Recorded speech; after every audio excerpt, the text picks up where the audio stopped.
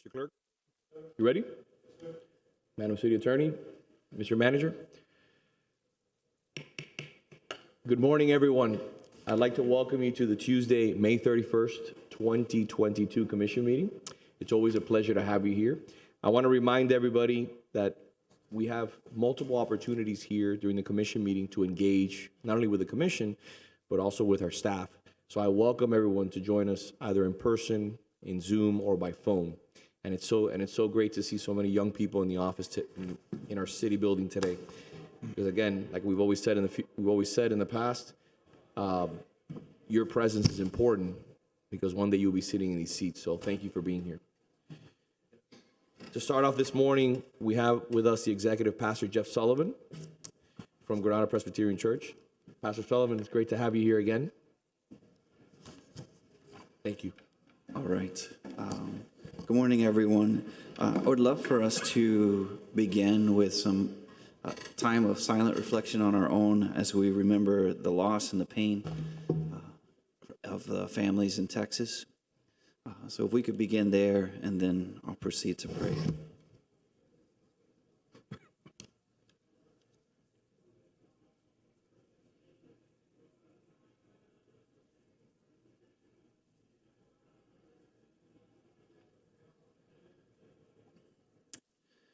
Amen. Here's some instruction from God's word. It says, I urge you to walk in a manner worthy of the calling to which you have been called, with all humility and gentleness, with patience, bearing with one another in love, eager to maintain the unity of the Spirit in the bond of peace. Let's pray. Father, we ask that you would guide our hearts and our minds in a direction to seek peace with one another, to seek unity in our communities and in our families. Lord, in this city here of Coral Gables, that all we do, we bring honoring to you because we live in a way that is humble and kind and respectful of each other, seeking your glory and the good of one another above our own desires. In Jesus' name we pray. Amen. Amen. Thank you, Pastor. Please send your congregation best wishes, and we look forward to having you again. Thank you, and God bless. Madam City Attorney, would you please do us the honor in leading us in the Pledge of Allegiance?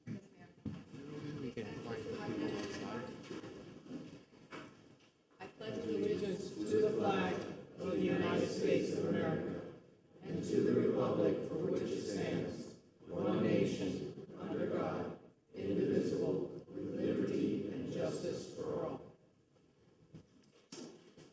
Thank you.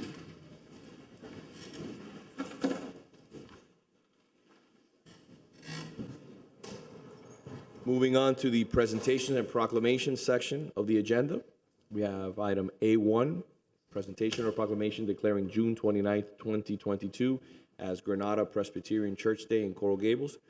We have with us today Pastor Worth Carson, Crystal Meyer, and Pastor Jeff Sullivan. I'd also like to recognize our mayor, Mayor Thompson, who's here with us today. Thank you for joining us. Commissioner Force. Thank you, Mayor. Whereas in the mid-1940s, a small group of Coral Gables residents recognized the need for a suitable place of worship in Coral Gables. The group met for some time at the home of Brevard and Selden Stewart, parents of American diplomat and former United States Ambassador Karen B. Stewart, to pray and plan. 19 people, including the Stewarts, signed a petition to the St. John Presbytery of the Presbyterian Church in the United States of America to appeal for permission to start a church, and as they say, the rest is history. And whereas in 1954, Granada Presbyterian Church established a day school as an outreach ministry of the church, and their graduates have gone on to important work in Coral Gables throughout the United States and internationally.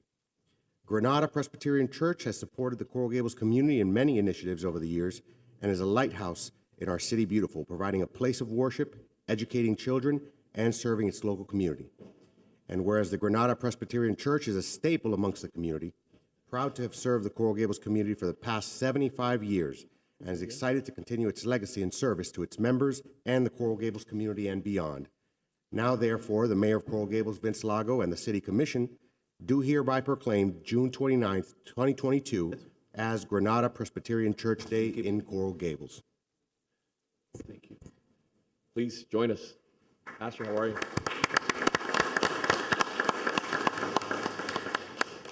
A congregation can't form and have the experience that we have had, which has been tremendous through the decades, without a city like this. So we want to thank the commission, the mayor and vice mayor. Thank you for your support, and all the city services that have been provided to us.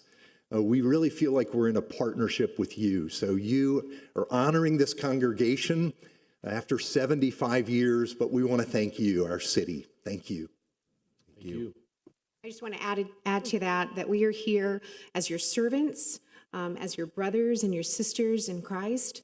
We're here for this community, and if you would continue to engage us, we will continue to be here for you in any way that we can. Thank you. Thank you for being here. Let's take a quick photo, please.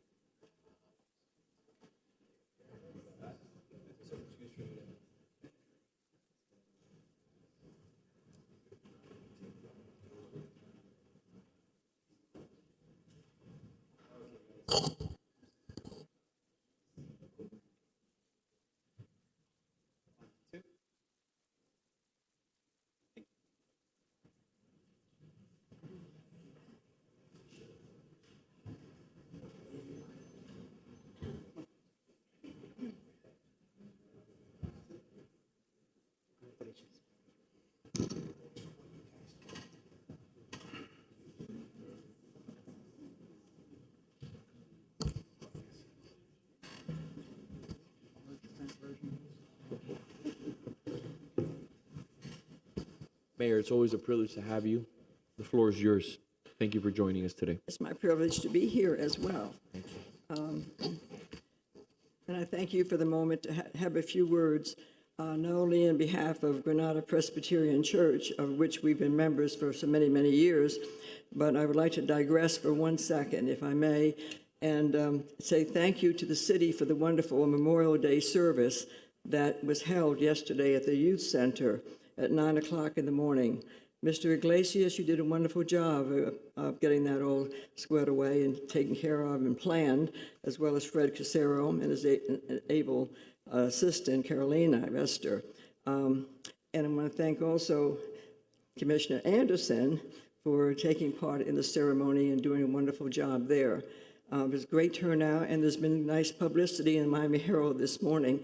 I'm so glad that Coral Gables, which has had this ceremony for several years now, continues on with it and does honor to all the heroes and veterans of all the wars who have given their lives. So I want to thank you this moment, Coral Gables, for doing that wonderful service yesterday. And now, as Granada Presbyterian Church, we have had a history with Granada. My husband, Jack Thompson, has had about 3 years more history with it, having joined there in 1950, and I joined in 1953. As a matter of fact, we were married at Granada Presbyterian Church. It will be almost 69 years this November, and we've had continuous membership at Granada. We've seen it grown from its very inception. And I have to say something in history that, things got long lost in history, and that years and years ago, when the concept was being bandied around of forming this church there at the site, at the very apex where Granada and University Drive intersect, Bird Road. Fred Hartnett, who was Mayor Hartnett of the city, who was not Presbyterian, he was a devout Catholic. As a matter of fact, he attended church every single day. He wanted to see a church put in that spot. And there was some protest or some pushback from some of the residents. There weren't that many residents there, but obviously, understandably, residents had a concern about church going into their neighborhood. And Fred Hartnett, Catholic being as he was, No, he said, the more churches we have in this community, the better spiritual growth we'll have. And he was the one who spearheaded Granada Church and caused the commission unanimously to support the very idea of Granada Church. Granada Church, as it was mentioned in the proclamation, had very small beginnings in someone's home, Selden Stewart's home here, Hal Selden and Brevard Stewart. And then it migrated into, I'll let him speak to it because he was here at the time. Where did it go? Dorothy's pretty much said a lot about it. I joined it, Granada, officially when I came home from University of Florida as a sophomore in college. But I remember I was in high school when we were meeting at the school close by for several years before we became a church body and got that land, as Dorothy's pointed out, rezoned so that we could have our church there.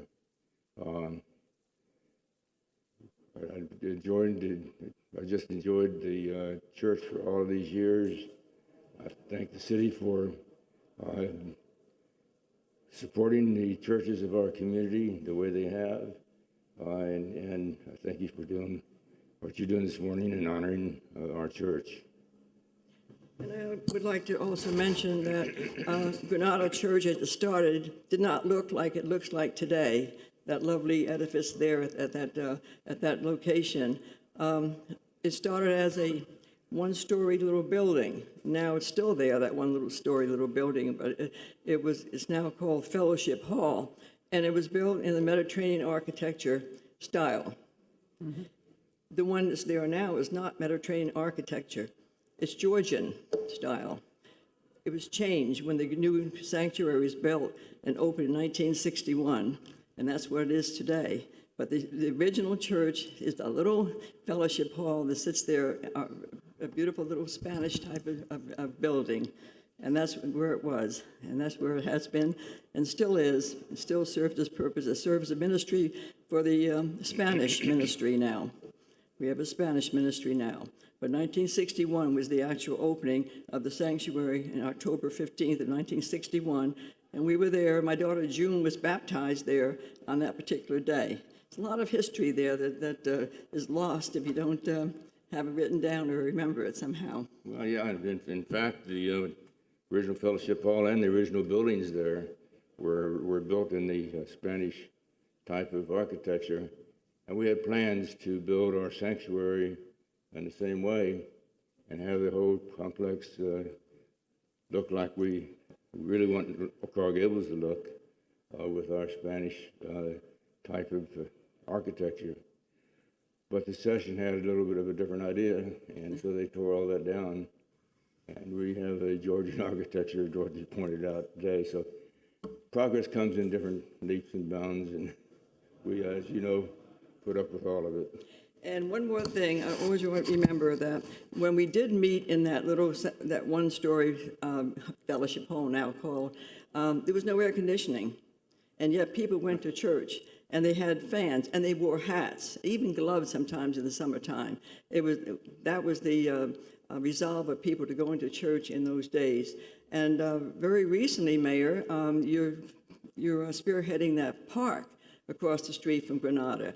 And that was a lot, an overflow parking lot that Granada had for all these years, had no further use for it, and the city went after it and got it, and now that's one of our newest parks coming along, right there across the street. And I'm happy you brought that up because I remember that was brought up to me by Vice Mayor Kurdyk to always look out for those lots. And one day I was driving by, because I have my uncle who lives by there, who's a physician, and I was visiting him, and I ended up seeing they're putting up the sign. I contacted the city manager at that point, and I remember Peter and his team got it delivered. But the reason why I bring that up is because that's a testament to Granada's community bond with the city. Mm-hmm. We called them, we said, listen, don't sell it to anybody else. Give us the necessary runway to step in here, get our ducks in a row. Because, sometimes we're not as nimble as other parties. We got to take it to the commission. It's a large purchase. Staff's got to do an analysis. The analysis is thorough, sometimes takes a month, several weeks.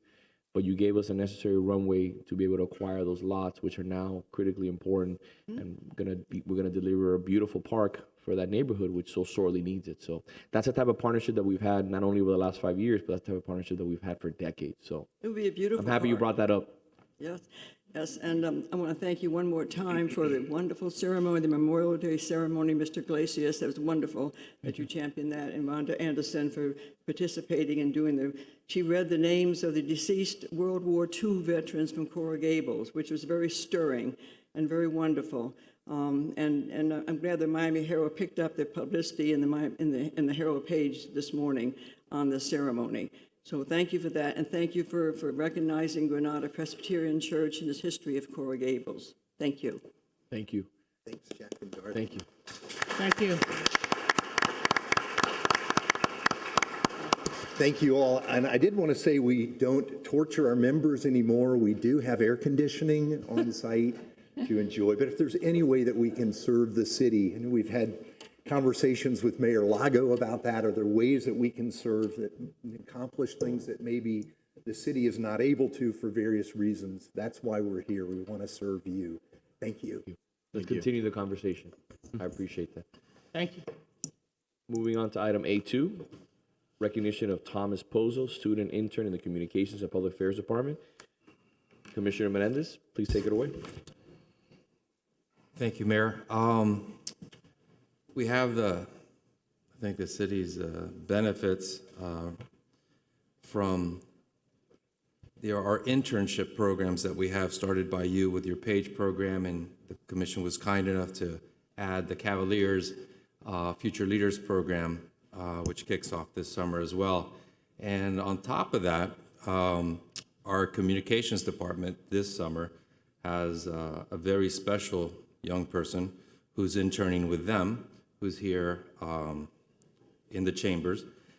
He's with Christopher Columbus High School, and he's part of their CCNN Live, which is a fully functional news network that has grown to be one of the most highly acclaimed student television stations in the entire country.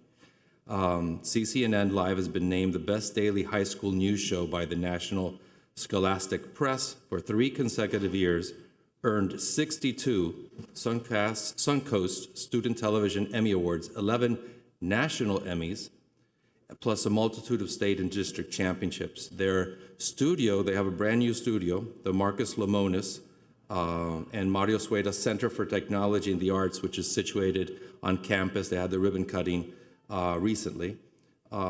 This network, run by the students, produces daily newscasts covering local, national news, features, entertainment, sports, weather, and it provides hourly updates through social media.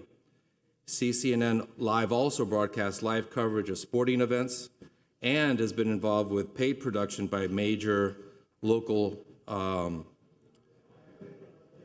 by a state network to help cover a lot of the sports broadcasts like football games live. Students with CCNN have won the greatest amount of broadcasting, editing, and reporting awards of any school in Florida, even producing several Miami Herald Silver Knights in digital media and journalism.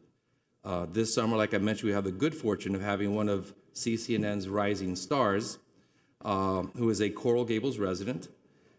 He's interning with the city's communication department, working side by side with our in-house professionals under the supervision and guidance of our very own Marta Pantin. At this time, I would love for Ms. Pantin to please come up to the podium to introduce this talented young man to the City Commission, the administration, and our residents. Good morning. It's great to have Tommy Pozo join us this summer. I'm in just the first week that he's been with us. I'm very impressed.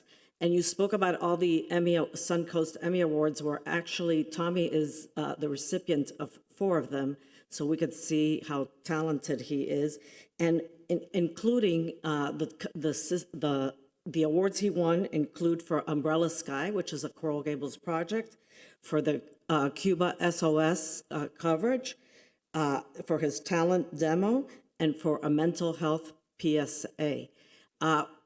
He is here to learn, but I think that we will also learn from him, because as young people bring new ideas. So I know that Michael and the whole TV team is very excited to have him with us. Importantly, he has also won a very prestigious award from the National Academy of Arts and Sciences, which is a scholarship named the Mike Wallace Memorial Scholarship. I'm sure that one day we'll see Tommy in national news. Hopefully, he won't be asking us questions like Mike Wallace did. But so he will be attending Emerson College in the fall, and he's very impressive, and it's great to have a Coral Gables resident also join us this summer. So, Tommy. You've got 60 minutes. Yeah. First, I'd like to say thank you for this opportunity, Mr. Menendez. Obviously, from what Michael's told me, I'm the first high school intern that they've ever had, so it's really cool to be not only representing my school, but also other 18-year-olds, 17-year-olds, 16-year-olds that have the ability to intern here and work with the city of Coral Gables. It's really cool to be a resident of the Gables and now be working in the police department, walking in, seeing the mayor, seeing the vice mayor, the commissioner. It's really cool to see all you guys. So I'm honored to have this opportunity to work for you and do the best I can. So thank you. We're privileged to have you here, and I'm sure hopefully we have other interns down the road in the future years from CCNN come, but welcome and do just enjoy the experience. Of course. I don't know if you want to take a photo with I would love our to. young man. I would love to. Please.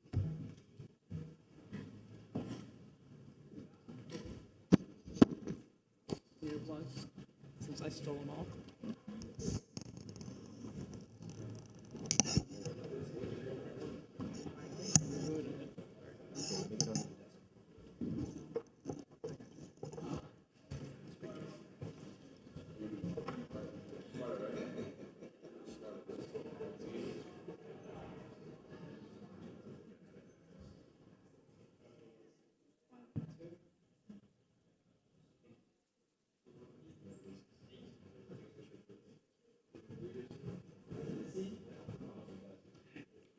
One, two. Thank you.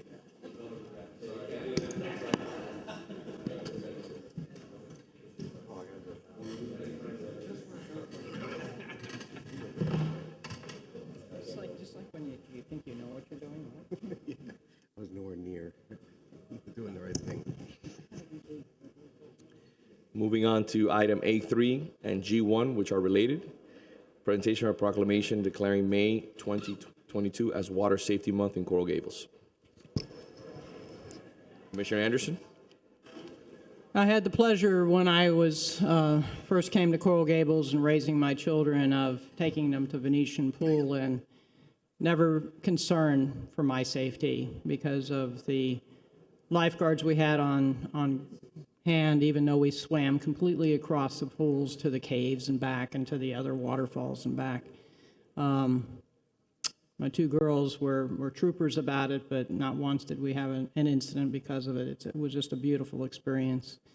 So with great pleasure, I'll read this proclamation, and it brings back many memories.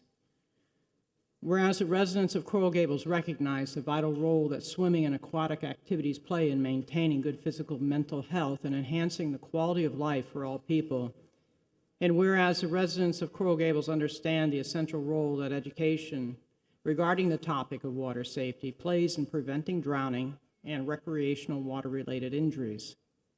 And whereas the City of Coral Gables is aware of the contributions made by recreational water industry as represented by the Association of Pool and Spa Professionals, the National Recreation and Park Association, the World Water Park Association, the American Red Cross, and Jeff Ellis and Associates in developing safe swimming facilities, aquatic programs, home pools, and spas, and related activities providing healthy places to recreate, learn, and grow, build self-esteem, confidence, and a sense of self-worth, which contributes to the quality of life in our community. And whereas the residents of Coral Gables recognize the ongoing efforts of the Venetian Pool lifeguards and the Venetian Aquatic Club volunteers who have dedicated 63 years to prevention and elimination of drowning, and to further educate the public on pool and spa safety issues, and has taught over 600 swimming lessons last year to adults and children of all ages to further water safety education in our community. Whereas the residents of Coral Gables understand the vital importance of communicating water safety rules and programs to families and individuals of all ages, whether owners of private pools, users of public swimming facilities, or visitors to the city's very own Venetian pool. I was going to put the word beloved in there, but it is beloved. And whereas the Venetian pool and its lifeguard staff were awarded the prestigious Platinum International Aquatic Safety Award, presented only to the top 10% in the world by Jeff Ellis and Associates for consistently exceeding their criteria in aquatic safety and offering the highest degree of swimmer protection. And whereas the Venetian pool lifeguard staff performed a total of 40 active water rescues last year, each of which resulted in prevention of a possible drowning. Now, therefore, Ivan Slago, as mayor of the city of Coral Gables, along with the members of the city commission, do hereby proclaim May 2022 as Water Safety Month in Coral Gables. Thank you, Commissioner. And I appreciate the story in regards to your family. Thank you. So many of us have enjoyed the Venetian pool over the years, and it's a great asset to the city, along with the many people that come and visit the pool every weekend. So, Fred, how you doing? Good. Good morning. You had a nice weekend? A little busy.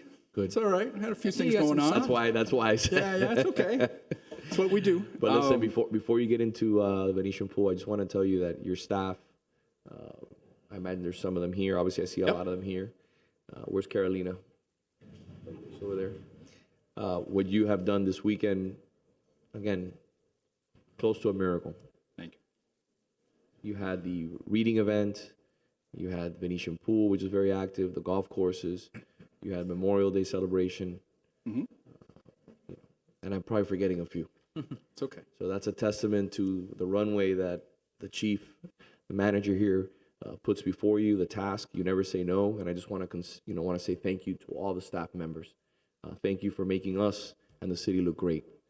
Because it's your commitment to the city, that puts that bar incredibly high, and that's why people want to come and visit the city of Coral Gables. So thank you. Thank you. Appreciate it. I'm also honored to be here to talk about this. I think, water safety is, as we head into the summer, water safety is a very big issue. It's something that is a problem throughout the state, as evidenced by the presentation we did at Venetian Pool last week with the Lieutenant Governor, talking about water safety and the need for water safety, and the numbers for drownings of small children is alarming in the state of Florida. And we need to continue to have a multi-purpose process to kind of combat that. The first thing is obviously, at our swimming facilities, our staff, we mentioned in the proclamation, we continue to do a great job to get the Platinum Safety Award. We've been getting it since 2013, I believe, every year. And what that consists of is unscheduled audits where they come in, they look at our staff, they make sure that they're going through the proper process, that when we need to do a rescue, we're doing it correctly, we're using the proper tools, and we continue to pass with flying colors every year. And it's a testament to our staff. Some of our supervisors are here, and the staff is here. But it's also not only our staff, it's a partnership, and we have a great partner for water safety in the Venetian Aquatic Club. So as you said, it's from 1959. We've been together with them, and they provide a big service because staff can't do it all at a pool. The most important part is getting our young children prepared, being comfortable in the water, and being able to swim. And Venetian Aquatic Club does a great job with that, and they're all here. And I think we're going to we have one more item that we'll talk about in a second that really looks at one of the contributions of one of our longtime members, and we'll go over that as well. But I want to say thank you to them, and when we come up to have a picture, I want to make sure all Venetian Aquatic Club and our pool staff is here to make sure that we bring attention to it, and it's all to their credit. That's all. Thank you. Thank you. Okay, you want to do a photo? Yes, do it, please. Okay. Get the team together here. I don't know, we can get everybody up here to see.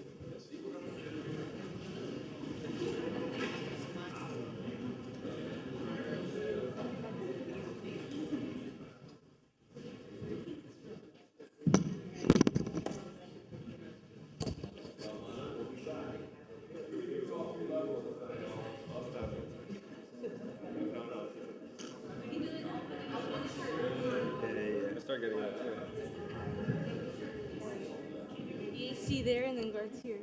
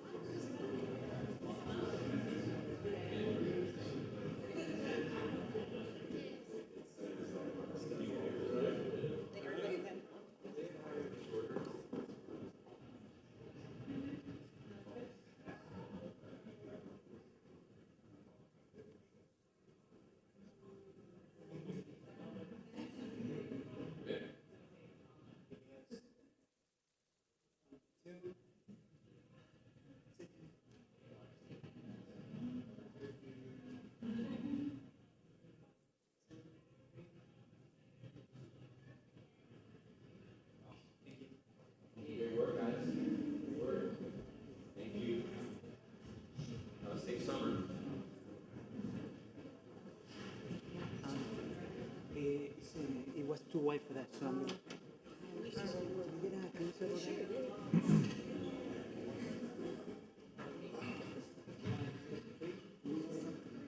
Moving on to A5. 10 years. Congratulations to firefighter Jordan Lopez, recipient of the City of Coral Gables Mayor, Fire. do you want to do G, the related resolution? Oh, yes, I'm sorry, I missed that one. Yes, thank you. Yes, G1. G1, yes. G1 is a resolution of the City Commission naming a city-funded swim lesson scholarship program at Venetian Pool in honor of Sonia Dallas. So while we're talking about water safety, this seemed like a very, very relevant item, especially because this individual served for multiple years as water safety chair of the Venetian Aquatic Club since she first came on board. And she was instrumental in incorporating usage such as kickboards, fins. She was a tough lady to work with. She's the toughest I know, and I think multiple of our ladies here can corroborate, but she was instrumental in not just making sure that we change the techniques and make our children and adults, because we also teach adults, how to swim, but she was also instrumental because she created a domino effect, a touch, not just on the individuals that learn to swim, but those that are teaching. I will relate the little story of Jose Villar, if he's here. Why don't you come up for a second? Jose actually started as a junior aide learning how to swim by Sonia Dallas. Then she taught him how to teach. Then he became a lifeguard, and now he's the supervisor of the Venetian Pool. So it tells you what kind of an impact this lady had, not just with the children that learn how to swim, but with the staff and with the teachers and with the volunteers. And before I say any more, I want to go ahead and call her daughter up, Christine Dallas, to share a little bit more about Sonia Dallas's story. And I want to also let you guys know that within days that we spoke about turning our scholarships and naming our scholarships after her mother, I had email swarm of testimonials from other members as to why this was such an important function to name this scholarship after her.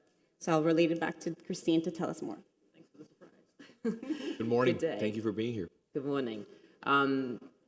Well, to make it brief, my mother was a swimmer herself. She started in Australia, in Coogee, which is one of the suburbs of Sydney. And there she began, but then she continued her life in many different cities in the world. And the one thing that always was prevalent was teaching swimming everywhere she went. And as she arrived here in Miami in 1984, and she learned about the Venetian Pool, and she found out about the Venetian Aquatic Club, she stepped up and became the water safety chair and incorporated not just what the American Red Cross does, but also her experiences around the world. And yes, she was passionate. She believed in the process, and she believed in how critical it is to life experience and life skill, because it's something that if you know just a little bit of water safety, if you know it in your head, that's the best tool that you can start with. And we at the facility, as the Venetian Pool, we're so lucky there. We've got almost 100 years of water there, but it's not just that, it's the unusual space that it is. Not just the historic qualities, but the fact that we can have this incredible program that is built by volunteers. We use the American Red Cross system, and it's testimonial to time and stands there. And we continue. It's our 63rd year, and we hope to be able to continue in her legacy. And as you can see here with all these incredible people, but Carolina knows it well, Fred knows it well, and so does Jose. We'll do the best we can. We start with 5-year-olds, and from there, we can reach out to their parents and hope that we just continue this legacy. I don't know what else to say. You said that. That's great. Good job. Thank you. No, thank you for being here with us.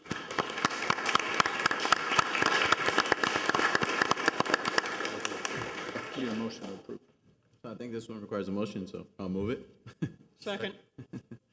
Commissioner Anderson, Yes. Commissioner Forrest, Yes. Vice Mayor Mena, Yes. Commissioner Menendez, Yes. Mayor Lago. Yes. Thank you. Thank you very much. Thank you. Now we go back to A4. Congratulations to Firefighter Jordan Lopez. Fire Chief, thank you for being here with us.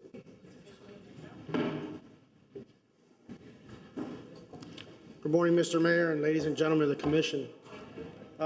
It's my pleasure to present our Firefighter of the Month for the month of May.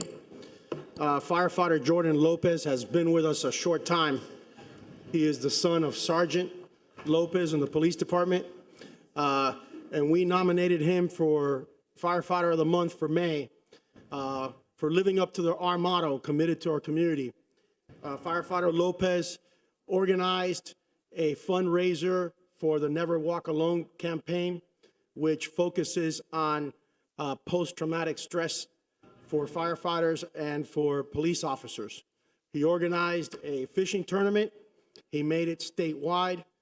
That week, he faced some inclement weather and that he had to make some critical decisions as to whether, for the safety of those participating, whether it was a good idea for him to continue with the tournament or not. He made some good critical decisions. He represented our organization and our city well, and he benefited a great organization. And for that, he is our Firefighter of the Month.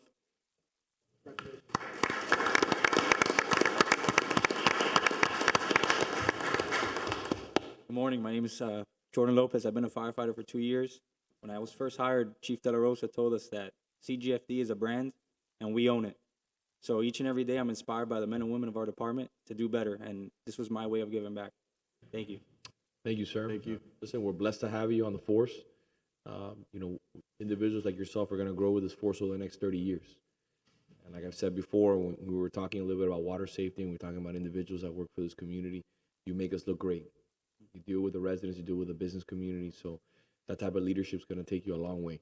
And we're blessed to have you. So thank you for everything you do with the city. Thank you. Let's take a quick photo.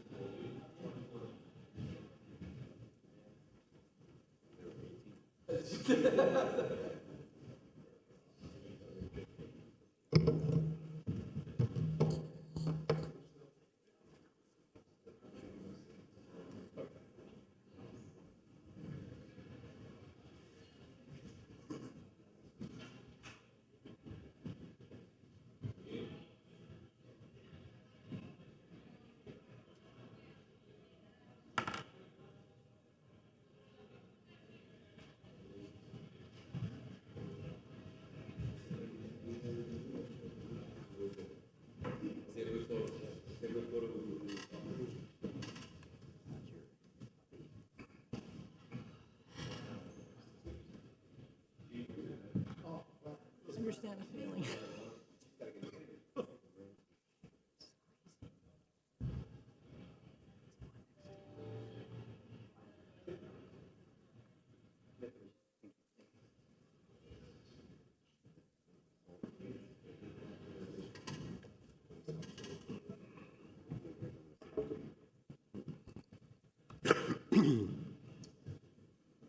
Moving on to A5, Chief.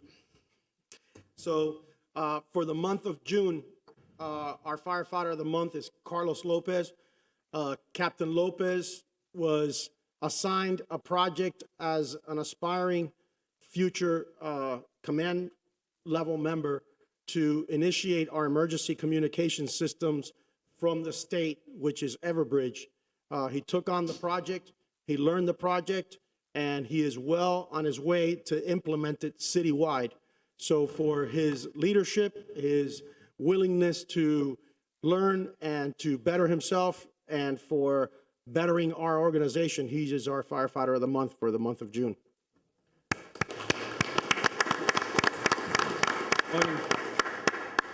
Good morning. Thank you very much for this recognition. You know, at a young age, it all started with my Jesuit education and only reinforced later through my supervising fire officers, where in every aspect of life, no matter what task you take or what journey you take pride in ownership. By adopting that philosophy, it forces you to put your best effort forward. Ever since I put my best effort forward, I've always succeeded in life. Chief De La Rosa and Deputy Chief James had an idea, and this idea, they saw an opportunity which at first I cringed because they were taking me out of my comfort zone, which is almost 20 years of operations, put me in special assignment in admin, where I have zero experience. Along with their command staff, they had the confidence in me, and they made me the project manager of the Everbridge notification, as Chief De La Rosa mentioned. Along with their continued support and the help of some of my coworkers, we were successful in implementing it within the fire department, especially now with hurricane season starting. And as the chief mentioned, we have future plans to expand it into the city. With that, I would like to close by thanking you guys again and women for this opportunity, this recognition, as well as my chiefs and my coworkers. Thank you. Thank you.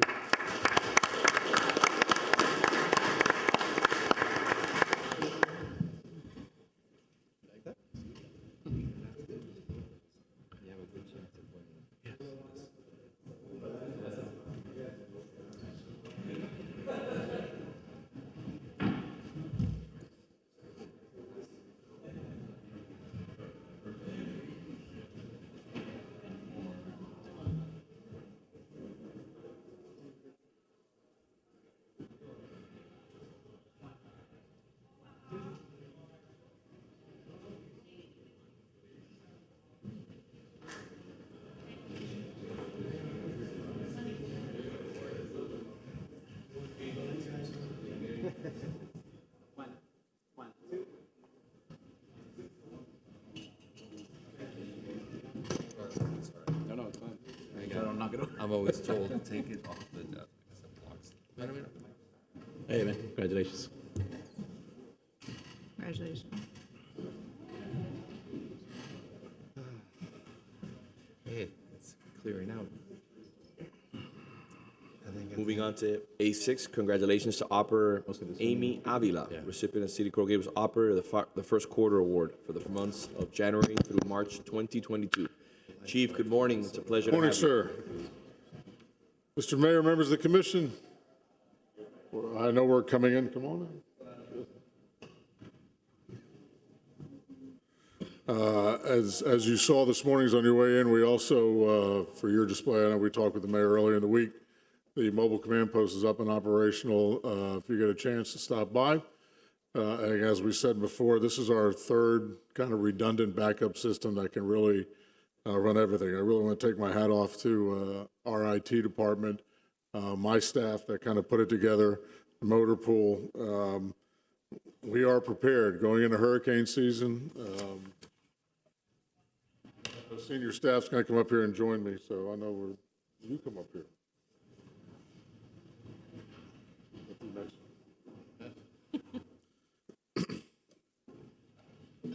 They get nervous when they're up here. For some reason, they have no problem telling me what to do on the radio. They get nervous when they get up here.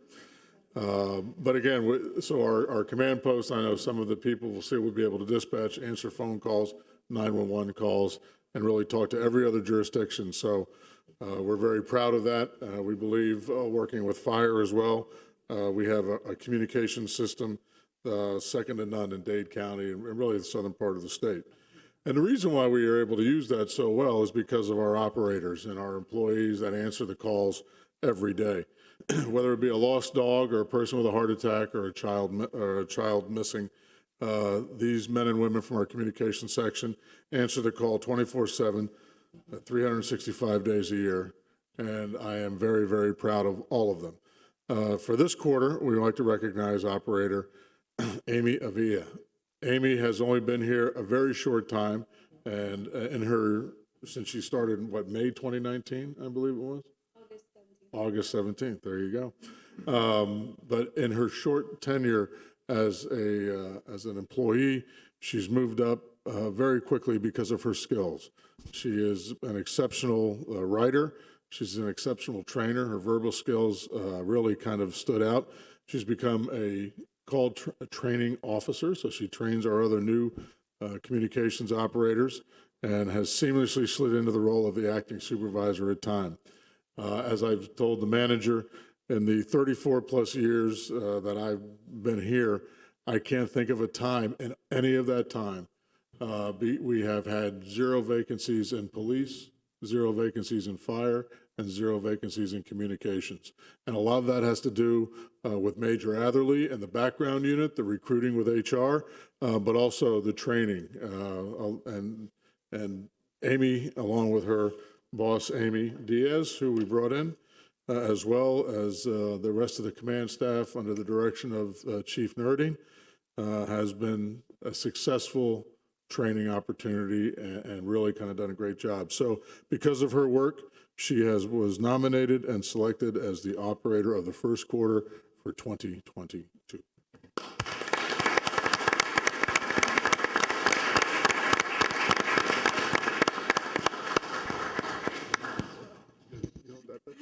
No, not that short. Just wanted to really quick, I'm honored to receive this award and appreciate the opportunity to serve the citizens of Coral Gables, police and firefighters. Just thank you. It's my first award and hopefully get many more. Thank you.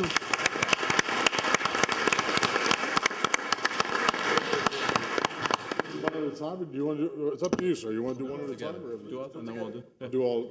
Okay. A7. A7. I'd like to have Detective Justin Gonzalez please join me at the podium.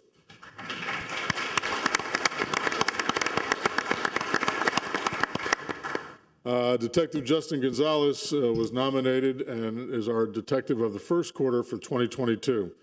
As a short tenure as an investigator, he has led a bunch, and I have to talk to Sergeant Baina again. When I get the synopsis of the awards, I've got about 15 pages of what he's done. Listen, we have a quality of life issue in our crimes, whether it be petty theft, whether it be thefts from structures, stolen cars, retail thefts that we see on a daily basis, pickpockets at the passport office, theft of a construction site at Coyo Taco, which should have been a felony, even though it was a misdemeanor, taking food from people from there. Shoplifting at gas stations, theft from 7-Elevens. Again, these smaller crimes lead to bigger crimes, so we know that. And, you know, when a detective starts off in the detective division, they start off handling these kind of cases. Detective really kind of learn how to do their job, and what Detective Gonzalez has shown us very quickly is the abilities to use the same things that we didn't have years ago, the camera systems, the ALPRs, the networking, which is still important among detectives. He's been able to either close or arrest most of those, and just a quick count, probably about 14 cases where we've been closed, identified the subjects, or made the arrests. Because of his undeniable teamwork, both within the department and outside of the department, he was nominated and elected for the Detective of the First Quarter 2022, Detective Justin Gonzalez.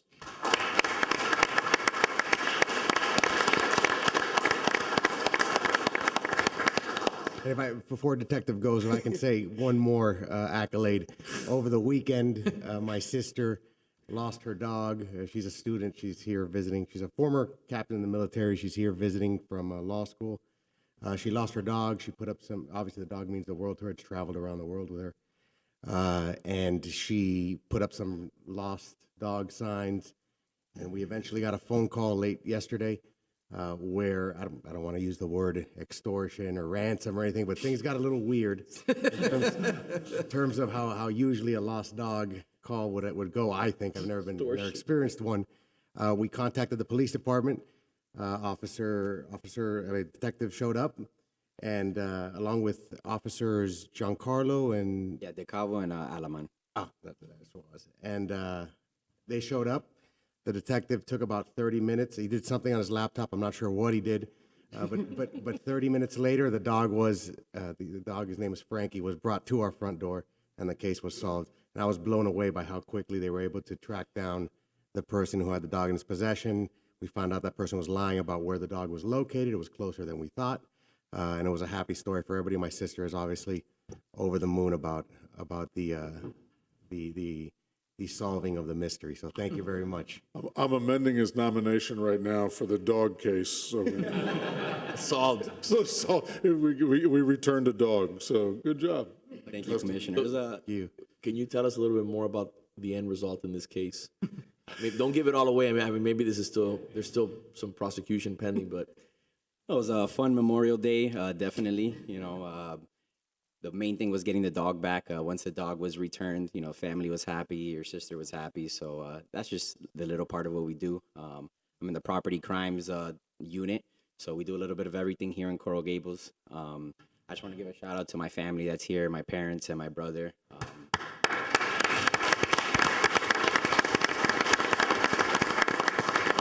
For always supporting me in this career. It's a tough career. I want to thank the chief and the awards committee for this award. And most importantly, I want to thank my whole property crimes unit. So Sergeant Brad Baina, who nominated me for this award, he's always acknowledging us for the work we do. Detective Riza Martis, she was my field training detective, so I learned her ways. Detective Flores, who with 16 years on, pretty experienced. Detective Maizo, Detective Rios, and Detective Taha. So I'm just excited for this award, so thank you. how long have you been with the force? We've been 5 years, detective just last year, so about 6 months being a detective. Good. Excellent work. Great work. Thank you.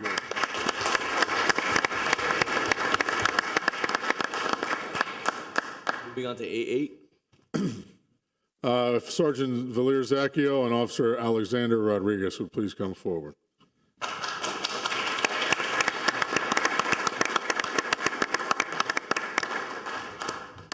Sergeant Zacchio and Officer Rodriguez were nominated by Chris Challenger, another part of the officers that work on the day shift.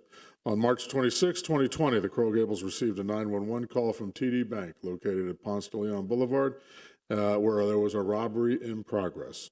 As Sergeant Zacchio, the day shift supervisor, and Officer Rodriguez responded, they were able to locate the vehicle through tracking and follow-up on detective work, and they were able to stop the vehicle outside of our city and take the individual into custody after the robbery had been committed.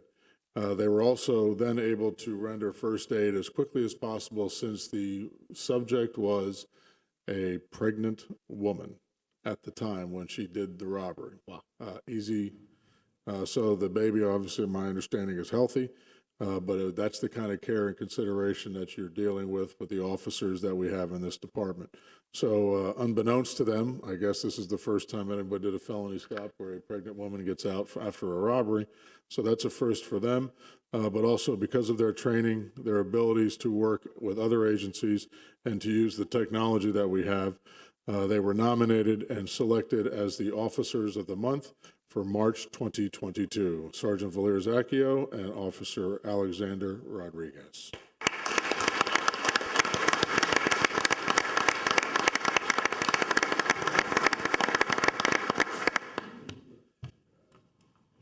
Gentlemen, a few words? Well, this day, a lot of other officers had a role in this, so this didn't happen between him and I. We had Sergeant Bo Williams that took over communications, advising us of where the tracker may be responding to, and all the officers involved in investigating the crime at the bank who responded to the bank. But thanks to them, all this was ended up successful. Just like Sergeant Zacchio reiterated on that, it was a joint effort. We were both hot on the trail on the car. We weren't sure what we were looking for at the time because there is no description, but make a long story short, we found the suspect. I want to thank the chief for being here, mayor, all the city leaders, command staff, and Officer Challenger back there for nominating us. Thank you. And that's it. Appreciate it.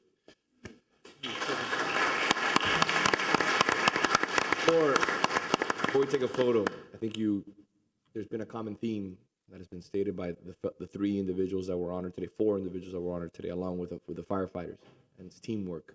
Right. It's not only the fire department, the police department, it's a teamwork as the entire city manager, the commission, every single employee. And I say this over and over and over again. This city runs and it's the city to live in, and it's a city to do business in, and it's a city to enjoy yourself because of our employees. We are beyond grateful as a commission for your commitment to the city, for going that extra mile. Instead of going home within 5 minutes because your time ends, you're going to do that one more sweep on a block to make sure that maybe that bike that you're looking for, that individual you're looking for gets found, or at least you end your time that day knowing that you did everything you possibly could. That sets us apart from every other. I know it's a ridiculous example, but it's an example. That sets us apart from every other municipality in South Florida. So I just want to say thank you, and I can't say it enough. Thank you for your hard work, for your commitment to the residents, to the business community, because this is paying significant dividends in elevating the quality of life and elevating the city. So thank you for your hard work. Thank you. Mayor. Appreciate it. Mayor, if I could add one more thing. I was thinking about it last night, and this applies to you gentlemen as well, but I was thinking about what Detective Gonzalez did along with the two uniform officers. You know, it's kind of funny, right? It's not that funny, the lost dog situation. Obviously, The little things. Yeah, it's a much serious matter, what you gentlemen encountered that particular day. But Detective Gonzalez, just like when you approached that vehicle, Detective Gonzalez also reported to a house where he didn't know what was on the other side of that door, along with the two uniform officers. And the fact is that the police department never knows what's inside that car, what's on the other side of that door, and that's why it's such a critical job that you perform, because you folks are the only ones in government that are called upon to perform this duty, and this commission never forgets that. And for that reason, you always count on our support in every respect, because we know that you guys do what nobody else has to do in civilized society. Thank you for that. Thank you. I appreciate that.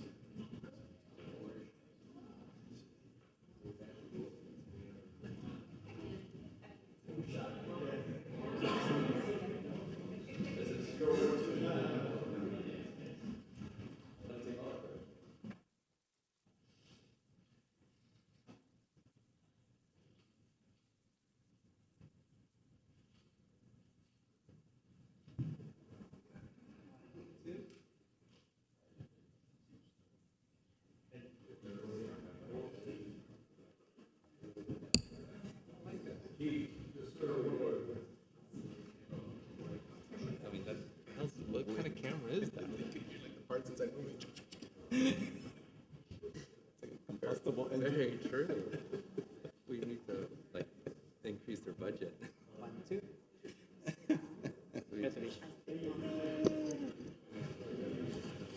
1984, 95.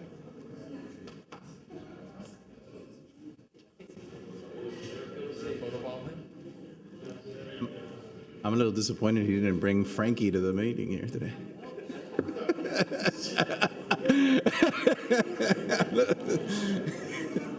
All right. You sat on your lap all meeting. Yeah. I saw that last night on social media, and I'm like, hey, One more thing. Yeah, right? dumb dog. Be nice. Okay, perfect. Let me do approval of minutes, and I'll do the. Well, mine, Yeah, of course. train to go to the car. Mr. Clerk, He's afraid of thunder. Yes, sir. moving on to approval of minutes, B1 and B2. I have a motion. Comes and seeks. I'll move it. Can I get a second? All in favor? Aye. Thank you. All right, before we move on to the public comments, I want to just jump out of order really quickly. I want to address one item, and then we're going to take, after this item, we're going to take a 5-minute recess. D1, Mayor's comments, an update regarding the Mayor's Citizen Advisory Council. Very briefly, first off, I'd like to thank this commission for allowing me to put together the Citizens Advisory Panel. I think it's been very fruitful in moving forward and trying to implement as much of the strategic plan which is ratified by this commission. I'd also like to thank all the members of the Citizens Advisory Panel who have given up, I don't even know how many hours of their family time, of their business time, to really invest in regards to the city and to deliver on the Mayor's Citizenry Advisory Council's strategic plan. So with us today, we have a member who's going to give us a brief update on certain items that we're working on. And at the next commission meeting on June 28th, Chelsea from my office will be providing a full update on the strategic plan, accomplishments, where we're falling short, what we need to work on, and also get some advice from the commission and potentially amend certain items. The floor is yours, sir. Thank you for being here. Thank you, Mayor. Thank you, Mayor Lago. First and foremost, I want to thank the Citizens Advisory Council, each and every member, Redford Hammond, who had to leave a little early, Alexander Bucello, Maria Cruz, who's here with us today, J.C. Diaz-Padrón, Mary Snow, and Mark Trowbridge. Each of us are residents of Coral Gables. We love the city. We give our time, as Mayor Lago has stated. In our objective, and I thank Mayor Lago for assigning us this task, our objective is really, as a Mayor's City Advisory Council, is to facilitate the mayor's strategic priorities and plan.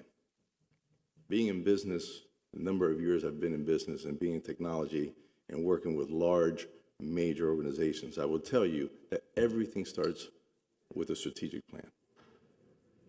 My hat's off to you, Mayor, for having a strategic plan that's focused on accountability and responsibility of the mayor's office and of the commission. So first of all, I want to thank you for that. Thank you. The Mayor's City Council is a seven-member council, and we've met for a number of hours. We've met with the city manager, Mr. Iglesias, who's given his time as well to us. I appreciate that. And met on several initiatives. We're trying to find out how to drive the benefits of the mayor's strategic plan as quickly as possible. In business, we call that speed to benefit. So we're trying to focus on the strategic plan and find a way to do that. And we found a way in meeting with Raimundo Rodolfo, who's your head of technology, who, by the way, is a phenomenal person, first and foremost, and second, a tremendous technology individual. I've been in the business a long time, and I see what he does, and I scratch my head and say, how does he get all this done? And he's a tremendous individual, very smart and a phenomenal staff. We met with him, and we've decided that the best way to, again, we met with City Manager Iglesias. We talked about underground. We spoke about the trolley. We spoke about parks. But we really dug into the strategic plan and found out what Mr. Rodolfo was trying to do in the IT department. And our focus is around driving, and our decision is to drive technology and digital transformation as fast as possible. And by that, I mean focusing in on one of his key priorities for next year and try to bring that into this year, which is the mobile app. Everything that we've spoken about today, all of the awards that we've seen, all of the aspects of the citizens coming up here and showcasing their love for the city, and each and every one of us has one, if not two cell phones, or one, if not two technical systems around. I would tell you that concentrating on the mobile app would allow the city and all of us to have better information, more informed information, and it actually addresses each one of the major 9 points of your strategic plan, each one.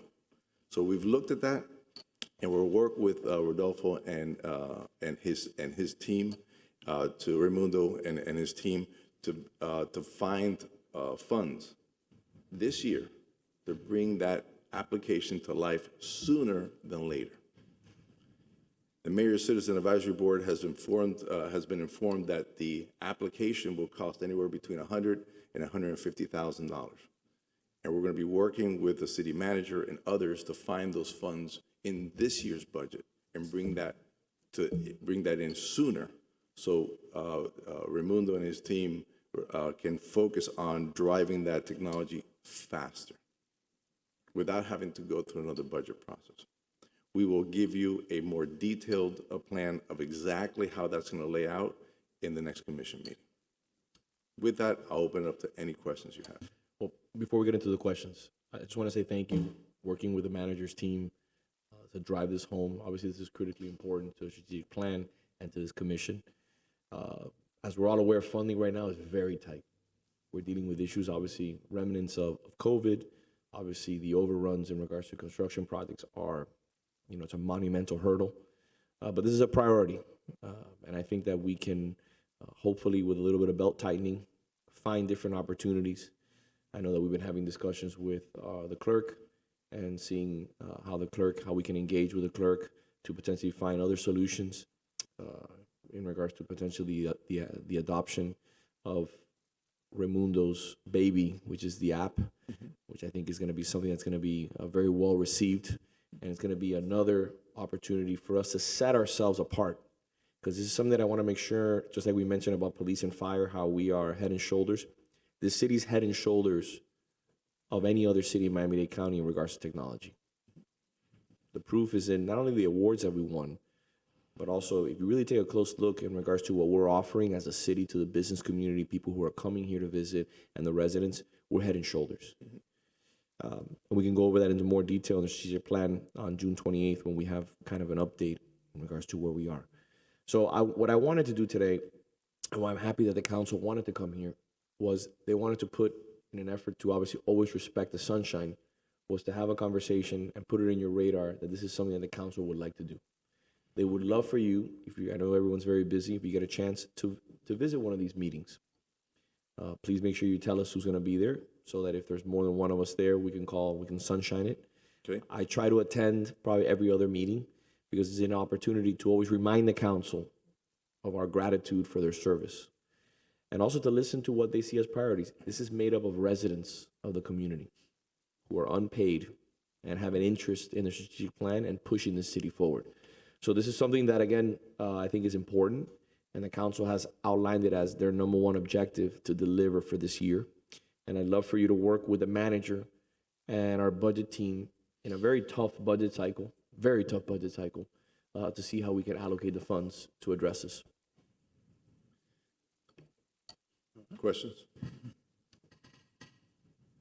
No, I mean, look, I think it's obviously fantastic what you guys are working on, and we just need to now figure out a way to find the budget dollars. It is a difficult year, but if it's a priority, and I think we all agree that, our technology infrastructure is a priority, then we got to find a way to make it happen. So yeah, there, in my experience, there are projects that are done that are watershed events. Mm-hmm.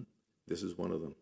And the reason I bring that up is because the funding although it's a tight budget year, where we've heard that several times, between $100,000 and $150,000 is not a lot of money to drive something that has a tremendous amount of impact.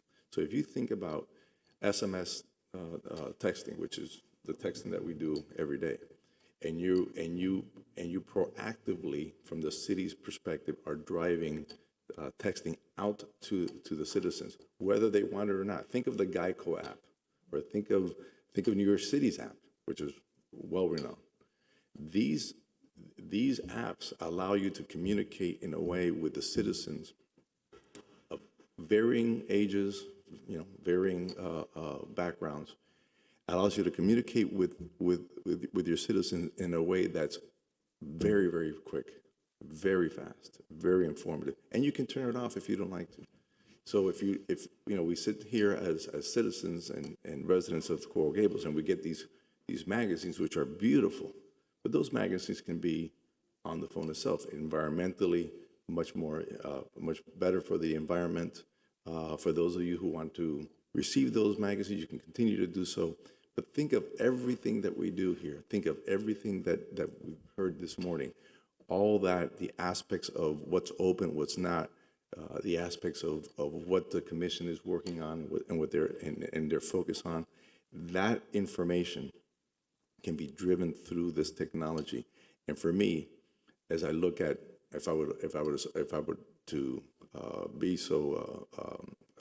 I'd be allowed to, I would say that spend between $100,000 and $150,000 will have a tremendous impact on the citizens of Coral Gables. I would say also it's just inherent in technology that when you invest in technology, there's obviously some amount of upfront investment required, but in the long term, the efficiencies that you create and the service that you provide, it just reaps tremendous rewards, and it's going to effectively pay for itself over time, because moving away from sort of antiquated systems and paper and everything, those are things that are a time suck for staff and for employees, and freeing up that time for them to be able to do other things effectively pays for itself over time. So to me, that's inherent in technology, and I agree with you that the sum of money, it's nothing to sneeze at, but also with a city with a budget the size of ours, it's something that we should be able to make happen. We asked Raimundo several times, and that is the budget figure he was looking for. I think it's a brilliant idea, much needed, and I agree. In the grand scheme of things, $100,000, $150,000 is money, but money well spent, and is the type of investment in our community that pays for itself down the road. And I think the key for me personally is that we as a city commission, as administration, as residents, we're always looking for ways to bring us together as one community. And this is a step forward that perhaps can even accelerate that process, so we can communicate and move together. And technology, I think, is the way to go. If I can say, where are we at in the next 6 months? We have our 427 building that is coming up. We are finishing up Infor when we move in late July, beginning of August. We'll have electronic plan review. We will have our enterprise program Intergov, which we're currently wrapping up now, and excuse me, development services will be paperless at that point. Also, we are now working on our final enterprise program, which is Infor, which is for finance and HR.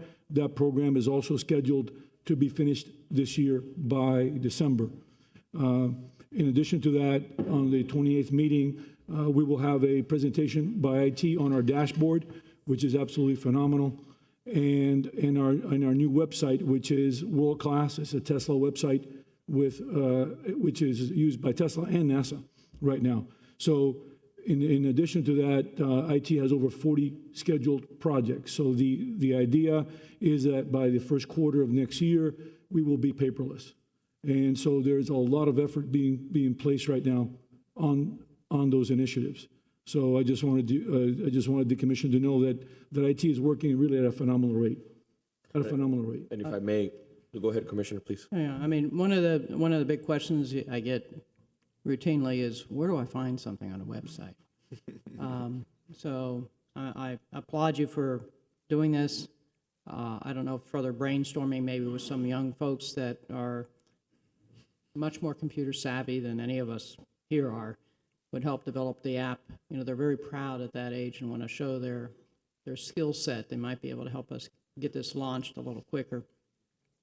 And we can dream big and we can do things well. So I'm happy that you've taken the lead on this. Well, I appreciate those words. You are absolutely right. There's a lot of people who want this accomplished. My daughter and my son-in-law just moved in. We got married last year, moved in here in Coral Gables. And I would tell you, I ran the idea by them. They said this would put the city heads and shoulders above others. Right. Bigger cities have this, but not anywhere as given the size of our city.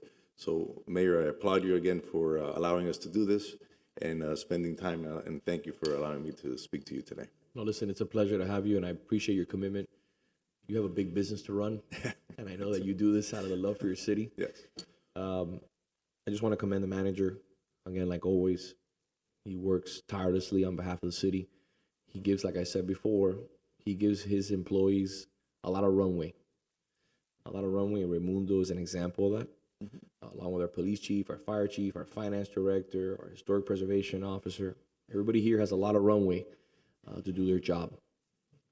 He doesn't breathe down anybody's neck. He gives everybody the responsibility and the tools they need to do their job. And this is an example of something which I think is going to pay significant dividends. I think that if we come together over the next few months, I think we have a lot on our plate. We're dealing with a lot of financial issues. Good things, you know. We're getting a lot of projects finished, and obviously coming out of COVID and these cost overruns in regards to construction are unexpected. You couldn't have budgeted for these, but we're going to get through. I feel comfortable because Peter's at the helm, and if anybody knows construction even better than I do, it's this gentleman, and we're going to get through these tough moments. I would love for the commission to speak with the manager, obviously continue to push his priority forward. I know the clerk has said he'll work with the manager like he always does to help us with a little bit of a funding revenue in regards to this issue, because I think it bodes well and is in line with his strategic plan in regards to the clerk's office. So this is something that I'd like to see implemented in the next few months. And we got to tighten our belt a little bit tighter. Once we know what the clerk can put forward, I'll find the money if I have to. Yeah. And I know the manager will too. So I wanted to say thank you again. I welcome the members of the commission to join the manager and myself and anyone else that would like to come to the mayor's council.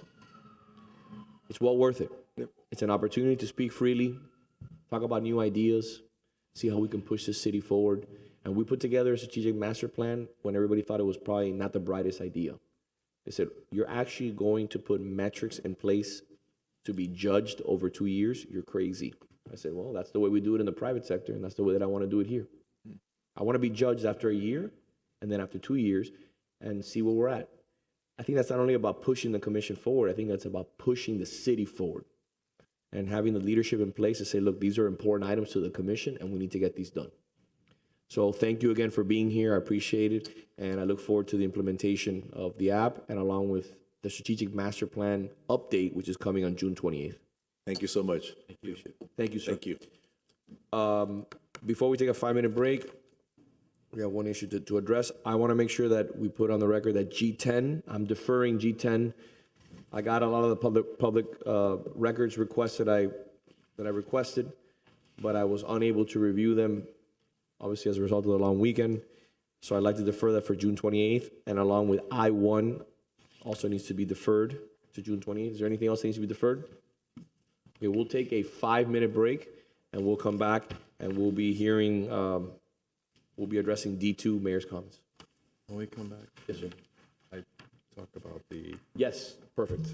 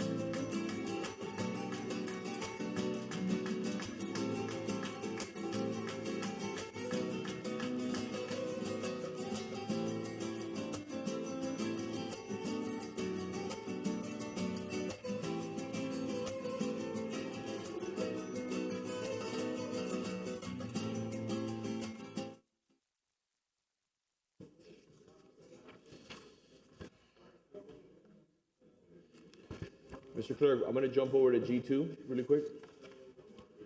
G2, yes, sir.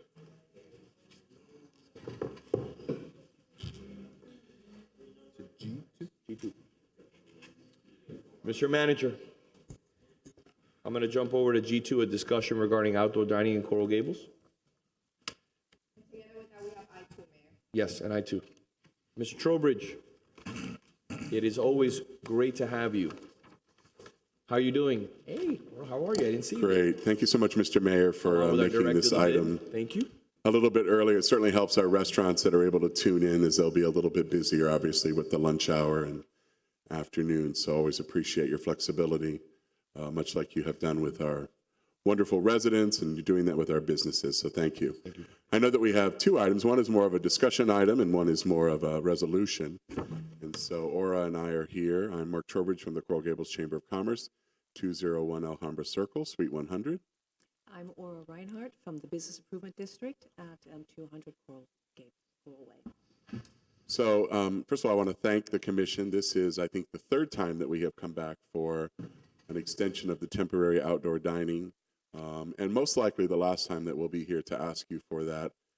I know we've had a chance to chat with a number of you about the need to continue to do this. We've talked to our restaurants, taken informal polls with them, and they are eager to see this continue. We do know that we need to pay attention to some very specific issues, especially those that are using dining in the right-of-way, dining that takes their numbers up significantly, which can have other ancillary effects. And so I want to thank the manager and certainly the assistant city manager and Julian Perez for working with us and having conversations with us so that we could kind of work through this in a discussion. So we have seen, unfortunately, another round of COVID numbers. But in a conversation I've had with many of you, including our mayor, we need to move forward. We need to help our businesses like we have been doing, and you all have been true champions of this. This started in mid-2020 when the economy opened back up here in South Florida and Coral Gables, and we created this pathway for the restaurants specifically to have outdoor dining. And I will tell you, you have seen the great success of it. It's not only the opportunity to continue to dine outside, it's the optics of that. And as people drive through our city and they see people sitting outside and the activation of the outdoor dining and the restaurants, it's really a very positive effect. And people stop and they dine and they feel comfortable. And so I really appreciate the opportunity to have a discussion, and certainly would ask Aura to weigh in on anything she'd like to add. Thank you, Mark. I think the last point you made is the most important one that I would like to stress, and that is the optics. There is nothing like filling up the incredible space we have on our sidewalks here in Coral Gables. And when our restaurants are full, when our cafes have people around, when people can walk their dogs and sit down outdoors and enjoy the time, we actually bring business to our businesses. It's about bringing people out and having them enjoy the time. So yes, the optics are a very important part of this as well. Perfect. So I wanted to give you kind of a little bit of an update of what we're working on. The manager and I have sat down with staff, along with the ACM and our public works director, and we're looking at different opportunities in regards to outdoor dining. How are we going to continue to provide this great amenity, which I think has paid significant dividends for everyone, not only the business community, but for people who are COVID sensitive. People who may say, listen, I don't want to sit indoors because I'm nervous. We need to accommodate those type of individuals. And also, I think for a long time, maybe my colleagues don't agree, but I think for a long time, we've been a little bit hesitant to have additional outdoor dining. And I think that's something that we've shown is only positive, as long as it's done in a very tasteful way, where there isn't the chairs and tables thrown everywhere. We also have to be very cognizant of ADA requirements. There's certain things that we need to address in the near future. For example, if we're going to expand outdoor dining, we've got to be thoughtful and careful of hedges, and AT&T has certain boxes that are in the way, for example, in Booyah. So you can't just put the outdoor dining and not allow a person or a handicapped individual to be able to have modes of ingress and egress. So we have to be thoughtful about that. And those are things that we're considering. But one of the things that we're working on right now, and it's the manager's team that's working on, is putting forth an actual plan on how to redesign certain areas of outdoor dining for a restaurant. and we're working with one or two restaurants. I think it's one? Two. We're working with two different restaurants to present to the commission options. And this may affect our parking.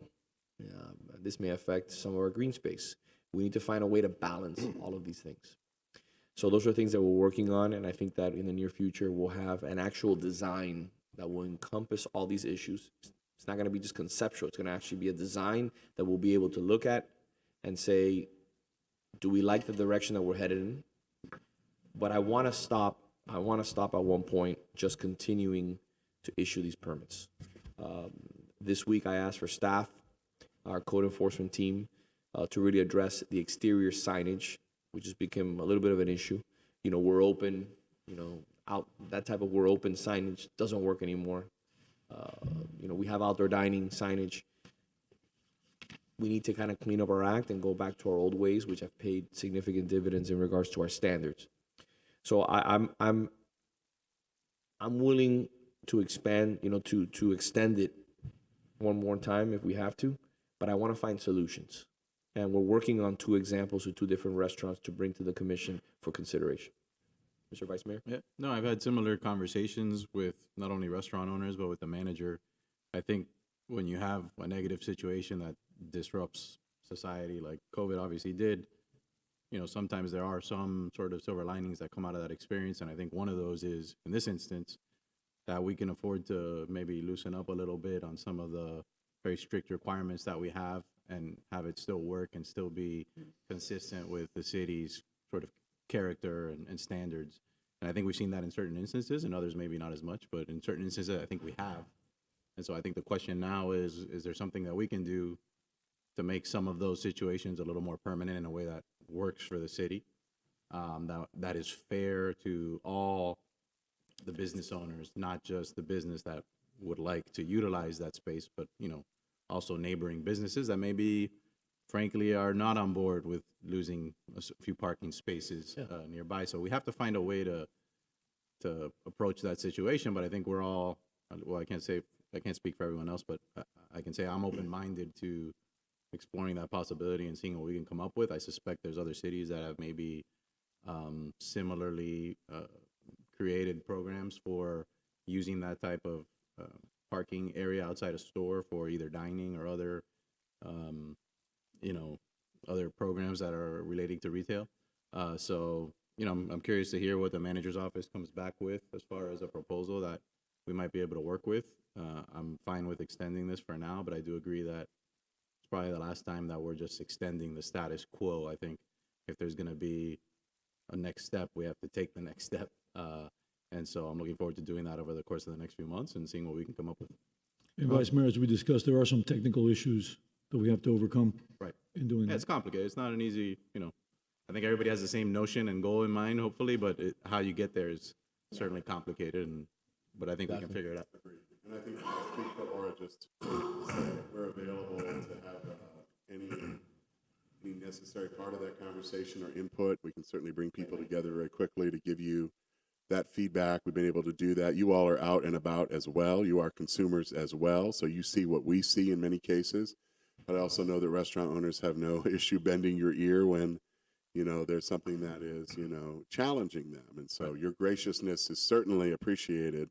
But I agree, and in talking with Peter and Alberto and Julian, we'll make ourselves available to help you take this pilot program, glean from it what we think were the best attributes that don't take us into a place that requires a significant, update or upgrade. Right. I enjoyed the times when I was able to walk the sidewalks and talk to some of the businesses, because even the boutiques did benefit from having the outdoor dining. The activation is key to bring people out sometimes, because a dead storefront doesn't invite. I do know that there's design ideas that we've discussed, the folding doors that can open up and help for some storefronts, and for others that are willing to make the investment, we can have that discussion on future design ideas. I'm looking forward to it. And for the record, I'm open-minded to it as well. I think the key is just finding the balance. I'm also looking forward to what the city manager and staff brings back in terms of. And the one last thing I didn't say, but I think it's important. It needs to be a real arm's length situation and negotiation that works for the city. It's not just going to be, this is no longer a pandemic situation where we're doing it to accommodate extraordinary circumstances. This is now an accommodation that's being asked for business purposes, really. And so, if the city is going to go into that discussion to do something that benefits a private business, it needs to make sense for the city from a financial perspective as well. So, that's part of the equation. I think it's important to it's a little bit of a change in dynamic from the status quo to what we're talking about doing. And I, when we come back and discuss it, I know that we always talk about how it's been nice and, how it's been something beneficial in a lot of different respects. But when we really get down to the meat and potatoes of it at the next meeting, I really want to see laid out what the disadvantages and undesirable effects of outright outdoor dining in parks, et cetera. Let's look at even the ugly stuff, because sometimes we want to just, we're up here, we want to be nice about it, but let's talk about why you don't go all the way and just allow it a free-for-all, so that we can help inform us on what that balance is. I want to comment that watching this evolve, it's interesting how I think our willingness to allow outdoor dining has actually changed the habits of people. That for years, I'm one. If I went to a restaurant, I always preferred to be inside. Now people come to Coral Gables looking for that outdoor dining experience, because quite honestly, in South Florida, there are very few places. I don't think there are any other place that you can have such a pleasant experience being outside, because Coral Gables is a city beautiful. So moving forward, we never do anything haphazardly. Everything is well thought out, well managed. So I have confidence that we'll be able to come up with a permanent solution that keeps things moving forward, but obviously the Coral Gables way. My only concern is if, this temporary status expires and there's a gap between the temporary and more of a permanent, I want to make sure all the owners, the restaurateurs, that they're aware that the clock is ticking, that there might be a gap. I don't want to catch people off guard and all of a sudden they find themselves Correct. Unaware. Which is where we are today, actually, because Right. we actually had sent notification through the city to some of those that were, had tables and chairs in the right of way. And, I explained to as many as we could that we were going to be with you all today on the 31st. And so maybe we need to have a good plan, because we don't meet twice in August typically. So that's what I'm going to ask. You brought a good point. Madam City Attorney, when does outdoor dining expire exactly? After this resolution passes, it'll expire August 30th. And Mayor, what I plan is sending out a letter indicating these 90 days are the transition period to go from outdoor dining to either, we do have a outdoor dining permits right now, but I think we can augment it with some of the things that we have learned, as we discussed, Vice Mayor, through the pandemic. However, there are some technical issues that could be problematic, so we have to discuss those. There's a lot of technical issues in regards to DERM, WASA, sure, grease traps, a lot of different things. A lot, obviously safety, ADA, major issue for me. But I think the Vice Mayor brought up something that I hadn't really considered before, and it's a concern for me, and I just want to put it front and center. Is this has to be good for everybody. Right. It just can't be somebody with a big deep pocket who ends up doing what we request, and then everybody else is left behind. And I say that because if you're gonna I'm just giving you an example. Please don't. I hope nobody writes me an email. If somebody designs a beautiful plaza after removing one parking space for outdoor dining, but that one removal of that one parking space requires a fee to the city, along with a rerouting of a catch basin, along with pouring of a slab, along with relocation of a hedge, along with relocation of AT&T. Case in point, Booyah, right in front of Booyah, there is a AT&T housing box. What is that called exactly? It's like one of those. What is it? Utility box? So my point is that it's going to cost significant, 6 figures to get something like that done. Some individuals are willing to pay for that, some are not. So I want to make sure that we take those into consideration, and also we have to remember that we're in the process of potentially delivering world-class parking to the downtown. Whether the design, you like it or not, at the end of the day, we need to deliver parking. We can't continue to take away parking spaces and not deliver parking.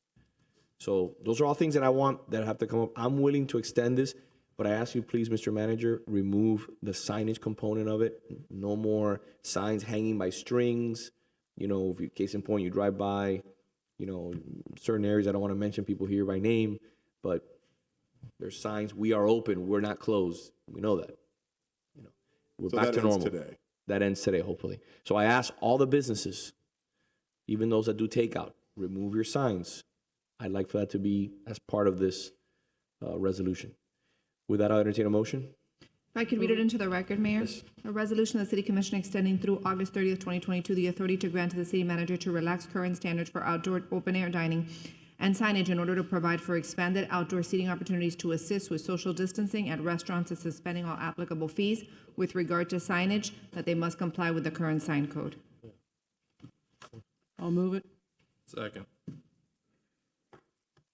Commissioner Force, Yes. Vice Mayor Mena, Yes. Commissioner Menendez, Yes. Commissioner Anderson, Yes. Mayor Lago. Yes, before we move on to the time certain, by the way, thank you very much. You're for welcome. both I of just you. wanted to see if any of our restaurants were here. Not all Yes. of them identified themselves, but I want to thank them Would you like to, for being please, in attendance today. you're welcome to speak. Perfect. Great work, by the way. Thank you very much. Great work. We appreciate you. Can I say something really quickly? I know that we have a long schedule. We have a long agenda today. I just want to say, first off, thank you for cleaning your sidewalks.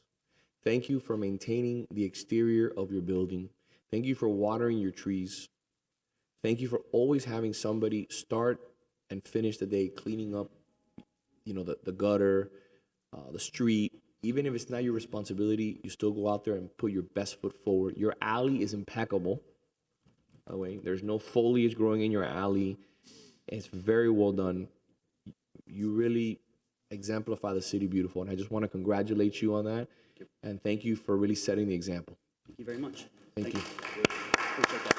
Sean, by the way, yes. Carlos is traveling. Yes. And I just want to remind you as well that they are bringing a second concept under the Centurion Restaurant Group to Coral Gables, to Miracle Mile. And it just shows you how invested Huya and the team are in Coral Gables. So thank By the way, you for and I forgot to say, recognizing and I that forgot to commission, mention, Mayor. the food is delicious. Thank you. I've had my daughter's baptism there, and it was wonderful. Great quality food, and I forgot to mention that. Appreciate that. Thank you so much. Thank you. That. And thank you. I know you wanted to say something else before you went off this No, this that's item, it. but thank you. We will work with the manager and his team, and we will take into account everything that you have offered. I think the vice mayor really pointed to the fact that we've had a really extended pilot program to learn what works well and what doesn't work well, and an understanding that there are some that will need to be dealt with and worked with, maybe in a slightly different vein. But I want to thank the manager and his team for already doing that with us. We started this conversation some time ago.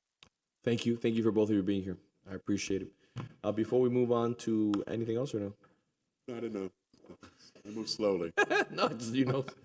Before we move on to the time certain at 11 a.m., I'd like to get to public comment very quickly, please.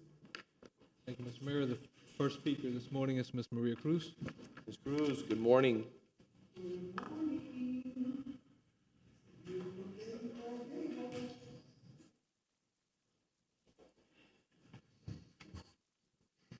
Good morning. Good morning. Mrs. Maria Cruz. Mayor Thompson reminded me today that I have to say that. This is okay. Okay, so here we go. I have two very short comments because I have other things later. The first comment is a request and is done in good faith and not meaning to criticize or to get people upset.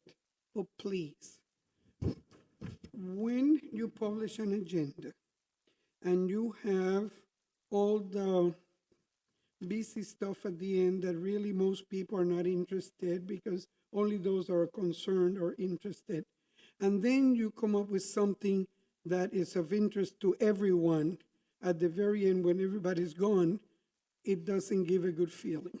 So I'm asking you, please, when you're gonna bring something up that is applicable to everyone, don't do it after everybody has said, okay, there's nothing important anymore, please, okay? That's a please request. I'm not sure if I It's- ever presume to know what you think is important, though, so that's Well, tough. if it's something that affects the whole community, it's Okay. important. Fair enough.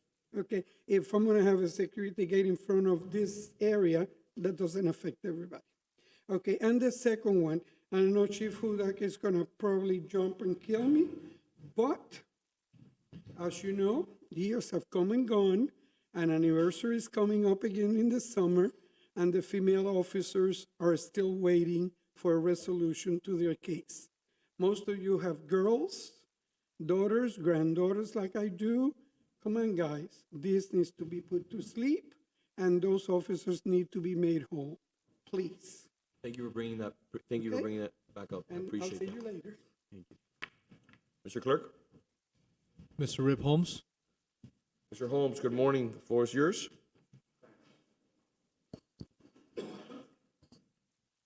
Thank you all very much. I have two items. The first one is in relation to an item you'll be considering later today on, I think it's Regency Tower developer, our great developer, Armando Codina.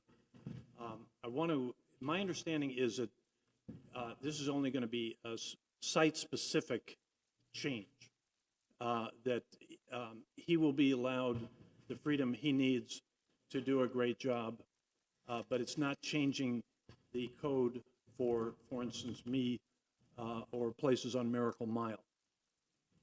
Based on that assumption, I want to thank all of you here in city government for doing, this is just, of course, my opinion, doing the right thing. If we've got, you know, a miracle worker in Mr. Codina, we want to give him the freedom and the ability to work his miracles. On the other hand, I appreciate that if I'm understanding it correctly, you're not saying just because he is a great developer, everyone else is, which I think would be untrue. You know, in other words, he's great, but I don't share that sentiment with other developers. So, thank you very much. I have another even more important item, if you'll allow me. And by the way, I'm a perennial losing candidate, right? I'll probably never win, but if I did win and I were sitting where you are, I would vote for what you're doing with Regency Tower.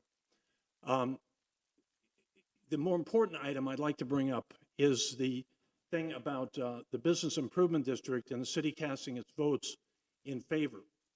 Now, on this, my next statement, I want to put myself, I am under penalties for perjury in my following statement. I have been blackballed from serving on the board of the Business Improvement District since, I guess approximately 2007. I was informed that I am blackballed. I will never be allowed to serve on the board. I've applied 6, 7 times. I applied to be the original director of the Business Improvement District, but I've been informed I'm blackballed and can never do that. And moreover, and I'm under penalties for perjury, that the reason is that I want to bring a department store to the downtown to give us the critical mass of retail appeal that actually helps the city. Because if we had a department store, the rents would rise, the city's tax base would rise. So I consider it, give me a second if you will, taxation without representation. There's another aspect, now I'm taking myself off the penalties for perjury thing because I'm talking about a lawsuit that I believe is still pending, filed by Estrellita Stibla against the Business Improvement District. And what she alleges, and I think it's true, is that the board, the Business Improvement District is illegally stacked in favor of developers. The bylaws say that there are term limits, just like you have term limits, they have term limits, but they get around the term limits by just appointing someone else in their stead. And she says, Mr. Holmes, you do- just me a second, please. And that's illegal because if you're a board member, just like you sitting on the commission, you can't say, well, I'm on vacation in North Carolina, but I'll have someone sit in as my representative as a commissioner. That's not, they're doing that, but they're not supposed to be doing that. And that's how the whole thing has been stacked Mr. for Holmes, developers. Thank you very much. will you do me a favor? Sure. Will you write me an email and my colleagues explaining this matter? Because I'd like to go over the voting issue with Sure. the manager. Yeah. And have a discussion to see if that's Thank a you very concern much. No, I appreciate that we can remedy, okay? I really Thank you appreciate for that. being here. And sorry, if I could just, on the first point you made, which was well taken, but I just want to correct something so we're clear. The items on the agenda today relating to Mr. Codina's development project are particular to his development project, yes. However, prior approval of additional height in exchange for lower density is equally applicable to any other property owner in that area. We don't pass legislation that is to the benefit of one person. We pass legislation that's to the benefit of anybody who's similarly situated. So again, the items on the agenda today are now specific items that avail themselves of that prior approval, but the prior approval is equally applicable to anybody with a similarly situated property and who can avail themselves of that additional 10 feet of height in exchange for lower density. And correct me if I'm wrong, Vice Mayor, Madam City Attorney, not only is it lower density, but it's also additional green space on the first floor, which is critically important, which in the opinion of this commission, if I might say so, is what really makes the city beautiful. And we're talking about 10 feet for lower density, less traffic, less cars, and more green space on the first floor, which I think makes for a much more beautiful city. But anything being voted on today, and that is specific to this project, whether it be TDRs or something else, is in fact specific to this project. So I just want to make sure. Yeah, no, I'm clear about that. extremely grateful to you for educating me. I should have been educated myself. I failed in my homework, and I'm grateful to you for helping me out. Well, it's a little bit of a complicated right, because it's not meant to put height on Lejeune Road. It's not meant to put height on Miracle Mile or anywhere close to it, or Ponce. It's in the center of the middle of the donut, and this is an excellent example to show you how, we're going to get green space in the downtown district that has been desperately needed. Well, I appreciate what you're saying. If I were in an imaginary world sitting where you are, I would have voted against doing that around the board. I would vote for it for him. Thanks very much. Thank you. Mr. Clerk, That's it, Mr. Mayor. please close the public comment section. Yes, sir. Before we move on to the following time certain item, I know that Commissioner Menendez wanted to discuss one item. Yeah, thank you, Mayor. I want to take a moment sort of to reflect what's been happened recently in Texas with the massacre and the horrific scene with the death of so many children and their teachers. It's something that I think it's hit all of us very hard, even though we're here in Florida. I think it's impacted everyone nationwide. And I've been giving it a lot of thought, a lot of reflection. Every time I turn on the news, my heart breaks even further. I think we need to once and for all find solutions, and solutions can only be found when we come together as a society, as a nation. So I put my thoughts to words, and I'm sure my colleagues perhaps may want to, may comment as well, but I put my thoughts to words, and I want to just state it for the record. The day Washington politicians nationwide put our children's survival ahead of their own political survival, then and only then will we be able to find and enact real solutions to protecting not only our children here at home, but all children across the country. It starts here, but it doesn't end here.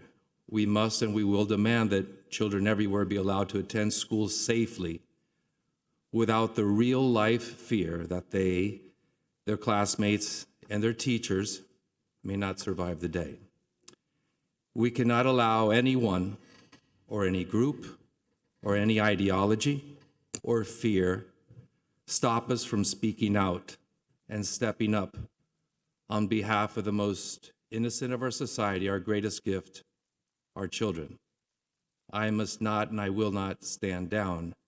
We, as a community, we as a nation, we will not stand down. Thank you, Mayor. Well said, Commissioner. I have a couple things to add. Uvalde reminds us as leaders and residents that we have a lot of work to do. Our prayers and condolences will be empty if we do nothing more than just sit here and do the usual and ask for legislation. Based upon my experience, and I've had a career that's spanned from criminal law, going in and out of federal prisons, high security areas, I have ideas. And I think police enforcement has ideas as well. But more secure entrances alone will not solve the problem. There's always that opportunity to smuggle something in. I've handled cases where they smuggled weapons. They had people making silencers. There's plastic weapons out there. There's kits to manufacture guns. Red flag legislation helps. Like the state of Florida passed and raised the minimum age to purchase weapons to 21. And anybody that really deals with child psychology knows that that is a bare minimum for full maturity of young men, because there's 3 periods of life in which young people develop: the terrible twos, the early teens, and the 17 to 21-year-old range, where people make some tragic mistakes. I've studied it because I've taken young men back to resentencing afterwards who found guidance in their life in their 27, 28-year-old period of time and presented the psychological evidence that showed exactly why that age group, 17 to 21, should not ever be possessing a weapon. So we can pass all these laws, but it won't entirely eliminate the challenges because we have a lot of illegal weapons out there on the streets. So my suggestion is the following: random inspection and audits, like we do in other businesses, for locked and secured entrances. Random meaning unwarned coming in. Equip security staff with body alarms. You don't need to fumble for a phone. They can't drop a phone. They just hit the button. That's the way you enter and exit a special housing unit in a federal detention center. It's the best way to protect the individuals. I unfortunately had to use one of those body alarms one time when confronted by an individual that was not behaving. Stop the bleed training can happen. I go hiking, always take a belt with me, I take something. But children, unfortunately need to learn how to use a tourniquet. So my suggestion is that we form a task force of individuals with varied backgrounds and experiences of the state and federal law enforcement officials and paramedics, public school police, and state and federal correctional officers who can share their ideas and offer better suggestions, not only for our society, but for our nation as a whole. We need to be offering more than prayers and condolences going forward. Thank you. Thank you, Commissioner. Moving forward, we have item G3 that I want to discuss before we move on to F3 and F12. Discussion regarding temporary dog park at Ponce de Leon Boulevard and Mendoza Avenue. Commissioner Anderson. Well, as city manager, do we have an update on that being implemented? We've discussed it in the past. Yes, I believe Mr. Sarah's here too. Sir, how are you? Everything well, thank you. Good morning, Mr. Mayor, Commissioners. Hope everyone's doing well and enjoyed the holiday weekend. Mario Garcia Serra with offices at 600 Brickell Avenue, representing Location Acquisitions. Location Acquisitions is the entity that's under contract to purchase the property at 1505 Ponce. And we've engaged with discussions with Commissioner Anderson regarding the possibility of providing a temporary dog park facility on that property, on the eastern end of that property, approximately 7,000 square feet for approximately a year duration, so that the city can utilize that as a dog park. Location acquisitions, as many other developers have understood the importance of open space, incorporating it into their projects, and in this case, incorporating and assisting the city and being able to provide a at least temporary solution in an area which will ultimately also be a permanent park once, assuming that the project is approved and moves forward. So this week, I hope to send a sketch to the manager and staff indicating the 7,000 square foot area that we could provide, as well as some basic terms, so we can enter into a simple sort of management agreement between property owner and city in order to get this accomplished. Thank you for making that offer. I'm certain that the community is going to thoroughly enjoy it. I've heard back from a lot of folks, so thank you. And the project itself, I think, is going to be transformative for the area and just provide more open space where there's a lack right now. Thank you.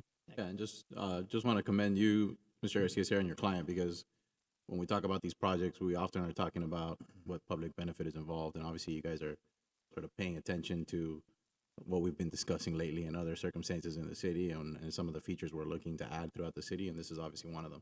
So, we'll continue to discuss the project, but we appreciate that this type of idea is being proffered to address a problem that we've been dealing with now for a while that we'd like to address for our community. Serious developers understand it. They realize it's sort of collaboration, teamwork. Mr. Mayor, you've been sending the message for a long time of the importance of public open space. It's registering, people understand. Commissioner Menendez, we've been engaging in talks about how to potentially improve Phillips Park nearby. And so, the collaboration's there and the teamwork mentality certainly is there. Luckily, it's no longer, I think, a zero-sum game of us against you or us against them or whatever it might be. We're trying to figure it out so that all boats rise with a floating tide and make it a win-win for everyone involved. Thank you, Mario. I appreciate that. Of course. Thank you. Thank you so much. Moving on, I know that we have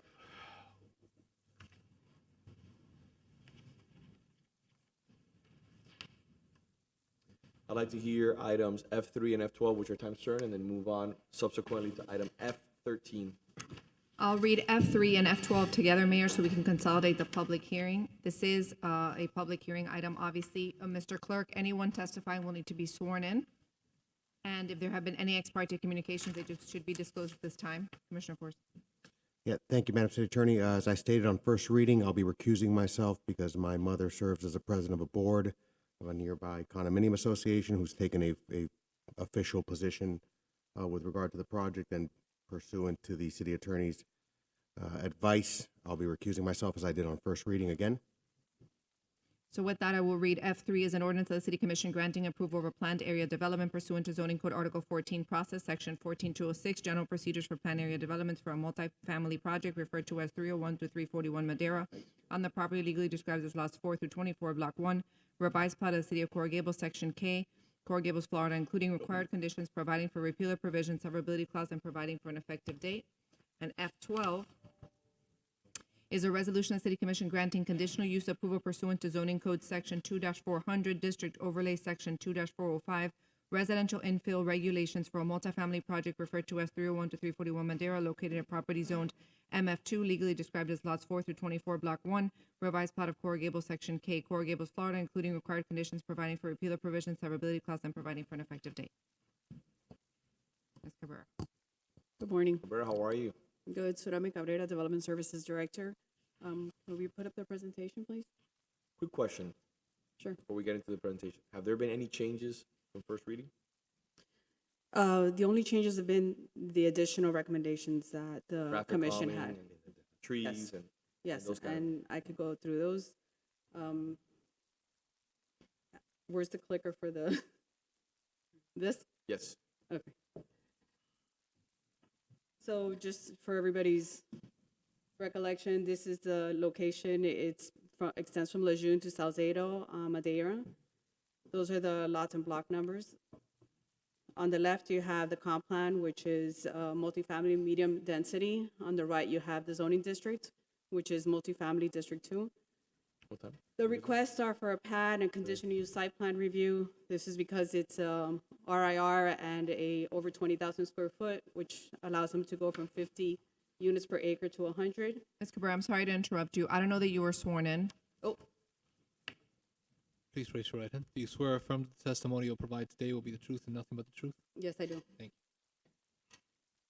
Some of the elevations, there's that community park there. This is a comparison. Pretty much everything is by right except that whole RIR for the 20,000 square foot or more, which gives them the additional density. But the height, the FAR, everything else is what's allowed. In regards to the green space, which is something that, again, it's becoming, I think Mr. Garcia Sarah said it before. All developers know that the commission is going to request open space. That is the standard. I do not want to see any project setback to setback. If you're going to go setback to setback, that's perfectly fine. Find us an adjacent piece of property where we can start connecting green spaces. What is this project doing in regards to green space? So there's a community park there. I don't know the exact square footage. I was told by staff this morning that it's somewhere around 5,000 square feet. Perfect. And this table actually shows the green space, the open space, which is about 28%, and that does include that community park. Which is more than what's required by the code. Right, the requirement is 25%. Okay, perfect. Obviously, I would love to see the green space larger, but if you make it larger, then the footprint, then the height of the building's got to go up. So we got to play with that relationship. Okay. This is a site plan. They're going to be improving Madera. We've added to the conditions that, I think there was a comment from the commission last time about a tree that was not in good shape on there. So what we've added to the condition is that all the trees on Madera between Salcedo and Lejeune will be evaluated by the Green Space Management Director, and any that she feels need to be replaced will be replaced. The species and size haven't been determined yet, but it would be up to the Green Space Management Director. We also added, this is project-specific stuff. None of this has changed. The number of parking spaces, the multifamily units, the live work units, none of that has changed. This is a review timeline. It did go to the Board of Architects, at the neighborhood meetings, the Planning and Zoning Board. Of course, it was in commission in March 29th, and it's not here for second reading. The 1,000-foot radius for the property owners that were notified. The public notification. So staff's determination is that this application is consistent with the comp plan, with its goals, objectives, and policies. They recommend approval with conditions. Some of the conditions, I'll go over them now. The application complies with the findings of fact, and the standard for approval are satisfied subject to conditions of approval, which are the first four there are the ones that the commission had requested under first reading, which is $100,000 should be contributed to traffic calming. We've actually requested that it be contributed prior to issuance of the permit. New replacement of trees on Salcedo in poor condition.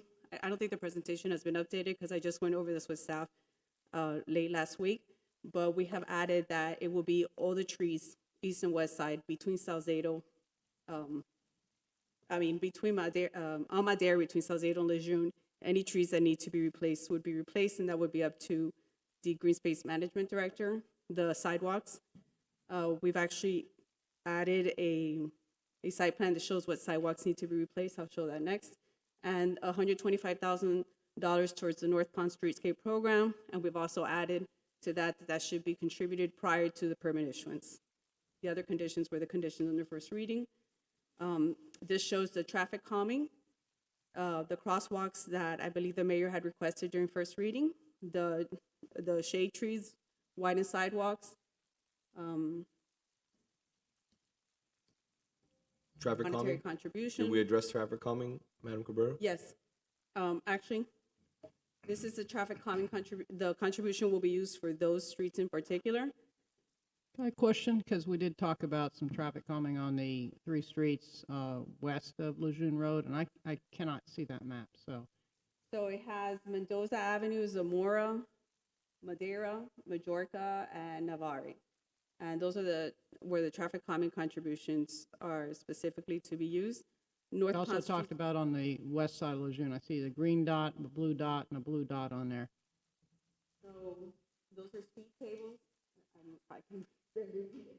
Oh, well, I feel better then. The green is a speed table, the blue is speed cushions.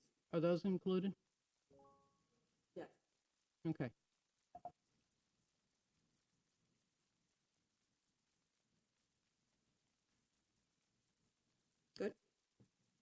Yeah, no, I just wanted to make sure because it was unclear to me. So actually, this is something that was brought up in first reading, and I don't know if the commission had fully seen this, but when this went to the Planning and Zoning Board, there were some comments about the length of the building, and they actually wanted for staff to recommend to the commission that the commission considers, not for this project, because it would not affect this particular project, but for future projects, that we consider an amendment to our code to limit the length of residential infill regulation buildings to 300 feet. So I just wanted to make sure that that was out there. I don't think we received any direction during first reading. Just wanted to make sure it's here with second reading. And staff actually prepared, they prepared some wording to change the zoning code to add that. Well, before I'd even consider that, I'd like to see more of the impact on design aspects for projects. The idea is to break up so you don't have those very, very long buildings. You know, our code requires these 20,000 square feet to get this additional density, but then you get these very long buildings that are the full block. So the idea is so you don't have these very long buildings that have not. And actually, my planning staff does agree with the recommendation. They feel that it would make for a better streetscape, but. And it would be above the parking structure. Not, the parking structure cannot be split, it would be above the parking structure. Well, I'd like to circle back and look at the impact on, you know, comparisons with existing and future projects and how that would be beneficial. Because yes, I don't like the wall-to-wall buildings. You know, this project was unique in its situation because of the narrowness of the lots, basically, or the whole length. So that's my comment.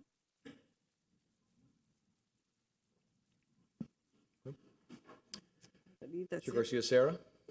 Good morning, Mr. Mayor and Commissioners. Mario Garcia Thank you, Serra. Tsunami. I appreciate it. Thank you, Ms. Cabrera. With offices at 600 Brickell Avenue, representing Urban 301 Madeira, the owner of the subject property at 301 Madeira. I'm here along with the rest of the project team that's behind me. As mentioned, this project was unanimously approved on first reading in March. Since then, we have worked with city staff on finalizing and adding conditions of approval discussed at first reading. In summary, the project, as far as public benefits, will be providing the following: a 5,200 square foot park on its eastern end, streetscape improvements on both sides of the 300 block of Madeira, an additional $125,000 contribution for other streetscape improvements in the North Ponce area, intersection improvements, as were indicated on the map that staff just showed, a $100,000 contribution for speed cushions. 10% of its parking spaces will be for visitors only, as requested by the different neighborhood groups. We're also going to provide for the creation of a residential parking zone in the 300 block of Madeira to assist with commercial encroachment into the on-street parking, which is used by the neighbors. And lastly, a new condition of approval, which is not in the report, but which we are proffering, which is that we will insert the necessary sleeving in the parking garage so that 100% of all parking spaces are EV ready. Mr. Mayor and Commissioners, this has been among the more challenging projects that we have worked on to bring it to a successful conclusion, but we should have confidence that is exactly what we are doing here today. This neighborhood will be considerably improved as a result of this project. Thank you very much. We'll reserve time if we need to for rebuttal. I have one quick question. Mr. Manager, is staff perfectly fine? Is our Public Works Department perfectly fine with the amount of money that was allocated in regards to the speed cushions? We're good with that? I think we're fine with that. We're fine? Okay. And the tree canopy, everything is obviously understood that we're looking for more mature trees. Let's avoid addressing issues like Commissioner Anderson had, where palm trees were installed instead of shade trees. We're looking for shade trees. No more palm trees unless Ms. Bell tells me that we need to install a palm tree in that location for one reason or another. We need shade. I believe our Assistant Director understands, Mayor, that they have to be mature trees and that they are shade trees. Okay. Sidewalks are, obviously, we're talking about the appropriate length of the sidewalks, cross sections. I want to make sure that there's no interpretation. By the way, this is not this only project. It's every single project we have the same discussion. And I want to make sure that this is the moment to ask and put things on the record so that everybody feels comfortable with what's forthcoming. Yes, Mayor. Okay. We'll include that as part of the permit drawings, and it will, all these will be incorporated. Okay, good. Any other questions? No. Anything else for the record? I know, we're going, I'm just. No, the commission. I appreciate you taking the extra step for sleeving the entire building. I think it'll be beneficial in the long run. I've seen such an explosion in electric vehicles recently for the obvious reasons. So thank you. Mr. Clerk, well, we have to have some public comment. Mr. Clerk, any comments? Yes, sir. The first speaker is Ms. Alicia Fernandez. Ms. Fernandez? You may want to swear everyone in at the Yes. same time. Those who will be speaking today, please stand and raise your right hand. Do you swear or affirm that the testimony you'll provide today will be the truth and nothing but the truth? Thank you. Ms. Fernandez? Morning, Commissioners, Mayor, everyone. My name is Alicia Fernandez. I live at 6000 Granada Boulevard. And I am here in favor of this project. I am familiar with it. I've driven by the area. And I think the project fits the area where there is old duplexes in the area, and this would be new, and it would be good for the young professionals that want to live and work in the area. I just want to say I do agree with it. It looks pretty. It will improve the area tremendously. And that's all I can say. I really approve it. It's a nice project for the area, and it'll make it look very nice. Thank you for your comments. Thank you. Have a nice day. Thank you. Mr. Terrence McKinney? Mr. McKinney, thank you for being here.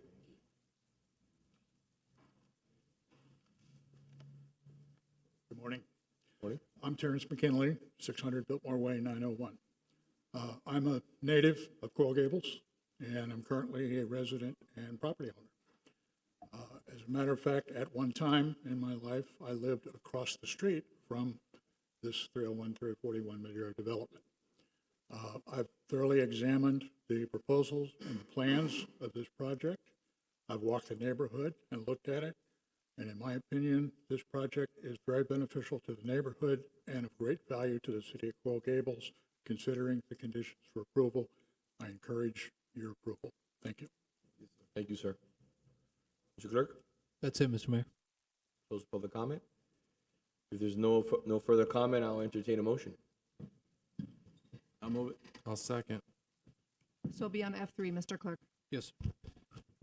Vice Mayor Mena? Yes. Commissioner Menendez? Yes. Commissioner Anderson? Yes. Mayor Lago? Yes. F12. Move it. Second. Commissioner Menendez? Yes. Commissioner Anderson? Yes. Vice Mayor Mena? Yes. Mayor Lago? Yes. Many thanks, Mayor and Commissioners. We're looking forward to breaking ground on this project. Thank you very Thank much. you. Thank you very much. Like Commissioner Anderson said, your concessions in regards to the trees, the sidewalks, the traffic calming, it's going to pay significant dividends, not only for the neighborhood, but for the people who are going to live in that building. True. So thank you for all that. It'll be a win-win. Thank you. Thank you. Moving on to item F13, and then I'm going to take item 2.2. Mayor, I'm going to be stepping out on this one and recusing myself. We need to, can we grab As a resident of the Commissioner Force? Yes. We need Commissioner Forrest. Data once again.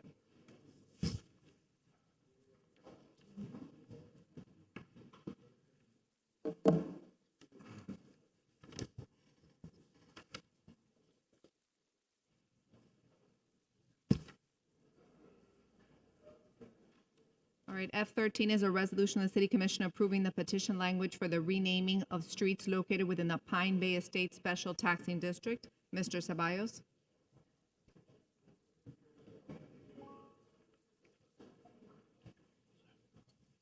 Good morning, Mr. Mayor, Commissioners. Before you is a petition approving just the language for a proposed street renaming. As most of you are aware, Pine Bay still has the same addresses that they originally had when they were a part of the county, and they are seeking to modify those names to bring it in line with the rest of the city of Coral Gables. The names that you see on the petition originally come from a grassroots citizens initiative back in, I believe, around 2012, 2013. Now, since they are a part of the city, they're bringing it forward to us. There was a change to the petition language. It's already been uploaded into Legistar, but I handed out a copy of that minor change, and I will read that into the record. So the petition language specifically to the district resident will read as follows. On behalf of the Pine Bay Estates Homeowner Association, Ms. Elizabeth Lamas submitted a letter of intent in accordance with the City of Coral Gables policy for an amendment to special taxing districts. Although this petition does not seek to make an amendment to the special taxing district, this amendment process is being used as a general guideline to determine the level of support in the community for the street renaming. So I want to double down on that. This process is strictly being used because the boundaries of the renaming match identically with the special taxing district. There's no amendment, no additional cost that is going to be bared by the special taxing district. We're only going through this process just in an abundance of caution, make sure there's transparency, and make sure that all the residents are aware of the process moving forward. This commission does have the authority. Our Public Works Department has the authority to go forward and rename these streets as they deemed appropriate. But because the residents and the neighborhood had already done the work and put in this amount of work, I'd say almost a decade ago, we're just kind of helping to get through the finish line. If you have any questions or any comments, I'm here to address it. So I have some comments in regards to the process, which I think is a very interesting process. This is not a special taxing district, from what I've been informed, correct? So the So it's boundaries, not the process. So there isn't a required percentage for this to be instituted. that is correct. They could get no support whatsoever, and it's still within the authority of the commission and frankly our Public Works Department to proceed with renaming. Obviously, I doubt. And the city could move forward without even taking this, for example, for a vote. 100%. Yeah. So I think this exemplifies the highest level of democracy that we could potentially engage in. To me, something that when I've been outside of South Florida, when I mention to people the privilege that I have to serve as the Coral Gables mayor, vice mayor, and commissioner, one of the things that I always mention, besides our historic nature and the beauty of our city, they mention our street entrances and how different it is. And they say different in a good way. So I found it interesting when I was doing a little bit of research on this issue. This is one of the few areas in our city that does not have these markers. So there's a little bit of confusion on that front. And I think it's something that, again, it's who we are. It's part of our character.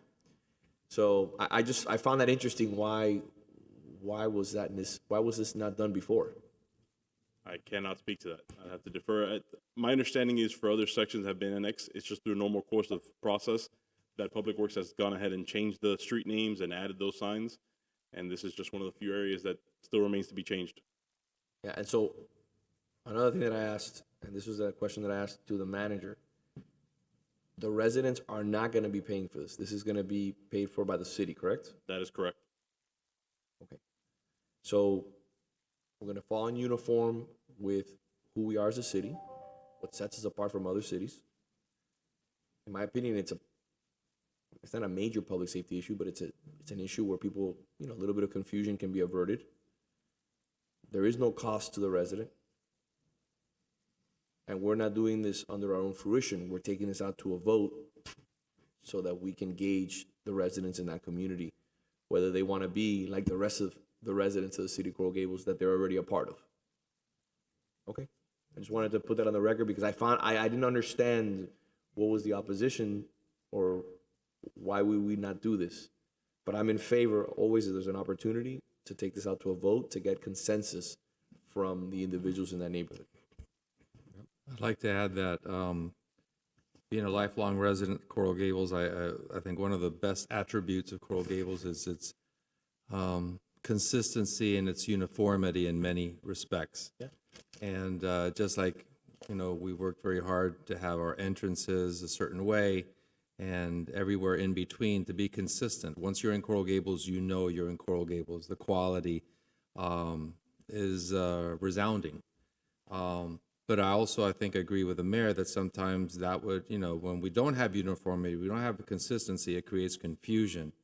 And with regards to confusion, I'm concerned that curious to see, is there also a benefit from terms of safety, police response, fire response? I don't know if that's something you or the chief maybe could answer with regard to safety, having uniformity in terms of signage and things like that.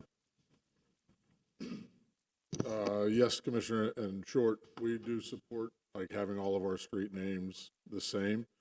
The issue that could come up is not so much when they call our dispatch system, but since where this is located, their 911 calls could go to the county, and we don't know how long it would take for them to recognize that those specific numbered addresses are actually in our jurisdiction. So going back, only because I've been here 100 years, when we first annexed all these areas, this outlier was added last, where Kings Bay and everything else, I think the names of the streets were already put into the resolution, and it never got changed at the time that this area was brought in. But we recommend having all the street names the same. It just makes it easier for our other constituent departments, if you will, know where we're going. Thank you, Chief. Yeah, Thank you, Chief. I was surprised 7 months ago or 8 months ago, when on my own, I happened to find out that this area was not named in conformity with the rest of the streets. And so obviously, I'm glad this is getting resolved once and for all now. Mr. Clerk, do we have any public comment? No, sir. Okay. So from us, we just need a simple I'll make a motion. motion. I'll have a second. Second. Commissioner Anderson, Yes. Commissioner Force, Yes. Commissioner Menendez, Yes. Mayor Lago. Yes. Thank you. Thank you. Can we get Vice Mayor Mena back in the room? And while we're waiting for that, let's go to 11:30. Excuse me, let's go to 22.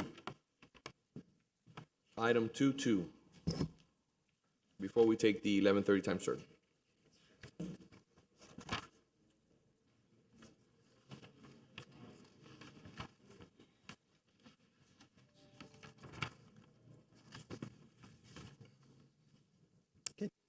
Mr. Adams? Good morning. I'm Warren Adams, Historical Resources and Cultural Arts Director.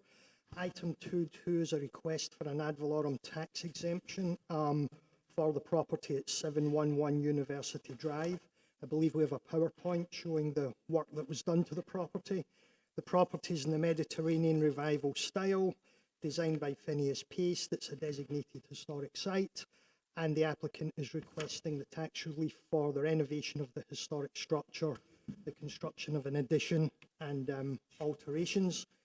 The general restoration renovation included new impact windows, new two-piece barrel tile roof, stucco finish and repair, painting, new mechanical, electrical and plumbing, replacement of south front facade balconette railings, reintroducing the east side second floor loggia, including the wood railings, enclosure of an existing west rear second floor loggia, repair of rafter ends, structural improvements, demolition of later inappropriate additions, replacement of the interior and exterior stone terracotta tile flooring, some reconfiguration, and other interior restoration. There was a one-story addition added to the southwest corner and a one-story addition at the west side. Site improvements included new paver driveway, swimming pool, landscaping, walls, fencing, gates, and we have some photographs showing the work undertaken to the property. So that's a before and after from the exterior. Beautiful home. Beautiful.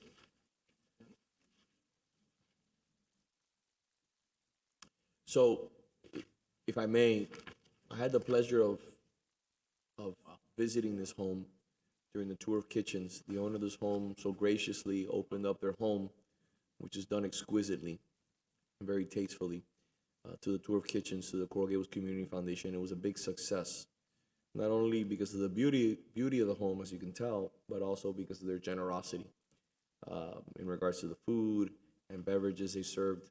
It was first class. So to see this home be brought to its original glory, it really brings a smile to my face. There's a picture that I would love for you to show, if you can go back, which while the home is gorgeous, stop there. Look at the tree that's in front of this home.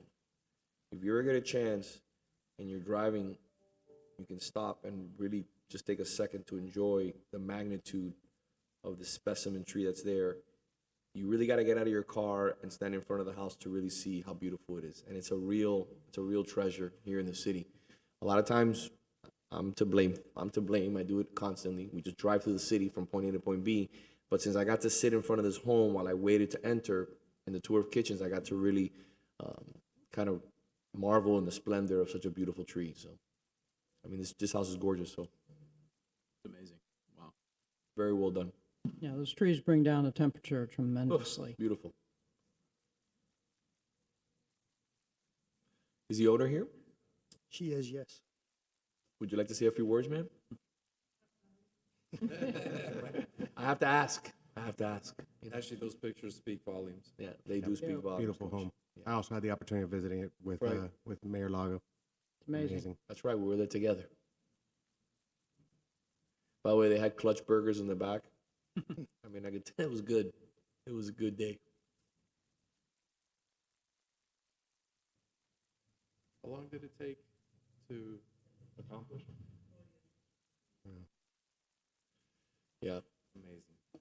A labor of love, for sure. So I know the contractor, several of us know the contractor who did the work here, and I had a conversation about that because it's a FXD, Javi Durana did the work, and he did a great job here. So beautiful. He's got to be commended too, because this was more about craftsmanship, Yes. you know, and leaving a real legacy. Definitely. That's it. I'll make a motion. Anybody make a motion? I'll second it. No, I I'll can't move make it. it. I'll move it. Michael, Go ahead. Vice Mayor. Gonna fight over this, huh? Yeah. No, just because so he doesn't have Yeah, to I pass the can. gavel. Commissioner Force, Yes. Vice Mayor Mena, Yes. Commissioner Menendez, Yes. Commissioner Anderson, Yes. Mayor Lago. Yes. Thank you and congratulations. Thank you. Moving on to time certain, 11:30, agenda item 2-1.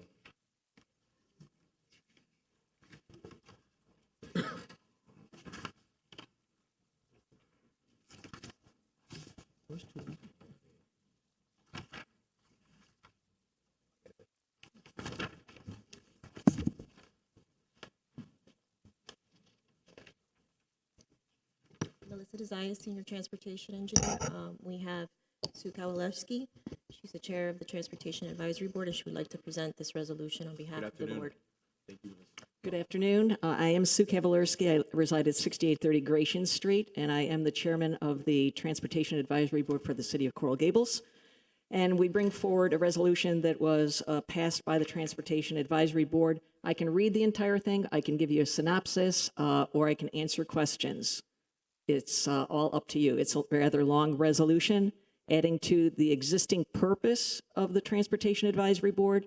There is an addendum to it, and that's why we have this resolution. How about you give us a synopsis and then we discuss it? I'll give you the synopsis.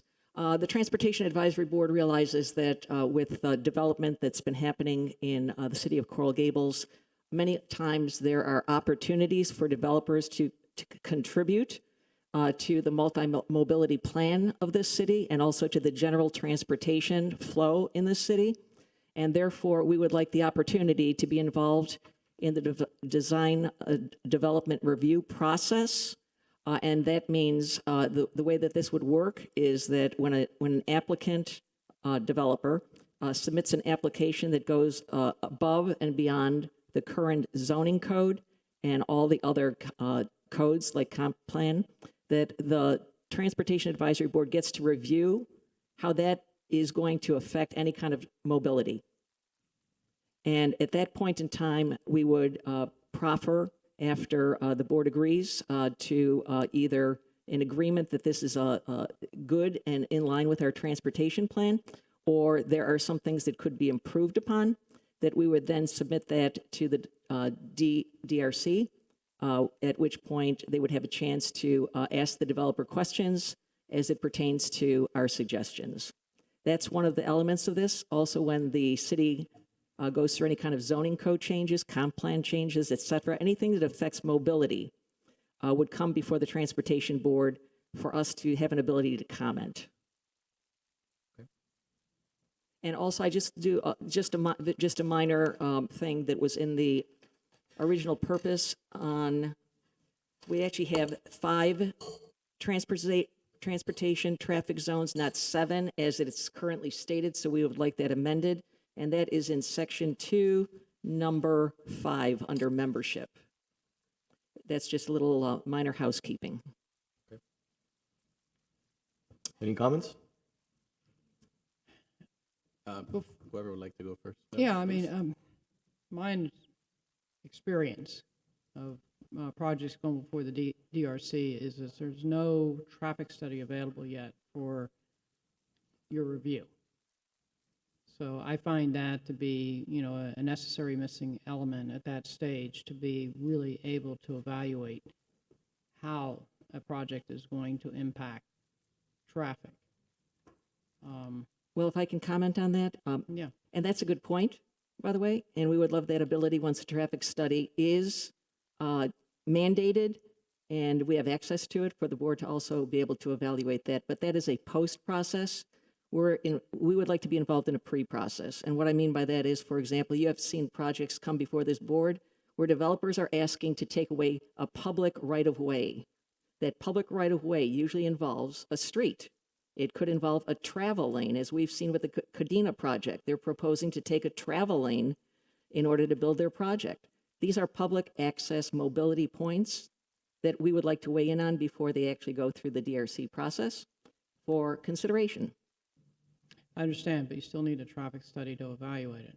You need to know the volume, how many people are making a right-hand turn, how many are going straight, and what the traffic flows are that are existing there. Well, and like I said, I think that's a great addendum that we could add to this resolution at some point, that a post-transportation study review also come before the TAB. Okay. Is the TAB currently making comments to DRC with the existing system? Absolutely not. We oftentimes do not even know developments are coming up before the DRC. We get basically when some projects are coming up, at our meetings, we're told a project's coming up, but there's absolutely no detail that's provided to us. Okay. And on the development projects button, does not, on the website, does that not give you the date for the upcoming meetings? Well, you know, that would involve our volunteers to actually spend their time outside of TAB duties to go on their own to click a button. That should be provided to us, not where we have to search if there's anything coming up. Okay. Have you added that to your agenda for upcoming projects to look at them? Well, we always ask if there are any upcoming projects and what the details are, and we are not provided the details. We're told, go look someplace else.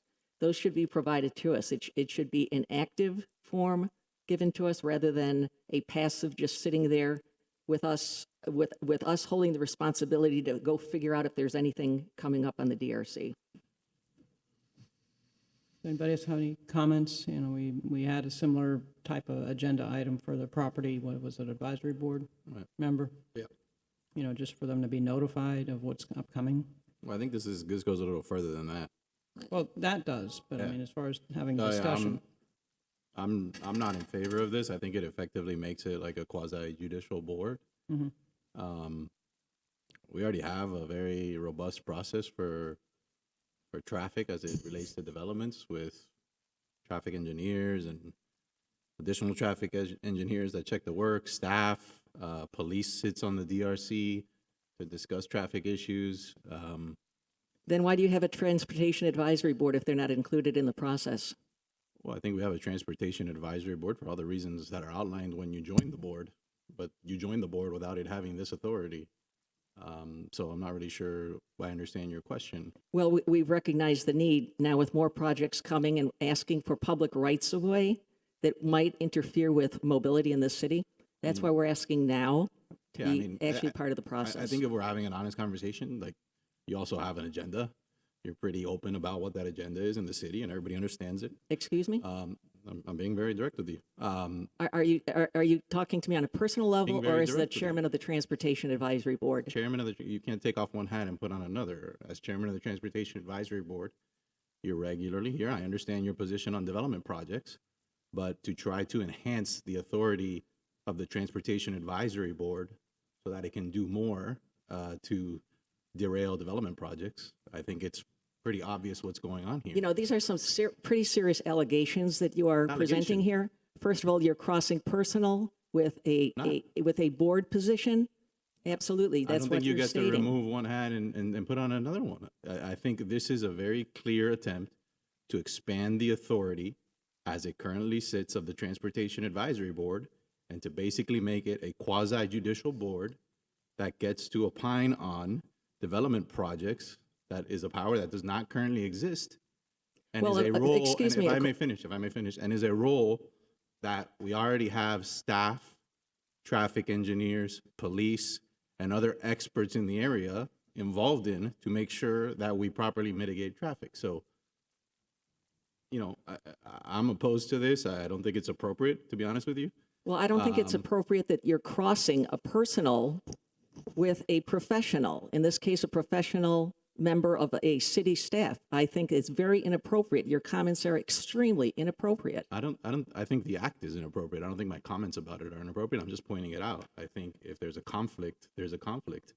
Well, I have board members that voted on this. This is not a personal I understand, but you're the chair. resolution. This is a vote by numbers of people on a city board. Understood. I think everybody understands, you know, what's going on. Regardless of that, I think for the substantive reasons already outlined, I don't believe this is appropriate or necessary. We already have protocols in place to deal with traffic calming. We've enhanced those over the years. We've switched the burden on doing traffic engineering studies already so that we have a wheel of traffic engineers, and we also require developers to hire traffic engineers. We have police sit on the board who obviously have significant expertise in this area, as well as staff members who have significant expertise in this area. So again, I think this is just creating a lot more bureaucracy and expanding the role of a board that already has a very clearly defined role. Well, I think the person that cannot separate hats is you, Vice Mayor, because I certainly am representing the board and not a personal interest. Understood, but I literally just stepped out of the room a moment ago for another item. Commissioner Forrest had to step out of the room for another item. Sometimes there's a conflict there and you have to recuse yourself. So Yeah, because there might be a personal benefit on your Right. part. There's no personal benefit on my part, and I'm not here to represent my personal situation. I'm here to represent a city board. it's not just a personal situation. You're the chair or one of the chairs of a neighborhood association that actively participates in development projects throughout the city. I'm not critiquing your position on those development projects. I respect them. But to expand the role of the other board you sit on to be able to be involved in the development process in the city, I think there's pretty clearly a tug of war there of interest there that I think is problematic. But regardless of that, you can set that aside. For the substantive reasons I've already outlined, I don't think it's necessary, and I think it's an overexpansion of the role of this board, and I think it's inappropriate. Well, why would a transportation board not be involved in issues that affect transportation? I think the Transportation Advisory Board is already involved in issues that affect transportation. And as I stated, those issues are increasing as more developers are coming in and taking public right-of-ways or asking to take public right-of-ways, and therefore takes away the ability of a pedestrian, a cyclist, a scooter user to actually access transportation right-of-ways in the city. And I think your board is more than entitled to, and has, when they see situations like that, to bring them to the attention of this commission, so that this commission, in making its decision on the issue, can weigh those factors. And I encourage you to continue to do so. But there's a difference. There's a difference between that. There's a difference between that and changing the city's protocols and expanding the role of a board to make it a quasi-judicial board on development issues, which are not transportation issues. They're development issues, and they already have a process in place to deal with the transportation issues that relate to those development projects. So again, I more than welcome any input from the Transportation Board on these issues, but there's a big difference between that and in making it basically a quasi-judicial board that is ingrained in and part of the process for development projects. I think it's unnecessary. I think we already addressed those issues with professional staff that have significant expertise in this area. And I think your board has an opportunity to address any concerns to this commission, which will make the ultimate decision on whether a given project is approved. If it's a mixed use or something that comes to this board. If it's not, you're certainly welcome to bring it to the city manager and his staff. Well, that's exactly what our intention is, to bring it to the board before a project gets built. After the fact isn't going to do residents any good if they can't walk a sidewalk because you've allowed a developer to take the sidewalk. I welcome any situations where we are Yeah, I think working for less sidewalks as opposed to more. I'm all about a robust discussion, and I think it's important to obviously have it on the dais and in the sunshine. We're always, as we were talking about the app, and we're talking about Open Door Fridays, and we're talking about town hall meetings, and we're talking about public comment in the commission meeting. We allow everybody here to speak as much as possible, and I think that's important. But one thing that we are not doing is we're not having a discussion about taking away sidewalks. I'm forcing sidewalks. I'm actually writing an email on a sidewalk right now. That's the worst part about it. So we are here advocating for sidewalks, traffic calming at every opportunity that we get. So I think we need to. I would like to clarify something, Mayor, that we do not allow right-of-way to go. When was the last time we allowed a right-of-way to go? The only two times that is Merrick Park and Agave where we've modified right-of-way, but we don't allow right-of-way to go because there's a big difference between an alley and a right-of-way. Alley is a service corridor. But an alley is not a right-of-way. Alley is not a right-of-way. And so we do not, we share it our right-of-way, we maintain our right-of-way, we're stewards of the right-of-way. So to say that we allow right-of-way to go to developers, I don't think that's a correct statement. Well, have you not had applications from the developers who did want to take public right-of-way, like slip lanes? Have you not had those applications? We did. Okay. I always like to make clear that there's been an application that we ultimately reject. Wisely like so. That one. Yes. And what actually gets approved at the end of the day. I'm not opposed, I've had this discussion before, to looking at some things in terms of what information is given to the Transportation Advisory Board. Very similar to the measure that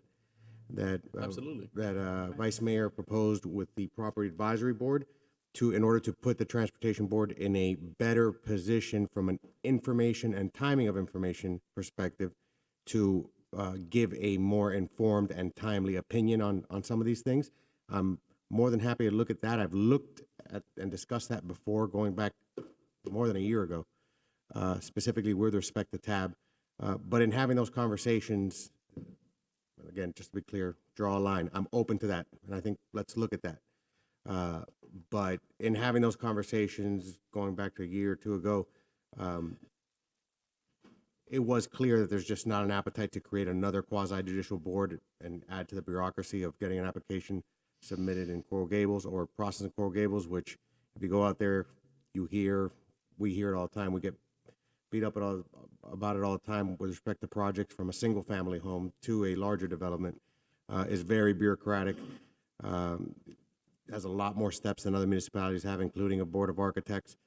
And for that reason, I was convinced then and remain convinced that we're not interested in adding an additional quasi-judicial board or an additional level of bureaucracy, but I am 100% open to looking at things like what we did in the Property Advisory Board and addressing some of what you described, which was perhaps only hearing that a certain project is coming up by name without any real substantive detail behind it, so that you are in a better position to come up here in your capacity as chair of TAB or whoever's chair of TAB later, or whoever you designate, to share your opinion with us on certain developments before they are, I guess, too far along the road. But again, as a advisory expression of your opinion or the board's consensus opinion, not an added level of bureaucracy, much less for sure not a quasi-judicial board. We never suggested we wanted to be a quasi-judicial board. This is for comments, not decision-making. Okay.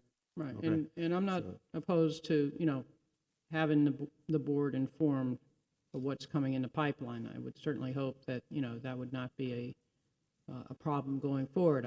When I was on planning and zoning, I appreciated the comments I received because it helps to get a better informed decision.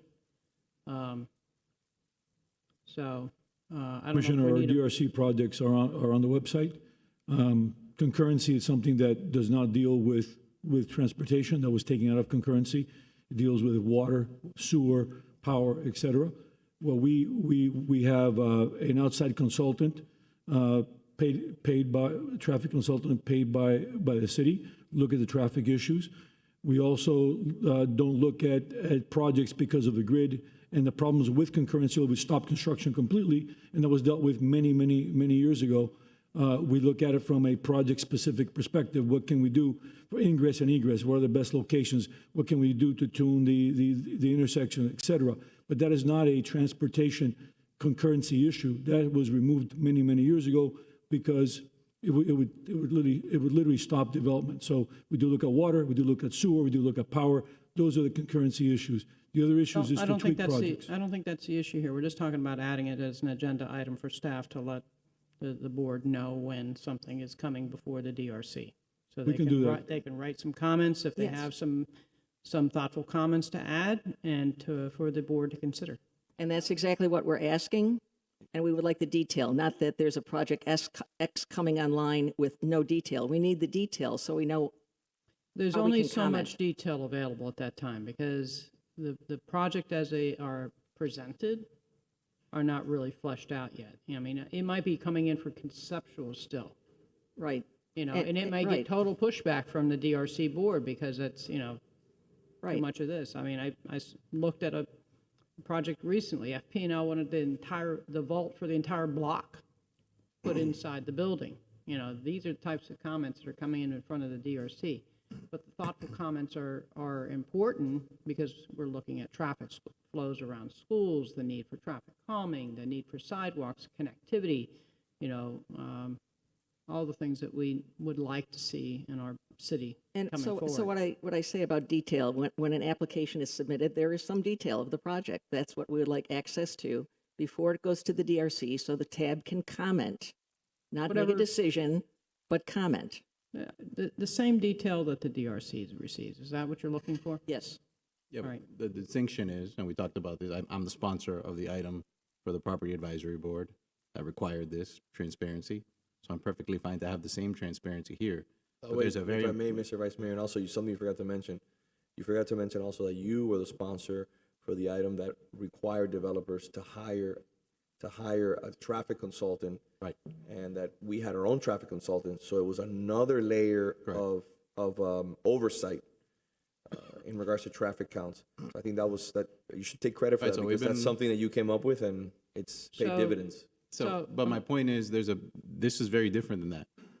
Because this is requiring that certain information, this is not, for the Property Advisory Board, is whatever information there is as of that meeting, and it was related to unsolicited bids specifically, they just wanted to have it. It's basically a baked-in FOIA request for their meetings.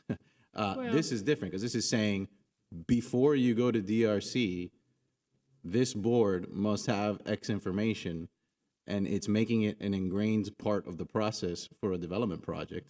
Well, And I have no problem with them having whatever information is available at the time that they're having a meeting. They should have it, absolutely, no problem. But the process shouldn't be held up because we're adding an additional layer of review by another board. That's not what I think they're That's what looking this for. is. No, that's, Well, that's, as, not, as, that's not as what it written. is. As So, written, correct. question, City Manager, how many days before a DRC meeting is the package available that could be produced electronically to the public? The package is sent to all the departments. The DRC meeting is designed to review projects from a overall perspective. In other words, do you need a sanitary sewer? Do you have to go 3,000 feet to connect to a sanitary sewer? Things that are very important for that project. I understand. That's what we charge. It's not a small charge. And that is what we're charging the developers for, is to make sure that the issues that can affect that project are brought out initially. Other issues such as transportation and so forth, and are looked at by our consultant and then our transportation manager. So it's looked at twice. I understand, but I'm just So I asking. feel that we can provide them when that same package that is provided to. Okay, And I don't know that and how long ahead of time is it available? I'm just trying to get this timing It's generally- between their meetings and the other one's About 2 meetings. weeks. 2 weeks. And I don't think it's that critical for TAB, for instance, if we go the direction of providing them with this information as a matter of course. I don't think it's that critical that they necessarily get it before the DRC or right after. As we know, when projects go to the DRC, as early as it gets in the process. And I think there's still months and months of opportunity, even if the timing is such that a package is received after if it's already gone to the DRC or a particular application.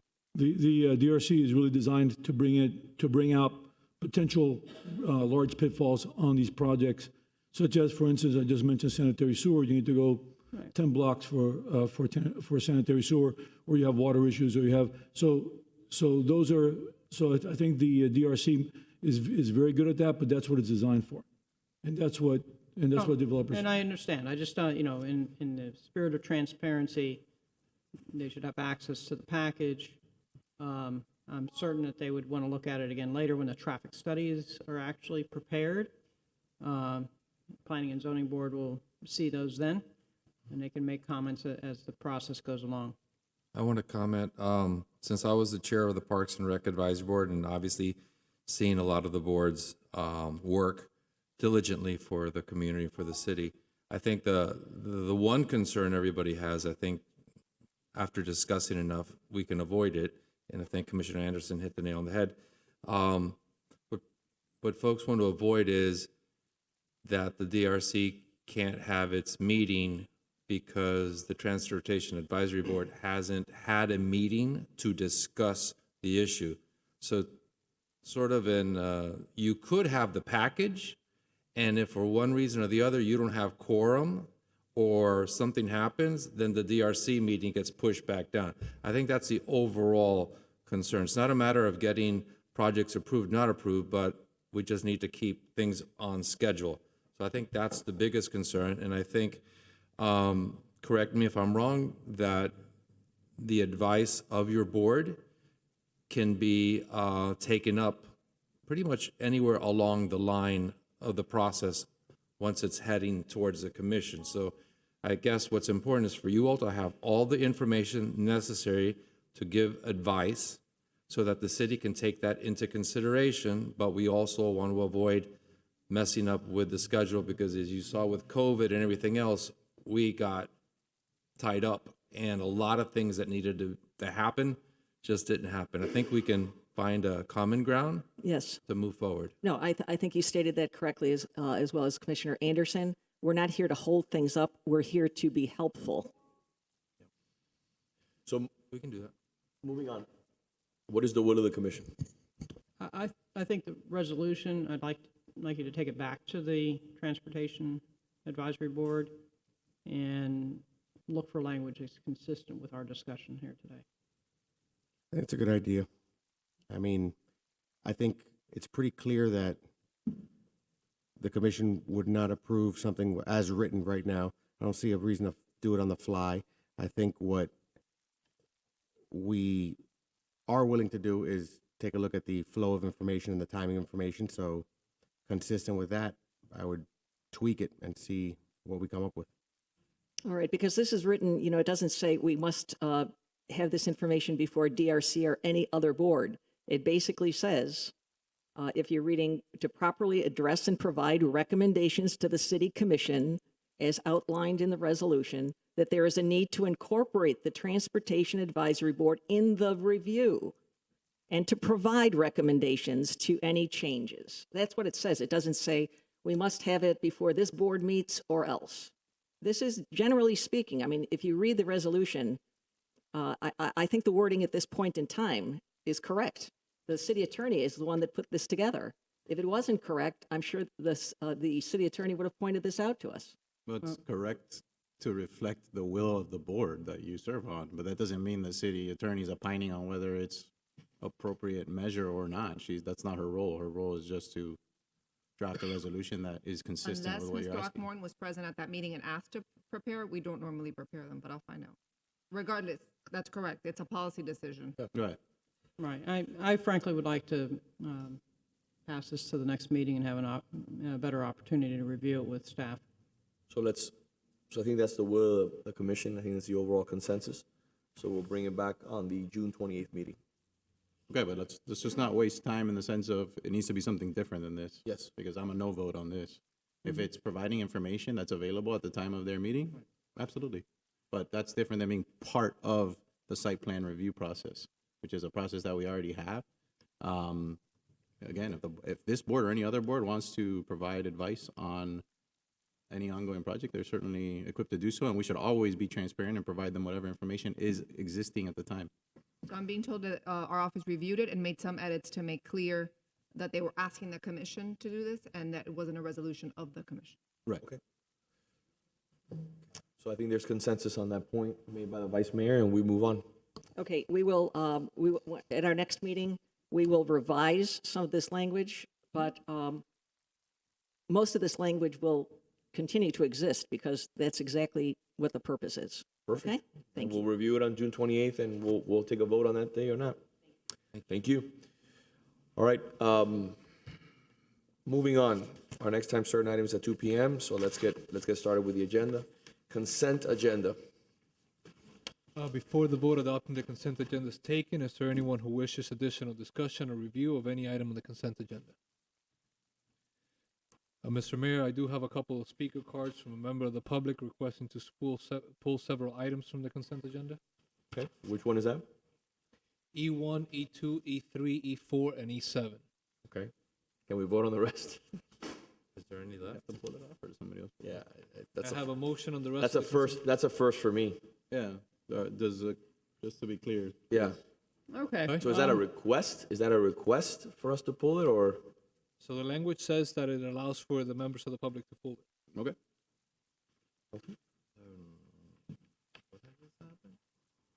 I have a motion for the remaining portion of consent. I'll move. Second. Third. All in favor? Aye. Thank you. Aye. Ms. Maria Cruz. Which items is it again? I'm sorry. So the first four is E1, E2, E3, and E4, and they're all related. Thank you. It's a general statement that includes all that, including 5 also, E5.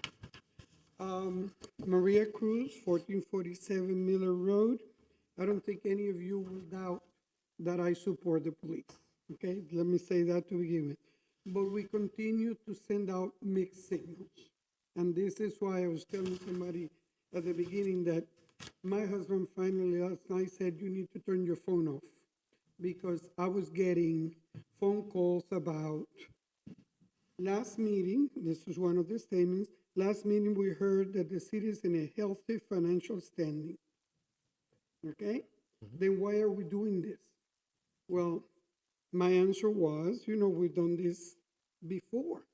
Yes, but can you see that we're making moves to cover holes? Well, I said no, but then this morning, we find ourselves saying, we have to pinch pennies. So what signals are we giving? Is my comment. What signals are we giving? Now, I took the time to look at the cover sheets for all this, okay? The first one, E1. On the top, it says the money was received in the year 2019-2020.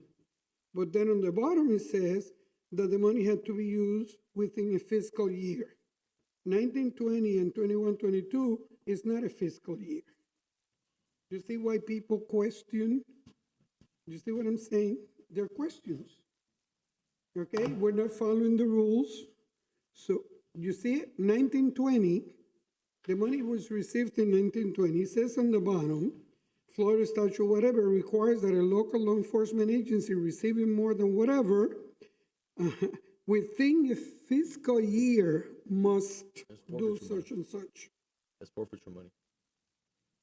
You see what I'm saying? I understand, but I mean, It's the process, what I'm... Confused about, you said about tightening the belt and mixed signals, but these are forfeiture funds. Yeah. Yes, but still, the rule says, according to this document, that the money had to be moved, 25% of the money had to be moved within a fiscal year. This is not a fiscal year. This is 2 fiscal years ago. You see, people doubt when you see things that conflict, that are not.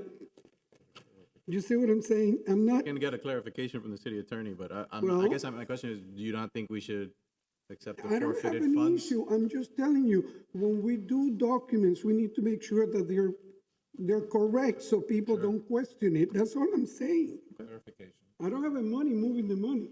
I don't have a problem moving the money.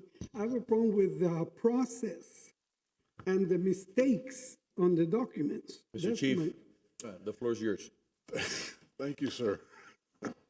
The items before you are over the course of years that monies were seized.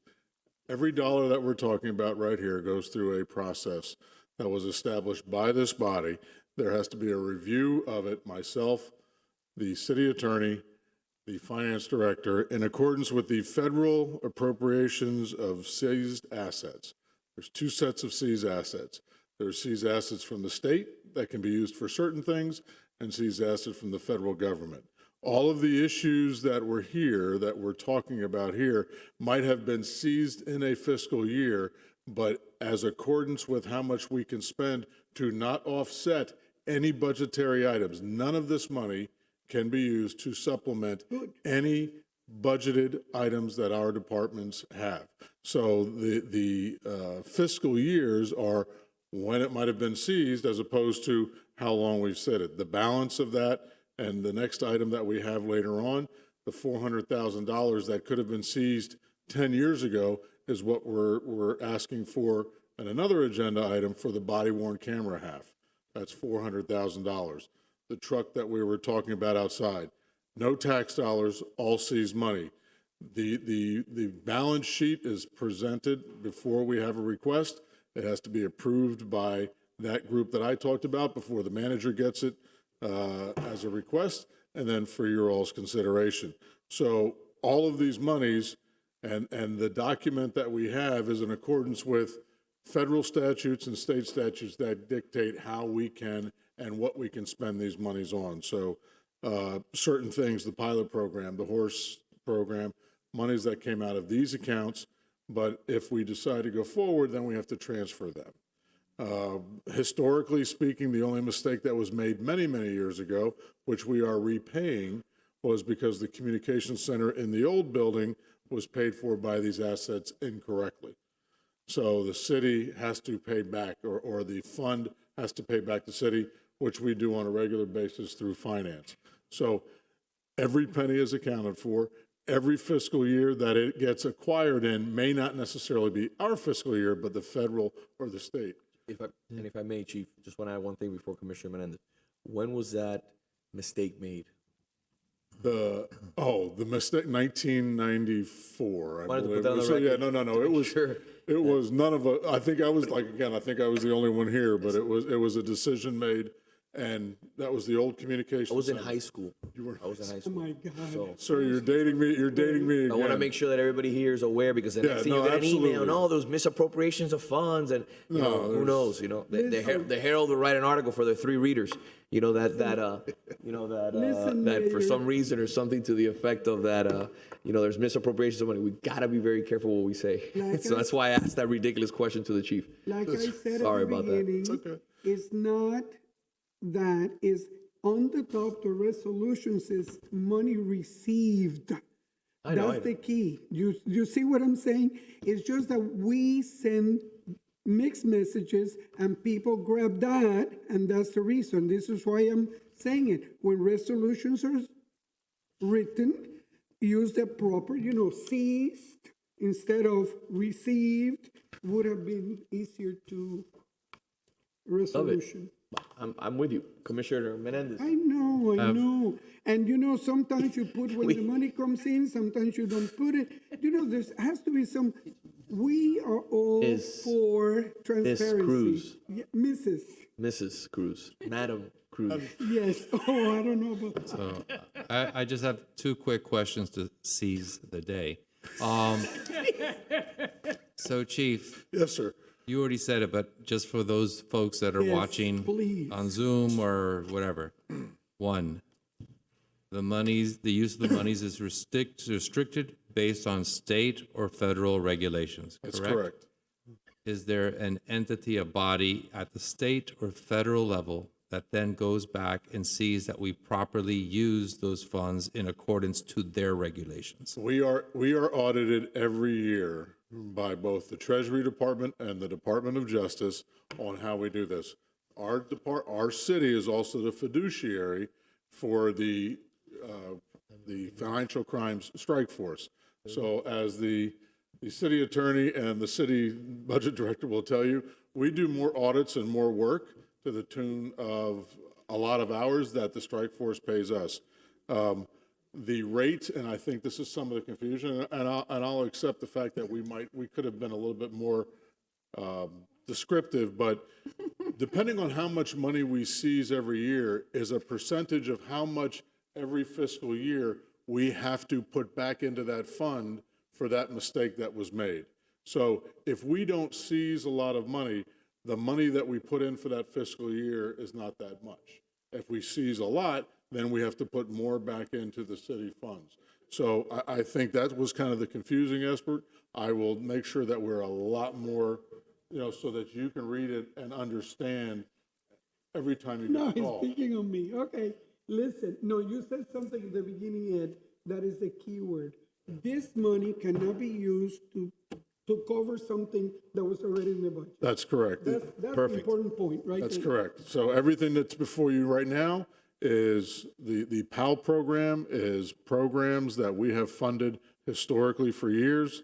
The BOLARAP program, the TASER program, things that were not in our budget that we eventually have to. The $400,000 this afternoon that you're going to consider is matching grant funds if we get it for the $1 million that it's going to cost us to do the body-worn camera program. That's the answer. I love it. Thank You two got a Regis Kathy Lee thing going on here. I don't know. It's a Very talk well show. known. It's a good. He has videos. I have to.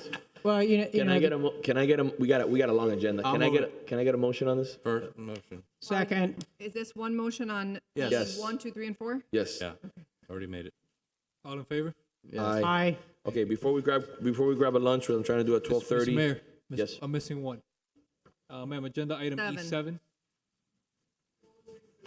Is that the Think is that the Studio. body-worn cameras?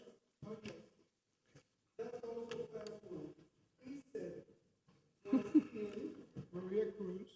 Once again, it's very confusing, very concerning that items come before you. You don't know what the change order is going to be. You don't know what's going to happen. I mean, can you imagine if you did that at home? You give the general contractor, okay, I'll give you 50 grand. Tell me later what you're going to use it for. Shouldn't you know what it is before you approve the money? Well, I mean, That's the question. Ms. Cruz. Mrs., remember? Mrs. Cruz. We're well aware of what the change order is about because we sit down with the manager and his team and we discuss item by item what the cost run may be as a result of COVID or supply chain or labor issues, or it could be a change order which is requested by the owner. In most instances, it's requested by the owner because they see something that could potentially be more efficient in the process, or they've sat down with the individuals that are going to use that workspace and said, hey, why don't we add the following item, or why don't we do X and Y versus what we were planning. So there are changes that happen as the process, as the construction process moves forward. For example, in demolition, you can't see through a wall. When you demolish a wall and you see what's there before, you realize, hey, I may have to do the electrical, the plumbing, and some sort of behind the scenes work that wasn't visible until we did the demolition. So those are things that come up with the process, but we're well aware of what the cost overruns are or the additional scope that's being asked for. I understand, but sometimes we put change orders, things as demolition, something that we knew had to be demolished before. Okay, and that's what brings up the people's mind, what is it that is happening? Why are we approving money that we don't know what it's for? People. Okay, that's it. Listen, we also trust our city manager's judgment.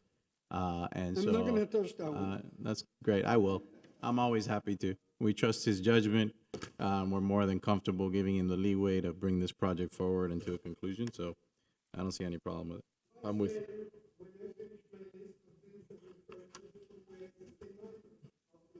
You bring it every meeting. I expect. Motion. Can I get a motion? Motion. Second.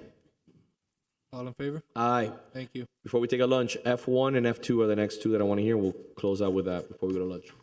We can consolidate the public hearing on these as well. F1 is an ordinance of the City Commission providing for a text amendment to the City of Coral Gables official zoning code by striking Appendix E Business Improvement Overlay District, Section E1, Business Improvement Overlay District subsection B1D, temporary window sign wraps and creating Article 11, signs, Section 11101, purpose and applicability, Section C9, temporary window wraps to uniformly regulate temporary window wraps within the city of Coral Gables, providing for severability, clause, providing for repealer, and providing for an effective date. And F2 is an ordinance of the City Commission amending the City Code, Chapter 105, Buildings and Building Regulations, Article 2, Building Standards, Division 1, generally, Section 10529, condition of commercial property of the Code of Ordinances, striking language regarding window coverings and relocating the regulation of window wraps to the zoning code. Ms. Levy Garcia. Good afternoon. There are no changes between first and second reading on F2. On F1, we added one statement just specifically stating that the code section will not be enforced in a way to create a conflict with Florida Statute 553.79, which affords a higher level of protection on brand standards for franchises and for gas stations. Thank you. Any public comment? No, sir. I'll entertain a motion. We just need two motions, one on F1 and one on second. That's for F1. Yes. Vice Mayor Mena, Yes. Commissioner Menendez, Yes. Commissioner Anderson, Yes, Commissioner Force, Yes. Mayor Lago. Yes, moving on to F2. I'll move it. I'll second. Commissioner Menendez, Yes. Commissioner Anderson, Yes. Commissioner Force, Yes. Vice Mayor Mena, Yes. Mayor Lago. Yes. We're going to do one more. F4 is on second reading, correct? Yes. Sir. Yes, we'll hear that one also. An ordinance of the City Commission providing for a text amendment to the City of Coral Gables official zoning code by amending Article 14, process Section 14204, transfer of development rights to allow the City Commission to designate a TDR receiving site when located in a planned area development and zone MX2 or 3. Ms. Cabrera? Are there any changes from first to second?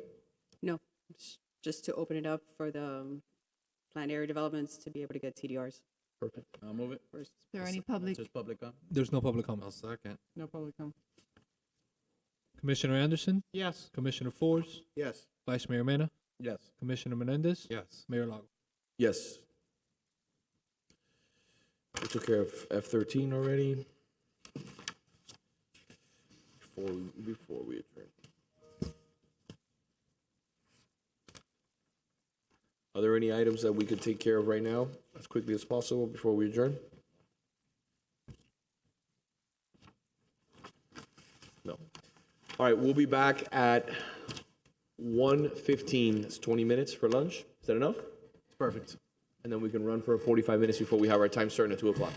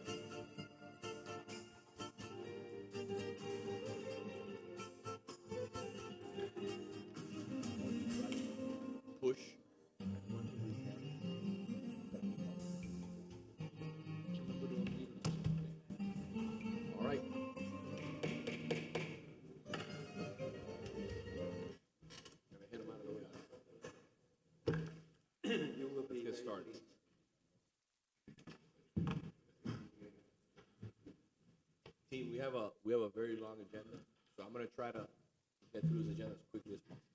I'm here. Obviously, I'm not stifling public comment, but I want to make sure that I get you home before dinner. Before dinner. All right, moving on to F5. F5 is an ordinance of the City Commission of the City of Coral Gables, Florida, amending Chapter 105 Building and Building Regulations, Article 2 Building Standards, Division 1, generally of the City of Coral Gables Code to create Section 10532 additional rules and regulations for construction sites, providing for a severability clause, repealer codification, and providing for an effective date. Deputy City Attorney Suarez will present the item. This is a public hearing item. Good afternoon, Mayor and Commissioners. Christina Suarez, Deputy City Attorney. The proposed ordinance codifies certain rules and regulations for construction sites that have been in place by Development Services, but they hadn't been codified previously. These are basic rules. For example, all construction sites are to be kept in a clean and sanitary manner, free from all trash and debris. Construction dumpsters shall not be allowed to overflow. At no time shall portable toilets be placed on the rights-of-way, and portable toilets must be placed facing toward the inside of the property and maintained in an odor-free condition. Public rights-of-ways, including sidewalks and swales, are to be kept free from all construction materials and debris at all times. So now a violation of these rules would constitute a code enforcement violation. So if this is adopted, of course. So very, very quickly, this is something that we've been seeing recently in regards to a property that's been in question here in the city in the residential neighborhoods where they had some issues with a toilet and whether there wasn't a toilet, where the location of the toilet was it facing. So this is a no-brainer. I don't see much issues here, unless anybody else has any other discussions on this matter. Nope. Mr. Clerk, any comments? No comment. No, sir. All right. We have move a it. first and a motion. I'm sorry, who seconded? Okay. I'll second. Well, Commissioner Anderson, second. We're gonna fight over this. Commissioner Force? yes. Vice Mayor Mena? Commissioner Menendez? Yes. Commissioner Anderson? Yes. Mayor Lago? Yes. F6. An ordinance of the City Commission amending Section 2-79 of Chapter 2, Article 3 of the City of Coral Gables Code titled Order of Business to clarify definitions of support information, adopt an order of presentation for quasi-judicial hearings, and clarify procedures for the submission of evidence in quasi-judicial hearings, providing for repealer provision, severability clause codification, and providing for an effective date. This is a public hearing item. Ms. Throckmorton. Mayor, Commissioners, good afternoon. This is an item cleaning up some of the deadlines and procedures in the code related to items that come before you. Support information for items is due 3 days before the regular meeting. We just wanted to clarify that PowerPoint presentations and visual presentations that are duplicative of information already submitted don't count towards that support information. So should there be questions or changes arise in the presentation materials, that's fine if they're made within the 3 days, as long as they are not additional information that wasn't included in the original submittal. Beyond that, it clarifies the order of presentation for quasi-judicial items. We have a similar procedure in the zoning code, so this just adopts it for items in the city code that would come before you, and it sets forth the order, which of course the mayor as chair can always amend by agreement with the parties. And also sets forth the submission of evidence for quasi-judicial hearings to be 5 days before rather than 3 days for support information. Okay. So happy to answer any questions. Is there any public comment? No, sir. I'll entertain a motion. Move it. Second. Vice Mayor Mena? Commissioner Menendez? Yes. Commissioner Anderson? Yes. Commissioner Force? Yes. Mayor Lago? Yes. Moving on to F7. Thank you. An ordinance of the City Commission of the City of Coral Gables, Florida, amending Chapter 62, Streets, Sidewalks, and Other Public Places.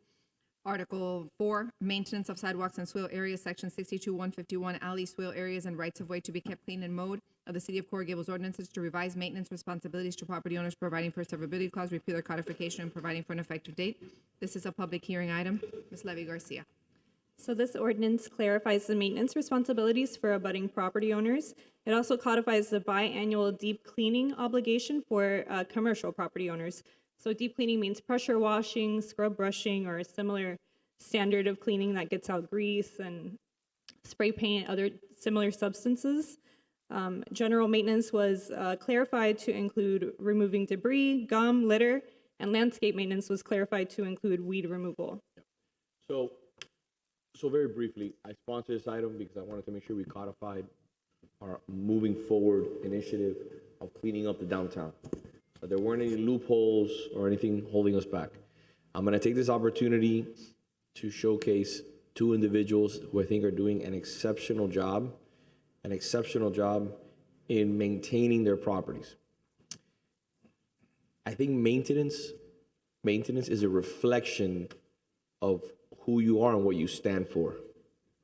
Just like your own personal grooming, when you show up, you don't show up in a dirty suit, you show up with a haircut, you show up presentable. Armando Godina, along with Manny Cadre, who happen to be joining us today for a separate matter, and I've mentioned before, do an exceptional job in regards to their project. Another piece of property that is always in tip-top shape, A+, showcasing the quality of the city of Coral Gables is Alan Morris's entire block, which is also something that I want to commend. I had some pictures that I wanted to show, but I think we may have not uploaded them. So the purpose of putting this legislation together was to hold business owners accountable in regards to the June 30th, twice a year requirement for sidewalks, alleys, front entrances, your walls to be nice and clean, and so that staff and code enforcement have the necessary tools to make sure that we enforce what we're asking them to do. Right, so in the operative clauses of the ordinance, it does specifically mention June 30th. It grants the manager flexibility to adjust that date moving forward if necessary, but it will still be, biannually. Yes. Any public comment, Mr. Clerk? No, sir. I entertain a motion. Second. Commissioner Menendez? Yes. Commissioner Anderson? Yes. Commissioner Force? Yes. Vice Mayor Mena? Yes. Mayor Lago? Yes. All right, let's move on to city manager items. How fast do you think we can do I3, innovation and technology presentation? Yeah, Lisa. We have F8, F9, F10, and F11 are 2 o'clock time certain. Sir? I3. Hello, Mayor, Vice Mayor, Commissioners. I will try to summarize the presentation, and if CGTV can help me to show the slides, so I can go over them really quick. So this is a collaboration with the Department of Energy, with the U.S. Department of Energy, their Pacific Northwest National Lab. This collaboration started actually in 2020, and I kind of did some of this, like a heads up of what we were doing. I came to the commission in 2020, and I talked about our Smart City Technology Collaboration projects with organizations in academia, in science, technology, including NIST, the National Institute of Standards and Technology, and the National Telecommunication Information Agency. So they recommended Coral Gables as a smart city where research and development and science experiments can be done for mobility, for real-time communication between vehicles and between systems, because we already had a lot of sensors, traffic sensors, safety sensors, and a technology that is already in place. So when those scientists at the PNNL, they want to do research on advanced mobility and connectivity between signals and vehicles, they sought in Coral Gables to be the pilot city. So we were selected by the DOE to be the first city to test these new technologies, and these technologies use artificial intelligence to provide real-time analytics of traffic, signals they are getting from sensors, connected vehicles, autonomous, automated, not autonomous, the automated vehicles. Any vehicle today that is electric vehicle, they have some sort of automation of communication that is providing real-time intelligence. So we presented those collaborations in 2020 to the Commission. In 2021, we had the first collaboration with DOE. That project was called Transportation and Energy Analysis, Moving Coral Gables Toward a Sustainable Future. The DOE, they were searching for funding from the Office of Energy Efficiency and Renewables Energy, and we didn't get the funding. That was 2021. However, we learned a lot from that first attempt. So those lessons learned, we tried again.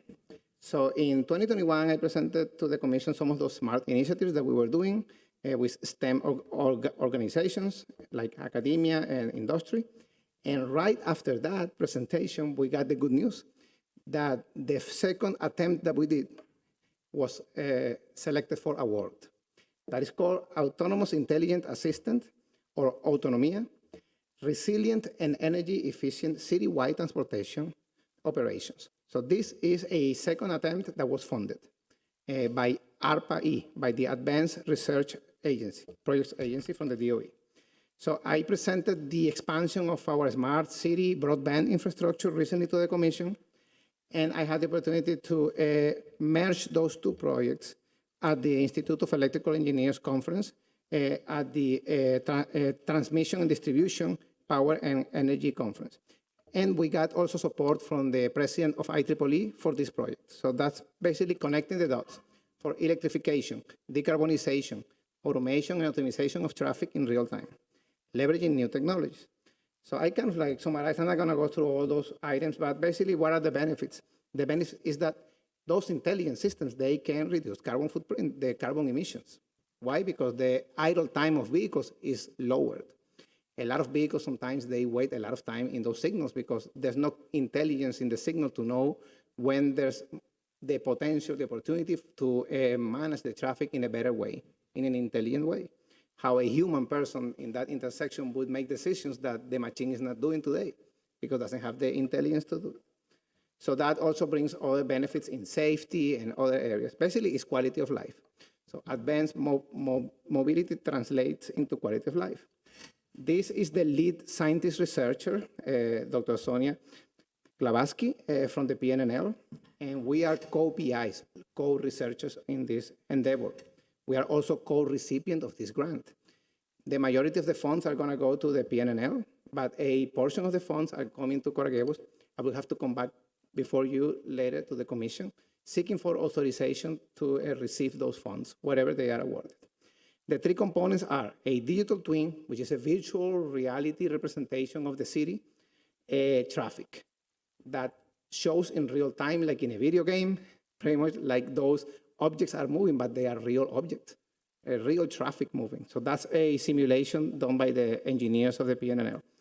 The other component is artificial intelligence.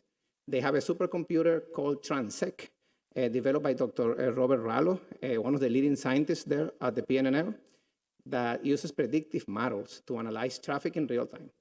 To analyze traffic in real time, you need supercomputing power, because at that moment you are managing too many linear equations and too many variables. Regular computers like we use, sometimes they don't have the power to manage that kind of real-time traffic and make real-time decisions. The real-time control is the third component. That is a depiction of two elements: the Transec monitoring supercomputer system at PNNL and our Smart City Hub and horizontal integration platform in City of Coral Gables. They will integrate our systems to their supercomputers. It's an added value because we're going to get not only leading research from the scientists, but also computing power and capacity to analyze traffic in real time. The digital twin, that's like satellite imagery basically? And is it for a portion of the city, certain intersections, the entire city? What does it cover? We're going to do a small scale, like we say, it will be demonstrated on a small scale traffic network. We are thinking in the intersection of Alhambra and Ponce, where we have the Smart City Pole, because we can leverage those sensors from the Smart City Pole, and we can leverage the pole itself to put some of those signals that we will be developed for this. This is scientific research. A lot of the things that are going to be done for the first time and tested for the first time, and things are going to be refined along the way. It's a 3-year research. But yes, the digital twin basically will gather the data, and you will see it in the next diagram, actually. Let me go to the next diagram. So what they say here, this real-time transportation management approach leverages the emergent, connected, and automated vehicles, or CAPs. We are seeing a huge adoption now, a lot of manufacturing entering the market. Just watch TV and see the commercials of the new vehicles entering in the market. A lot of CAPs are entering the consumer market. And sensing and signaling technologies, that's what we are going to refine and develop with the help from the industry partners. So who are the partners? The DOE, and the PNNL is a research division of the DOE. This is one of the laboratories, like Los Alamos Laboratory. They have the Pacific Northwest Laboratory too. And we have industry partners that are doing research and have a lot of patents, new patents on the algorithms to manage traffic. Most of these industry partners are coming from Siemens Traffic Research. UC Berkeley, so we're going to work also with the University of California at Berkeley. They also will do research together. They are the academic partner of this project. City of Coral Gables as the first city, first adopter and pilot city of this technology, and the project team, where we are a co-PI. So the next slide, actually, is this one. It shows a little bit how this small-scale network, answering your question, Vice Mayor. Imagine this intersection that you see labeled as Coral Gables here. So you will have situational awareness data input in real time. Those are the observations. Where is that be coming from? The actual connected vehicles that have intelligence, also from sensors, our sensors that we have in our smart city infrastructure, and also from the new signals that are going to be engineered. So through the R&D process, the research and development process, technology will have to be invented for the first time and tested and prototyped. And so that data is going to be captured through these systems. That's data collection, including those safety messages from the vehicles, safety to avoid collisions, also to provide information that will help make this traffic safer also for police safety. That data is going to be analyzed by the supercomputer that I mentioned before. So that digital twin is going to allow us to visualize that data and connect it to the city's smart city hub. Then that's going to come back as real-time control to the signals, to the new signals that are going to react in real time to that traffic. So this is a simplified version of this. This is what I had the opportunity to present to the Institute of Electrical Engineers and how we are using this infrastructure in the city to provide a test bed for experiments to introduce new technologies. And this is the technology that is in place, the reason why we were selected by DOE for this project. And this is how we are using the data today. And we are going to augment this data with the new data from the DOE PNNL. And that's a quick summary of it. So long story short, but this is going to start in fall of this year. The funds will be received sometime, maybe after fall.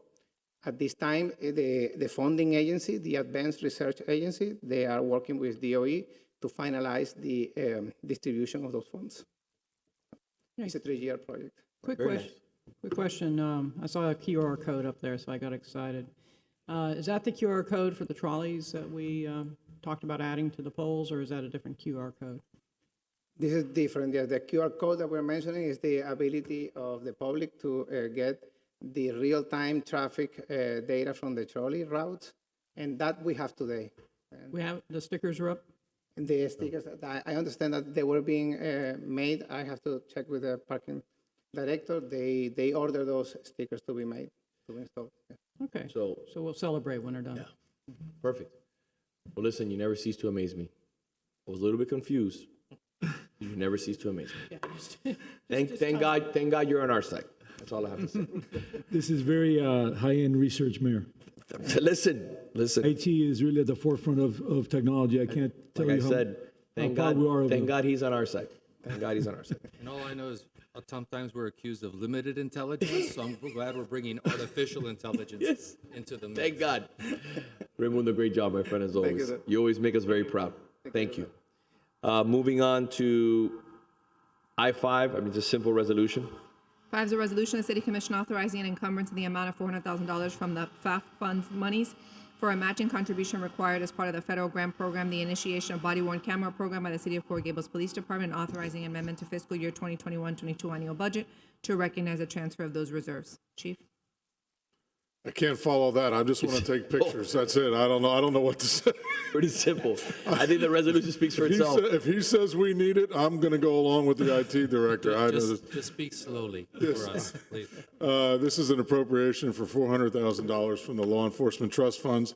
We are in the process of applying for a federal grant as well to offset the cost of what it's going to be for the body-worn camera program. There will be certain police officers, and my recommendation in talking with the manager as well is to put it on some of our code enforcement people as well as our parking enforcement people. We've seen a lot of benefits from having personnel safety and having that ability. So that's part of the issue that we're looking at now. And the procurement side of it, we're waiting to hear last on grants, and then we will be able to move forward hopefully by the end of the year to have these out and operational. There's additional staffing back office issues that the manager and I are working on now as far as the Freedom of Information Act, things like that come with it. So it's a little bit bigger than just buying those cameras, but we're there. So any comments? I'll entertain a motion. I'll move it. Second. Commissioner Anderson, Yes. Commissioner Force, Yes. Vice Mayor Mena, Yes. Commissioner Menendez, Yes. Mayor Lago. Chief, thank you very much. Thank you very much. Moving on to I6. Resolution of City Commission authorizing the execution of a 10-year agreement with Miami-Dade County for the billing and collection of sanitary sewer and stormwater utility services charges on behalf of the city of Coral Gables. It's pretty simple, pretty standard. Or any public comment? No, sir. I'll move it. Can you get a second to move forward? Second. Commissioner Force, Yes. Vice Mayor Mena, Yes. Commissioner Menendez, Yes. Commissioner Anderson, Yes. Mayor Lago. Yes. I think I7 through I20 would take more than the 5 minutes that we have. We could probably do 20 alone. I20. A resolution of City Commission authorizing La Jamoteca located at 359 Miracle Mile to add the sale of alcoholic beverages for consumption on premises as an accessory use to the retail of gourmet food as permitted by state law, providing that the total recipients of the sale of alcoholic beverage not exceed 25% of the total annual gross receipts, and permanent bars or counters not exceed 45 square feet of the surface area, subject to a valid certificate of use and local business tax, and providing for an effective date. Pretty self-explanatory, correct? Yes, it is. He's also here, I believe. Yes. I think he's doing a great job. It's bringing a lot of life to that area of Miracle Mile. So I commend you for your investment in the city. Thank you. And you have the best quality. So that's something that, again, adds another dimension to our city. So thank you. Any comments from the commission? Any public comment? No, sir. I'll entertain a motion. I'll move it. Second. Vice Mayor Mena, Yes. Commissioner Menendez, Yes. Commissioner Anderson, Yes. Commissioner Force, Yes. Mayor Lago. Yes. K1, City Clerk. A resolution of City Commission directing staff to cast a vote in the ongoing Business Improvement District petition process for all of its city-owned properties that exist within the Business Improvement District boundaries in favor of the continued existence of the Business Improvement District. I'll entertain a motion if there's no public comment. Move it. Second. Commissioner Menendez, Yes. Commissioner Anderson, Yes. Commissioner Force, Yes. Vice Mayor Mena, Yes. Mayor Lago. Yes. Then we'll take one more item before 2 o'clock. Let's do I4, the RTZ zone update. I think Naomi can handle that in 2 minutes. She'll try. No pressure. She'll try. Okay, so a new proposal came out. It was released by Vice Chair Gilbert through the League of Cities. We received a copy. I will quickly go through a summary of that proposal. So it establishes standards for urban centers and the Smart Corridor subzone. I'm just going to call it the RTZ to keep things simple. Yep. So the RTZ would specifically exclude single-family and two-family residential properties that are not in a mixed-use development. Generally, the city can continue to exercise regulatory jurisdiction over properties within the RTZ that fall within the city's boundaries. However, the city would have to adopt minimum FAR requirements in urban centers and for mixed-use developments that are in the RTZ, with the exception that if imposing that minimum FAR would encroach on a single-family residential neighborhood, you can make an exception in that situation. So the city would have to allow certain uses in the RTZ. Within those uses is a mandatory workforce housing element. For any property that has 4 units or more, they'd have to allot 12.5% of their units for workforce housing. Finally, the ordinance would require each municipality to adopt an RTZ ordinance of its own. For the city, that adoption would have to take place by July 2024. And the county would continue to reserve exclusive jurisdiction over county-owned rights-of-way and county-owned property that is over half an acre in size. So in terms of timing, first reading is scheduled for tomorrow, June 1st. And Vice Chair Gilbert has expressed that he anticipates the ordinance being adopted by second reading prior to the county commission breaking in August for the summer. So we are attempting to coordinate one more meeting with him through the League of Cities, where we will express any lingering concerns that we have. We believe the workforce housing requirement may be of concern, and perhaps the being able to further protect not just single-family and two-family residential properties, but low-density residential properties as well. Is the workforce housing component, that requirement would be just a newly imposed requirement for this zone, or would only apply to new projects that come online? New projects. Thereafter. New projects. So anything with 4 units or more would have to. And I imagine, I mean, obviously a big portion of this zone is the university, right? I mean, it seems like over over half of it. Yeah, so this map needs to be updated slightly. This is kind of the last map we did, superimposing the RTC on the city. So we need to update this a little bit. But yeah, the university comprises a large portion of, of the zone. It seems like somebody needs to just kind of get the university engaged in that discussion, because I don't know how you're going to overlay a workforce housing component, onto future university housing projects. So maybe they just carve that out. That's fine. Agreed. But it needs to be addressed. We'll bring that to their attention. Right. Some people in the audience that might be able to help. Right. They might. How does the workforce housing requirement interplay with the cost of the land and cost of the construction overall? Yeah, I mean, I think that's a very valid question that we need to explore further. I mean, that's always been kind of the city's response to the county's attempt to regulate workforce housing, that the value of our property is so high that it makes it difficult to meet any of those standards. I think we need to do also is, and I've tried this already, and I actually did it at the Mayor Miami-Dade County's roundtable discussion, where I brought to light a litany of things that the city of Coral Gables is doing head and shoulders above any other city. We hear a lot about the TODs and obviously what's going on with the RTZ, but when you look and you analyze the thousands of units that have been constructed or currently under construction adjacent to the Metro Rail, either near the Douglas Station or in Merrick Park, we are an example for other cities to emulate.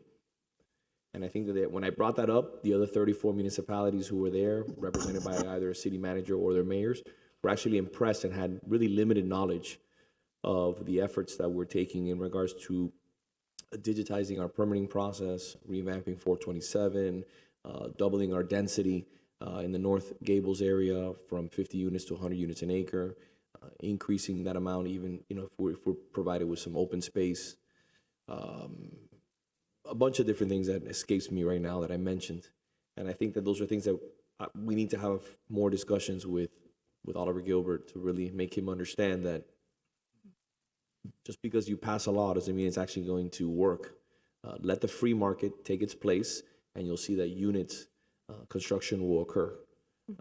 So we need, and we need more clarity from staff on how those workforce housing requirements will apply to our city. In other words, is it relative to median incomes in our city, or is it a broader area than just our city? Because that's going to dictate a lot of how it impacts us. Also, I think I don't know how much flexibility there is or is not with respect to that zone, because just outside that zone to the south, residential, there's a lot of pretty affordable residential apartment complexes, older buildings, actually, that have been there for many years. I used to live by there.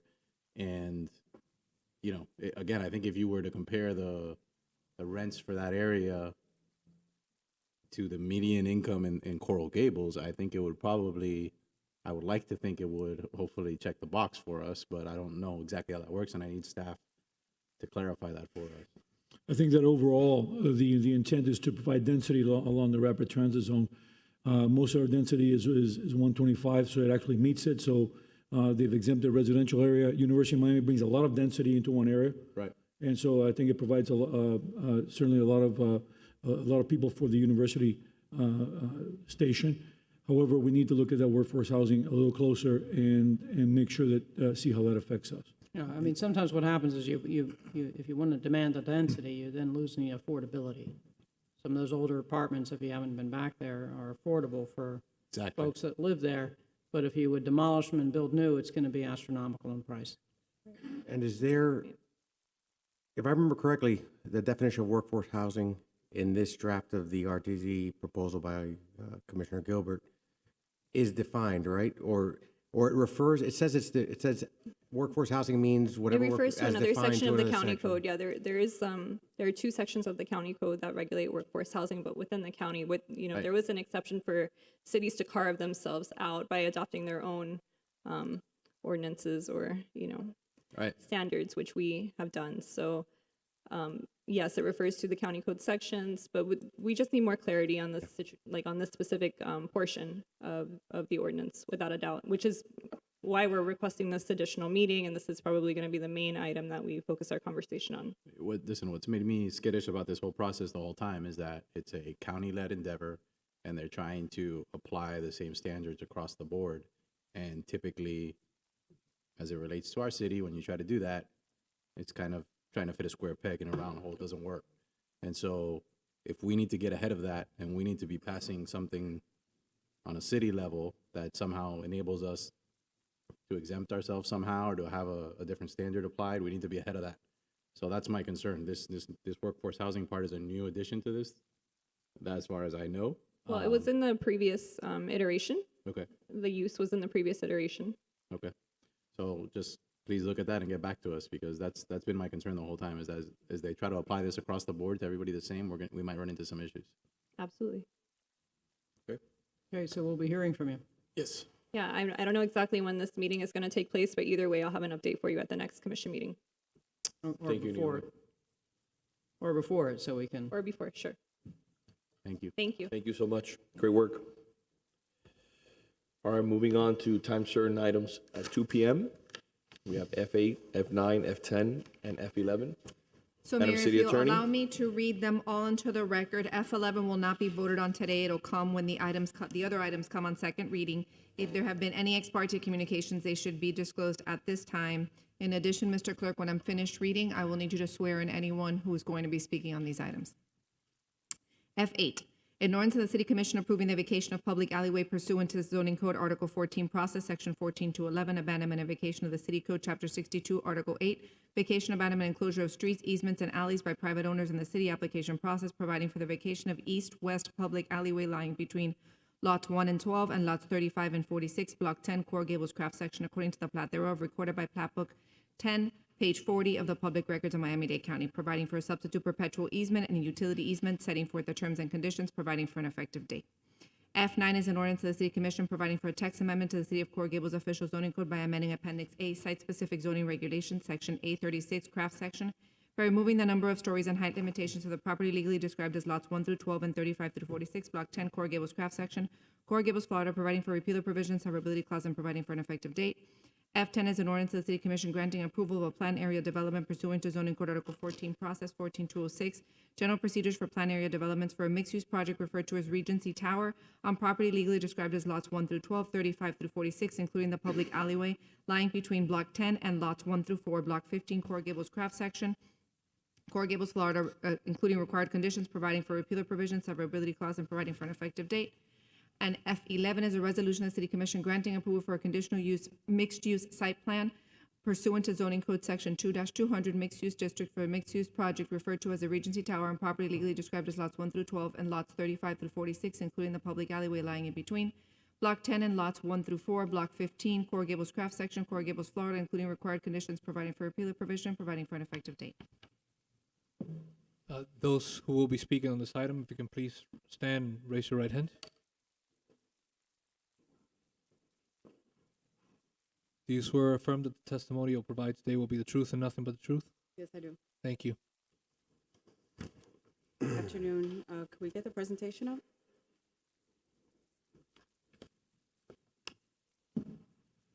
Okay, the Regency Towers. This proposal requires a few things. They're requesting a few different things. I believe that today you won't be voting on the actual project, but you will be voting on the amendments required to the zoning code in order to allow us to go ahead and approve this project. And the pad as well. And the pad. So the applicant's request is the alley vacation, which is around 6,000 square feet. The zoning code text amendment, it's a pad, it's over an acre, receipt of transfer development rights, and the conditional use for mixed-use site plan. This is the location of the property. It's actually facing north. Just to the south is the land that I believe is going to be donated to the city. Here are the future land use map and the zoning code, the zoning map. This is the alley that's going to be vacated. That's around 6,000 square feet. And then they're going to propose to have perpetual access there shown in light blue, and the yellow is the existing alley to remain. The request number 2 is a zoning code text amendment, which is required, they're requesting to allow them to have more height in exchange for the lower density. So what the code currently allows is 13 stories or 16 with med bonus 2. And what the proposition is to allow them to go an additional 27 feet up to 190, actually, yeah, up to 190.5.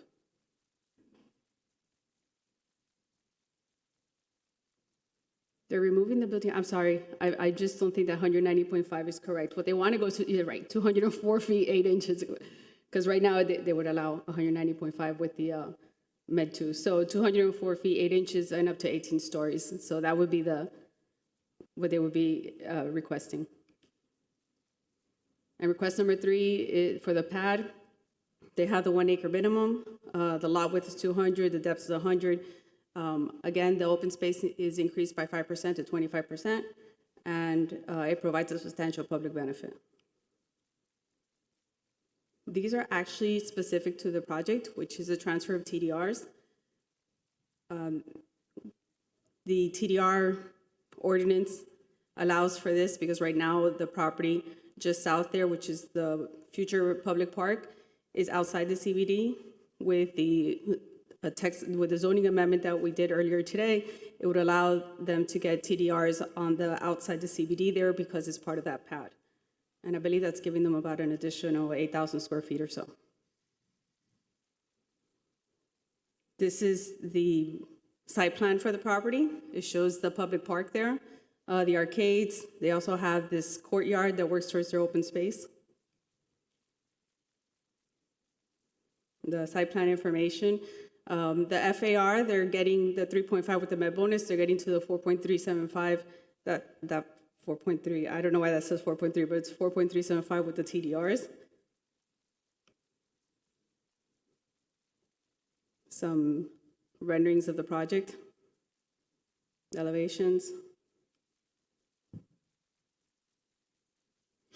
So the project went to DRC in October 2021. It was seen by the Board of Architects 3 times in November, December of 2021, and in January of this year. There was a neighborhood meeting in February, and it went to Planning and Zoning Board on March 9th, 2022. This is everybody that was contacted with the 1,000-foot radius from both sites. The public notification, there were letters to property owners 3 times. There was the property was posted 3 times. It was posted on our website 4 times, and it was advertised in the newspaper 2 times. So the application request, and not all of these will be today, but it's the alley vacation, which you'll be voting on today, the zoning code text amendment also, and the pad. The TDRs and the conditional use for mixed-use site plan are part of the future request. The staff recommends that this be approved with conditions. And actually, one of the conditions is, and I believe the conditions are in the staff memo, but one of the conditions that needs to be worked out is the park and what it is that we exactly will be getting as part of the park. I believe that there have been some conversations, but I don't think it has been tied down yet exactly when that will happen or how it will happen.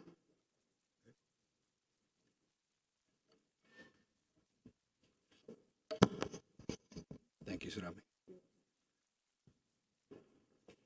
Good afternoon, Mr. Mayor, Commissioners. Thank you very much. Joe Jimenez, General Counsel for Golino Partners with the address at 2020 Salcedo Street, joined with Mr. Armando Golina and Lily Alvarez. I'm here to give you a short presentation on the history. We believe that it is important to understand because, as some of you may remember, we've been dealing with this roughly since 2015 in one form or another. And if we can put our presentation up. So this entire development right now really isn't just about this project because, as we know from the history of the project, it really has to do with 4 different sites, and some would even argue 5 now that we have the park going on. You're all very familiar with your brand new, beautiful public safety building across the street from our building at 2020 Salcedo. When you couple that with your former public safety building, now with Mercedes, and you couple that with Regency Tower, you'll see what I mean, that this is bigger than just the one building. The way we got here is that back in 2015, we received a call from the city seeking a swap of our land across the street from 2020 Salcedo in exchange for your land at the Public Safety Building. And originally it was, the city just wanted to acquire it. Well, we're not sellers, we are developers. We had plans for that site. We had acquired it specifically to stage for 2020 Salcedo so that we wouldn't be in the right of way, we would be self-contained and in a way that was a good neighbor. Even though that neighborhood back then was not what that neighborhood has so quickly become today, we felt it was important to be on our site, be clean, not take up a lot of parking. And I know that that's always a big problem in the CBD. So why the swap? Originally, this was our site. This is a site that we owned just to the southeast of our current corporate headquarters and the Sophia, which were built at the same time. As you can see there, the old municipal at-grade lot that sort of formed an L around it was where you all wanted to build your new public safety building, but given the nature of the site, it was an odd design. When we were finally ready to come in for a site plan for that site, we were going to build sort of like a sister tower, 100 or so units, serve the amenities with our current building, be more efficient. We had the renderings ready to go. We had the site plan ready to go. And the former city manager called and said, wait, we have an idea. Why don't we go ahead and do this swap? That way the city can come up with this piece of property right here, the property that you sit on now and that you're currently building your new garage on. After a lot of negotiating, it's funny to look up here and see a different city manager, a different city attorney, different mayor, but we got it done, and we've gotten it done over the course of many relationships. And as we all know, the proof is in the pudding that you guys got a great building. We've toured it several times. We love having you in the neighborhood. We feel considerably safer, and I know Bashur is doing very well now. How often do you go, Chief? So in exchange for that piece of land, and while you were building it, and I think it's important, and this isn't, I'm not bragging about myself, but I will brag about my employer. The city was able to stay in its old public safety building uninterrupted with those vital services rent-free. We had good fortune of having a great working relationship and some bad fortunes. We had a hurricane, we had COVID, we had some delays. Not once was it ever even thought of to be charging the city to be there. When we needed extensions, I think we did it every time. There were valid reasons. I mean, one could even argue, I'm sure Peter would say it was force majeure, but it never even got to that because we've always enjoyed the relationships we have with the city and wanted to make sure that you all stayed where you belonged, especially with fire, police, and everything else you had in that building. So here we were now with the rights to your old public safety building, and immediately Mr. Golina gets a call from Mercedes. Well, what are you guys going to do with that? We were going to tear it down. And I believe Mercedes' exact words were, you're going to tear down exactly what we need to build. Not only do they have the headquarters now, the building itself to be their showroom and offices and everything else, but most importantly for a car dealership, they had a 400-car garage built. And if you remember back then, although I think Mercedes is a great corporate citizen, just the facts of the neighborhood made it hard. Truck deliveries, car deliveries, the employees that they have, they're parking all over the neighborhood.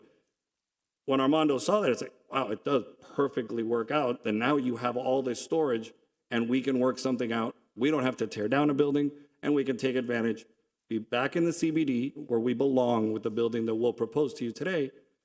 And it works out for everybody. So now you have a second new building in that Mercedes will refurbish that. And we traded these two properties. Essentially, we did it with you guys. It was a three-party agreement. Again, Miriam and I spent a lot of time working on that. And now Mercedes got this, which will now become this. So it's now a second improved building in the Central Business District that not only in its beauty and its architecture and its design, but most importantly in its utility to get those cars off the street, get an at-grade parking lot that's been there for 50, 60, 70 years, and do something that we believe is much more conducive to what we're trying to get to in the Central Business District. With that, there is no better person to describe this project than Armando Codina, so I will let him take it over from here. If you have any questions later, we are going to remain to answer them. Thank you, sir. Mr. Golina, good afternoon. Thank you for being here Good with us. afternoon. Honorable Mayor, members of the commission. By the way, in my book, you're honorable too, but this has been, like Joel described, this has been a very, very long journey to get here. I'm here with two special people that I want to introduce to you. One is my partner on this project, Manny Cadre. You cannot find you can never have a better partner than Manny Cadre. When Manny asked me, what do you want to do on this side? I told him, I really don't want to build everything that's being built in Coral Gables. They're most of the stuff that has been in front of you have been efficiency, one bedrooms and small units, which is great, and for affordability, there's a place for that. But there's too much of it that is being built on that same footprint. And even stuff beyond your control, all the units that have been built on the other side of Bird Road have always followed that pattern of efficiency, studios. So I told Manny, look, what I really think that Coral Gables needs is less density if we can do a special project. And I think Coral Gables is ready for a different quality building. And in fact, I'm ready to move from where I've been for 40 years. I'm ready to, I want to stay in Coral Gables, but there's no place in Coral Gables that I can move to. There's no place in Coconut Grove. I wouldn't think of Coconut Grove, much less the beach. So I told Manny, I want to build sky homes. And I want to build, all of the units that I'm going to build will be sizable. No efficiencies, no studios, not even a one bedroom. The smallest units would be a 2.5. And I think that's the market. If we go the other way, we're just another commodity. So to his credit, Manny said, if that's what you want to do, that's what we'll do. I should tell you, I have a CFO who's been with me for almost 40 years, Rafael Romero, who's used to, we don't do what the market normally wants. We didn't do when we built Gables Grand. There had not been a residential building built in Coral Gables. That began when I did Beacon Center to do high-end warehouses with big landscaping. So I'm even this guy who's used to the fact that we try to do things a little bit different. He said to me, I think you lost it here a little bit. Sky homes, 8,000 feet, but here we are. And the other special guest that I have with me today is my granddaughter, Margarita, who just graduated from Carleton, and she's here because she's going, this fall she begins architecture at Notre Dame, and she's going to a 5-year program that gets you a degree in architecture and a master's degree in architecture, and she's been following Regency Tower, and she's going to be involved, so I'm glad she's here with me. So I have a very brief presentation. I only have 7 slides, but I do want to thank the city staff. My manager Iglesias, you should be congratulated. Every step of the way, your people have been very professional. Even the back and forth has been productive, and a special thanks to all your departments, including planning and zoning. So, and I want to thank the members of the architectural board. I had a very good experience with the architectural board that I want to tell you. These are people who volunteer their time. And I was in front of them. I made the presentation and didn't know what to expect, but their input was very insightful, so we went back. And so I hope you tell the city architect, Juan Riesco, that, and the members of the architectural board, that it was a great experience. I also want to thank Mercedes-Benz of Coral Gables, because they were part of the swap. And Mr. Mayor, I want to thank Rip Holmes. I understand he was here today. I want you to know that we don't have any lobbyists. I want you to know we don't have any lobbyists, so that was unexpected. But I want to thank him too. And apropos to Rip Holmes, lastly and most important, I want to thank the neighbors. We haven't had one single person show up at a public hearing to oppose this project, not one single person. And by the way, that was the same experience I had with 2020 when we built at the other end. I was out of town because any neighbor that have wanted to meet with me, I've been available to meet with them personally, but I was out of town on February 17th, and Joe Jimenez held the meeting at the Coral Gables Museum. A significant number of our neighbors showed up. There was not any opposition, and in fact, they were all very supportive and complimentary of Regency Tower and doing away with the used car lot that was presently there.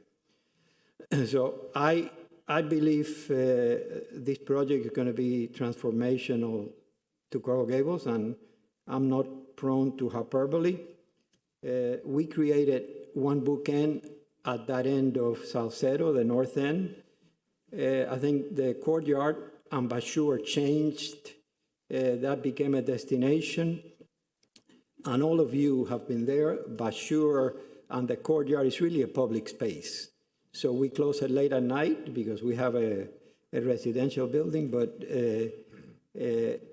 we define together with the public safety, with your public safety building, I think that has become the entrance to the central business district. And I want you to know that this will become the southern entry to the central business district with a building that will be even more transformational than 2020. And there's only 2 large parcels left in the central business district to build a project of this scale. The public site and this site. Yes, May I interrupt you? Yeah. Mr. Colina, since you brought it up, I'd like to put it on the record. What's the latest with the public site and your attempts to find a bridge, an opportunity to develop something world-class in the downtown? I've had multiple conversations with them personally. The last one was last week, along with the manager. We've had him here in Coral Gables and in Tallahassee while we were in Tallahassee lobbying for our legislative agenda. I'd love to know where your company stands in regards to any possibilities that may exist. So I've had a number of conversations through a long period of time with Publix. I hold Publix in very high regard. Publix is one of the great companies of the state of Florida, and they've been very respectful. So we've met. I offered to. I began. I think you were in the grammar school when I began with the Sotili family, see if I could buy there. So I made an attempt to swap this land for the land that we now have, the Mercedes-Benz site, for Publix and some dollars for exchange so that we could exchange. And that Publix could have been open by now in the Mercedes-Benz site. It would have been a seamless. Publix didn't feel they wanted to be on that side of Salcedo. They wanted to stay on Lejeune. I made a subsequent attempt to do something so that they could develop their property, and I wanted a parcel and transfer it. None of it worked for Publix, and it's their property. They're entitled to. I wish nothing that I wish more than I could have done the swap. I think it would have been the right thing for them, and certainly for Coral Gables, it would have been the right thing. But now, we're well beyond that because we are. If I was 10 years younger, maybe I would wait him out a little bit. But apropos to a supermarket, these days when I go to a supermarket, I don't even buy green bananas. So I'm ready. I'm ready to build here, and I'm going to move there. So as much as I would have liked to have done a deal, I don't know what's going to happen. I think clearly, that, and I'm now going to be the most impacted neighbor, but clearly, to build a supermarket on that side is going to have to be demolished. So I don't know their plans, but we have moved on and we're very happy with our side and our plans. And I mentioned the only way in the future that you're going to see a project of the scale of what we're doing is either Publix, like I mentioned, or somebody, which is very unlikely, doing a very large assembly, right? Because there's no other site. And I think it's also important, if I may, one of the conversations that I had with Publix, which you're meeting that request. One of my visions since I've been in public office is not only green space in the residential neighborhoods, but really focusing on green space in the downtown. While we have, a pretty significant swath of land on Ponce, it never gets any use as a result of the simple fact it's not very accessible. So what we're looking for is these smaller, parcels that are adjacent to buildings. Like you're going to see Valencia's coming up with one now. It should be opening in the next few months. Adjacent projects are also, there's going to be one in the craft section that's going to have a park. You're going to have probably one of the most significant parcels of property, green space, which is going to be a focal point for the neighborhood. And when I've had conversations with Publix, I've told them that is a requirement for this commission. Mr. Mayor, a lot of people complain about Coral Gables impositions and staff, and I find that not only not to be the case, but when you came to me, and you, let's be honest, you've been pretty adamant about you wanted a park, and the manager been pretty tough, but I look at that as an opportunity because I think you have enhanced my property too. So the process ended up with you getting your park, and the park is right in front of me, and I think it's the right thing to do. So thank you. I'm glad that we ended up where we ended up. So I think we're all better off. So Joe described the swap pretty well. So that swap ended up making 400 plus spaces available for Mercedes, which, by the way, used car lot or cars all over the place. The swap gave you 2 new buildings to add to the ad valorem role. The public safety building is going on the taxes, and our tower will be a significant, and we're replacing a parking lot at grade and repurposing that municipal building. I think it was all good. And most important to me is that I ended up on a site without residential neighbors. So I wanted to avoid any potential friction with the neighbors. If we had been on the public safety building, we would have done our best to deal with neighbors, but everybody ended up in a better place. The city ended up in a better place. We did too, Mercedes. So that's the way. The architecture of this building, I decided I didn't need a rock star architect from out of town. I wanted a Coral Gables, so we went to Nichols Brosh, Wolf and Associates, and I'm very happy with them. So Regency Tower, we could have done 330 units, maybe more, of the type that I described to you before. Instead, we're doing approximately 135. So, and the height that we're looking for is not for density, it's because the units are very large unit, and on a larger unit, you need a little bit more. So the smallest unit would be 1,768, and up to the normal units up to 3545, and the skies up to 11,000. So, by the way, if I'm wrong, I'm going to have a bigger house. The biggest house in Coral Gables is going to be mine, and mine is going to be very unhappy. But I think, given the reaction that we're getting, I think this was the right thing to do. So no studio, no one bedrooms, and the smallest is a 2.5. If we had more time, if you all have like to see the floor plans, are worth seeing what we're doing with the floor plans and the Sky Homes. Importantly, this is not a condominium, so this is the only part of this is the other part of this project that is highly unusual. I do not want to live in a condo and deal with a condo board. The only thing worse for me than living in a condo would be to live in a condo that I develop and then I turn it over to the condo board. So we decided to do the building this way and do the Sky Homes will be on a long-term leases. Very important to all of you is my market are Coral Gables and vicinity empty nesters or families that are living at home. And when they leave that home, in my case, my taxes are 100 plus a year. I've been there a long time, so when I leave, the next person is going to pay 300.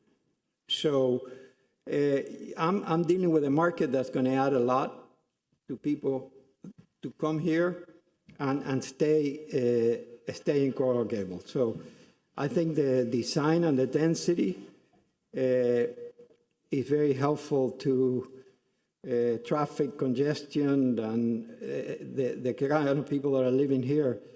I think it would be a very special place. So I want to take you through the ground floor for 5 minutes because there are a couple of things here that I want to point out to you.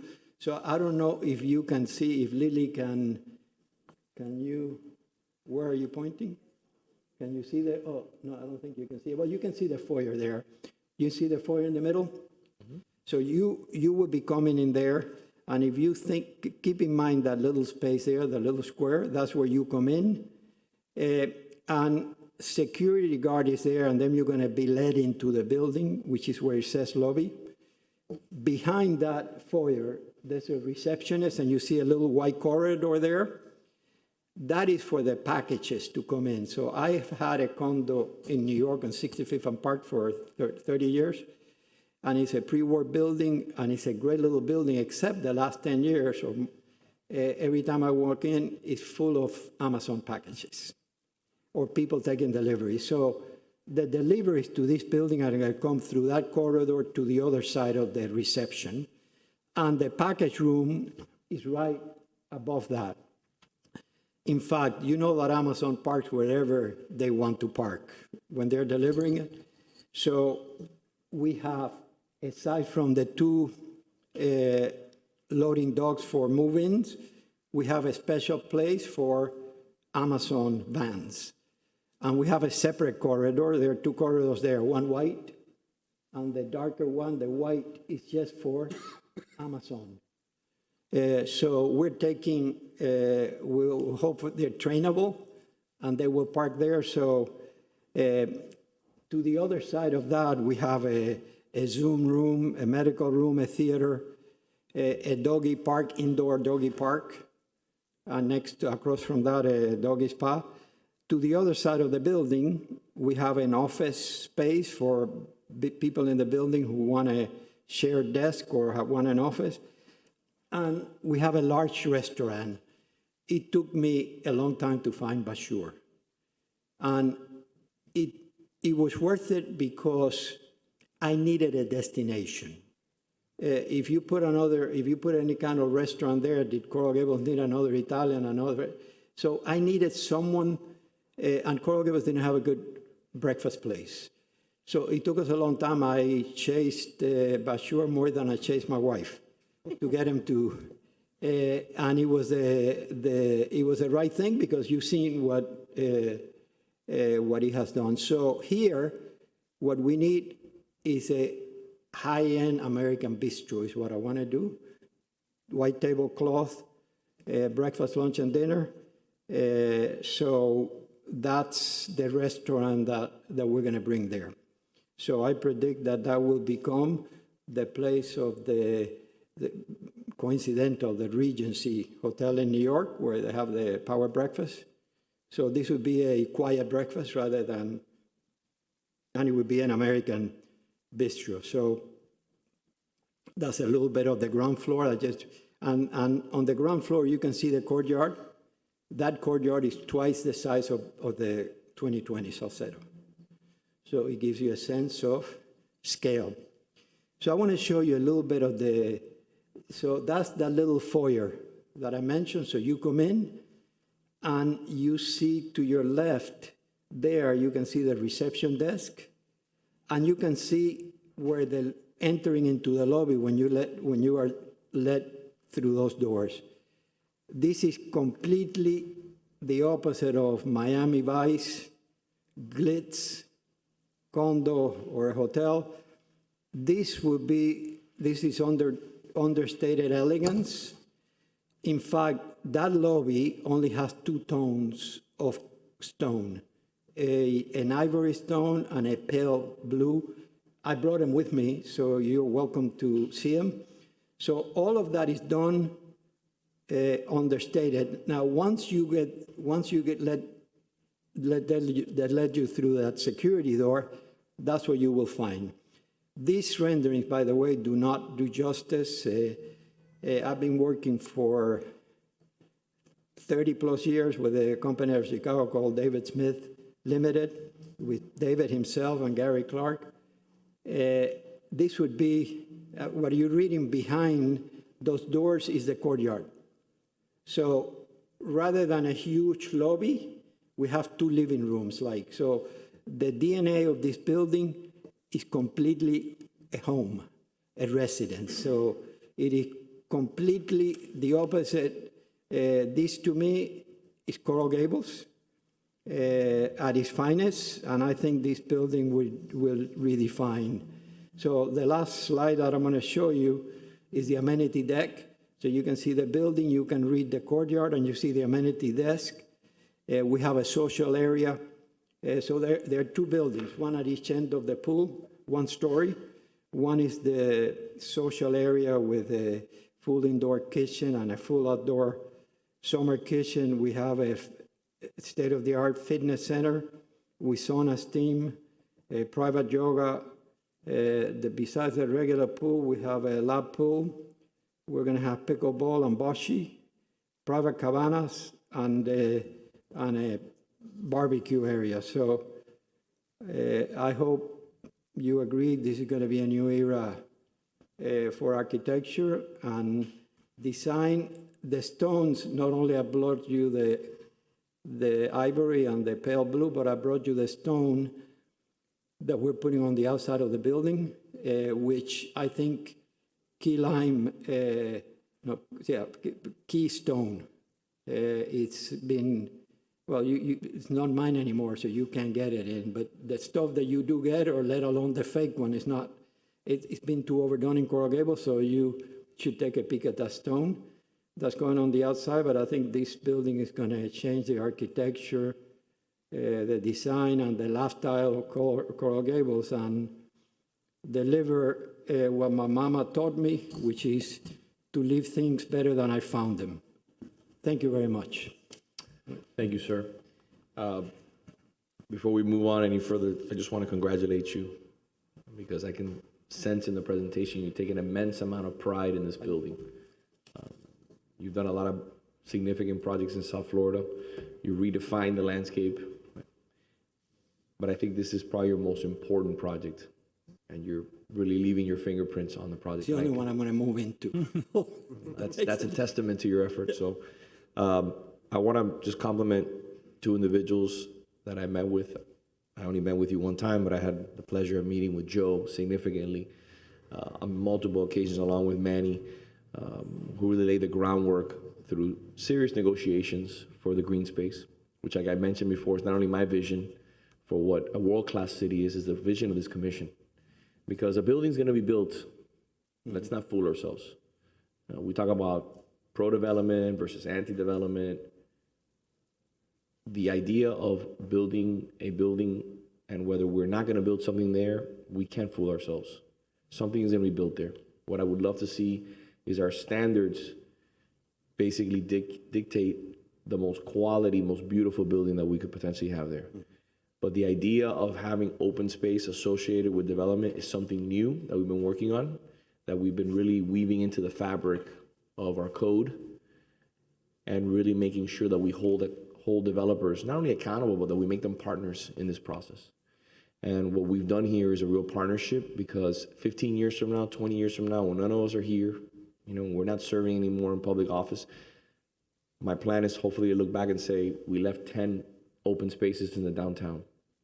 Mr. Mayor, I want you to know that even before you requested the park, which I told you my feelings, we felt, and we're giving you a courtyard that from a practical aspect, you go to Bashur, it's a public. It becomes some, you know, people come all the time. So that's a significant. I'm one of those people. Yeah. I go to Bashur 3-4 times a week, especially on a Saturday and a Sunday. It's full of families. It's full of people conducting Twice business. that size, a little bit more of a garden than Bashur, because we have much more room. But yes, you're right. I think that we're glad. This has been a partnership with everyone. We have nothing but the best to say about this whole process. I'm glad that we took the time. I'm glad the swap happened, and we all ended up in a good place. Thank you. No, thank you. Mr. Cody, and I just wanted to compliment you. We first encountered each other about 18, 19 years ago. The then Burger King building was your encounter with the neighborhood that I live in. Your efforts were above and beyond trying to help out the neighborhood. We resolved traffic calming issues 2 blocks away and made the Segovia median what it is today, with the bike path and all the wonderful trees that we have on there now. And your approach here was no different. I can tell you that the neighbors weren't concerned because they knew what you were bringing. They spoke to me. I live directly west of you. They're thrilled with the green space coming in. They're thrilled with the lower density that's coming in. So you're going to have some very happy neighbors. Thank you. Yeah, listen, I want to commend you on a few things. There's a lot to talk about here. First of all, it's hard to understate how critical the land swap was to our ability to deliver a world-class public safety building. The ability to keep our police and fire department fully operational and at their current home until the day they could literally move into the new building. There was a price tag, but there is no price tag on that. It was instrumental to our ability to do that, and that's probably the most important service we deliver to our community, really. So that's very important to mention. I want to talk a little bit about, and I've had conversations with you about this generally, but we've had a lot of conversations in the city about our Mediterranean bonus and architecture. And I've bemoaned at times, and I think from conversations I've had with you, you agree on some level, that there's been times where there's been Mediterranean architecture that doesn't live up to the standard that we'd like to see.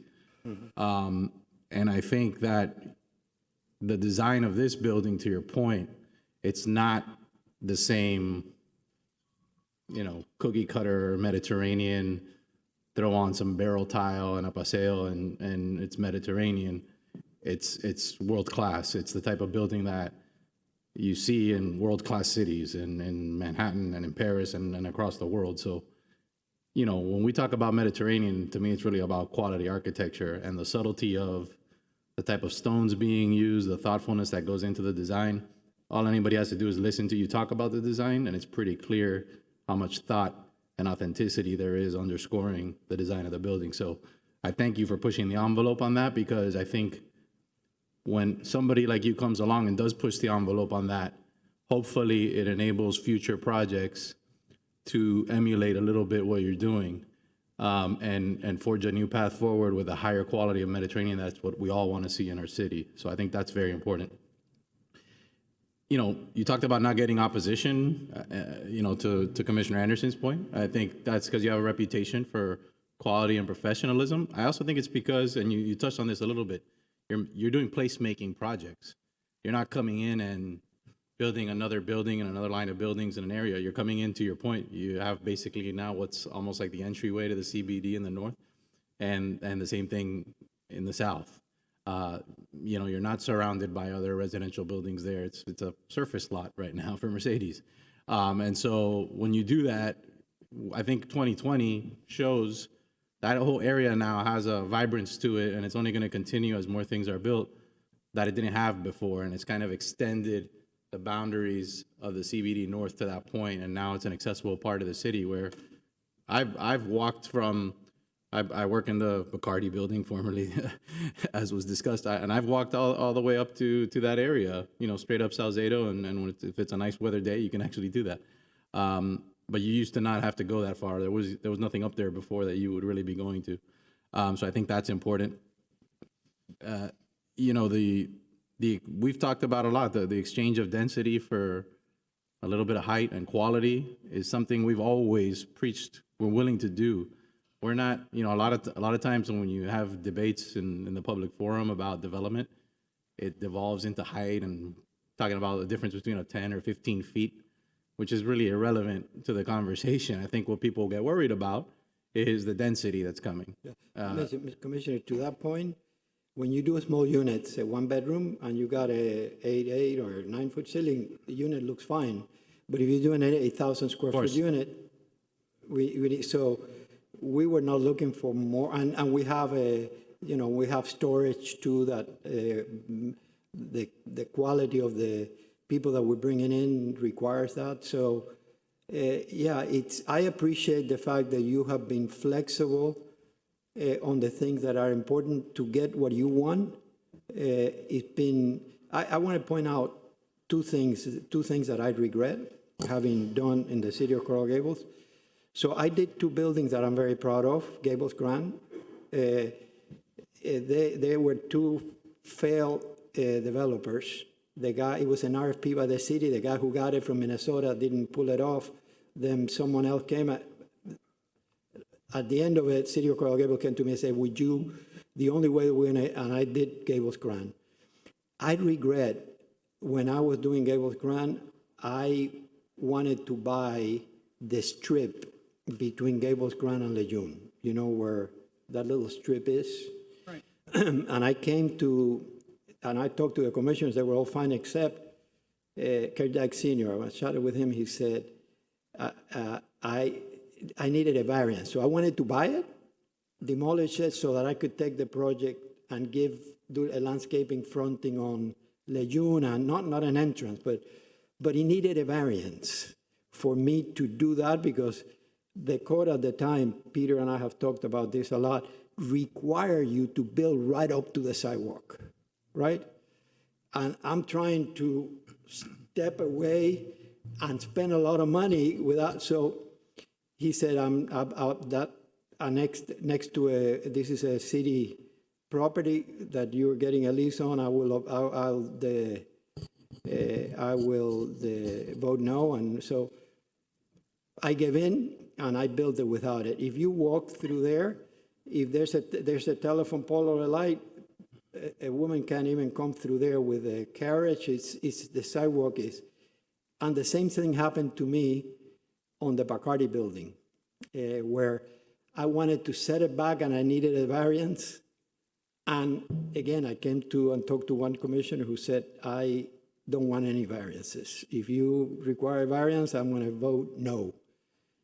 Every day that I go by that building and I go by there, I regret that I didn't stand my ground and said, no, that's not the right, you can even make a left turn, cars coming, with that stuff built right up to it. Right. So that has been modified, thank you. But it's that kind of thing that, yes, I think Coral Gables needs to improve. So on that note, it's a good segue. I had a sort of a substantive question and comment, not only for you, but for staff, and I think probably for Chief Hudak. If somebody can put up the rendering of the ground floor, the plan for the ground floor, the one that shows that one. You know, one of the things that we typically require on buildings like this is a paseo, which, if you look, thank you.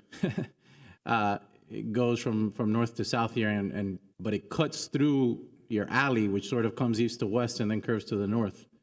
My question for staff is, I know we have some flexibility on pads. Does it make sense to at least get rid of the southern portion of that paseo, which is effectively, you know, almost like a tunnel because our paseos are covered?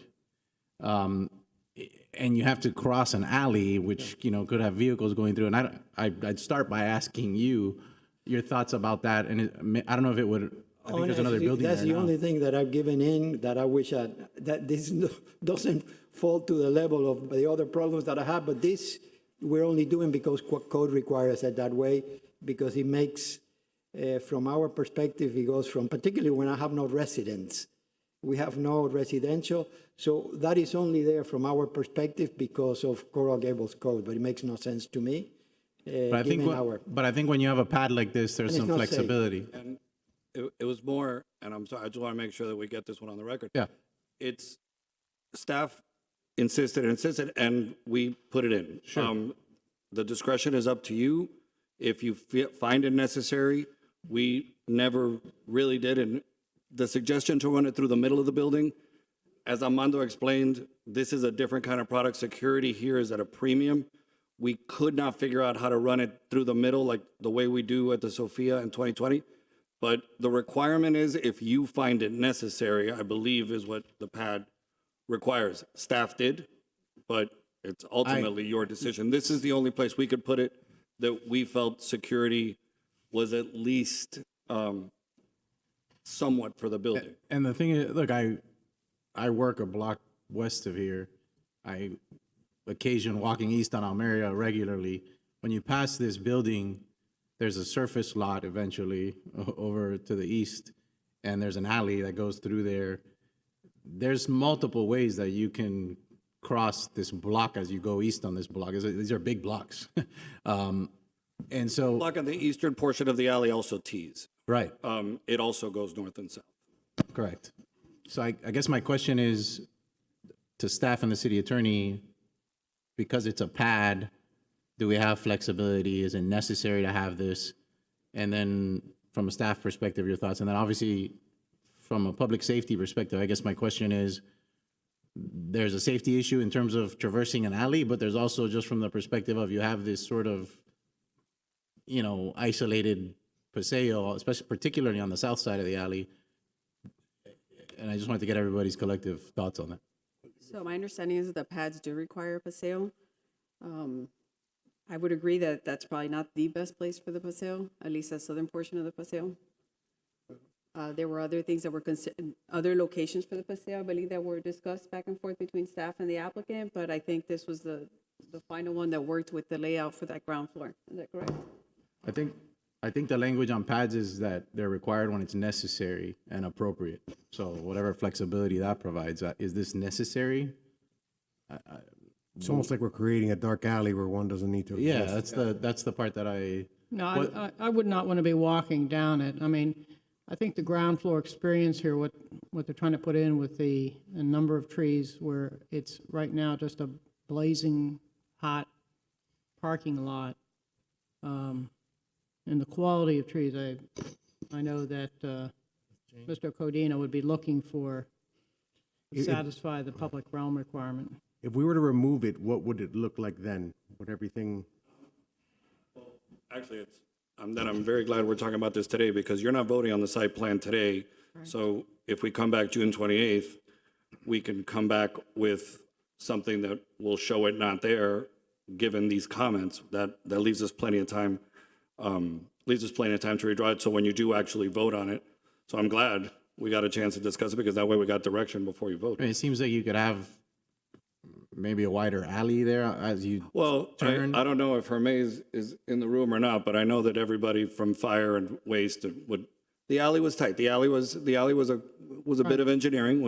And it went back and forth and back and forth. So yeah, there would definitely be a wider alley to the north side as it goes up, and there's minimal FAR left in this building that we have. I think the staff's report showed we're at 4.33 total.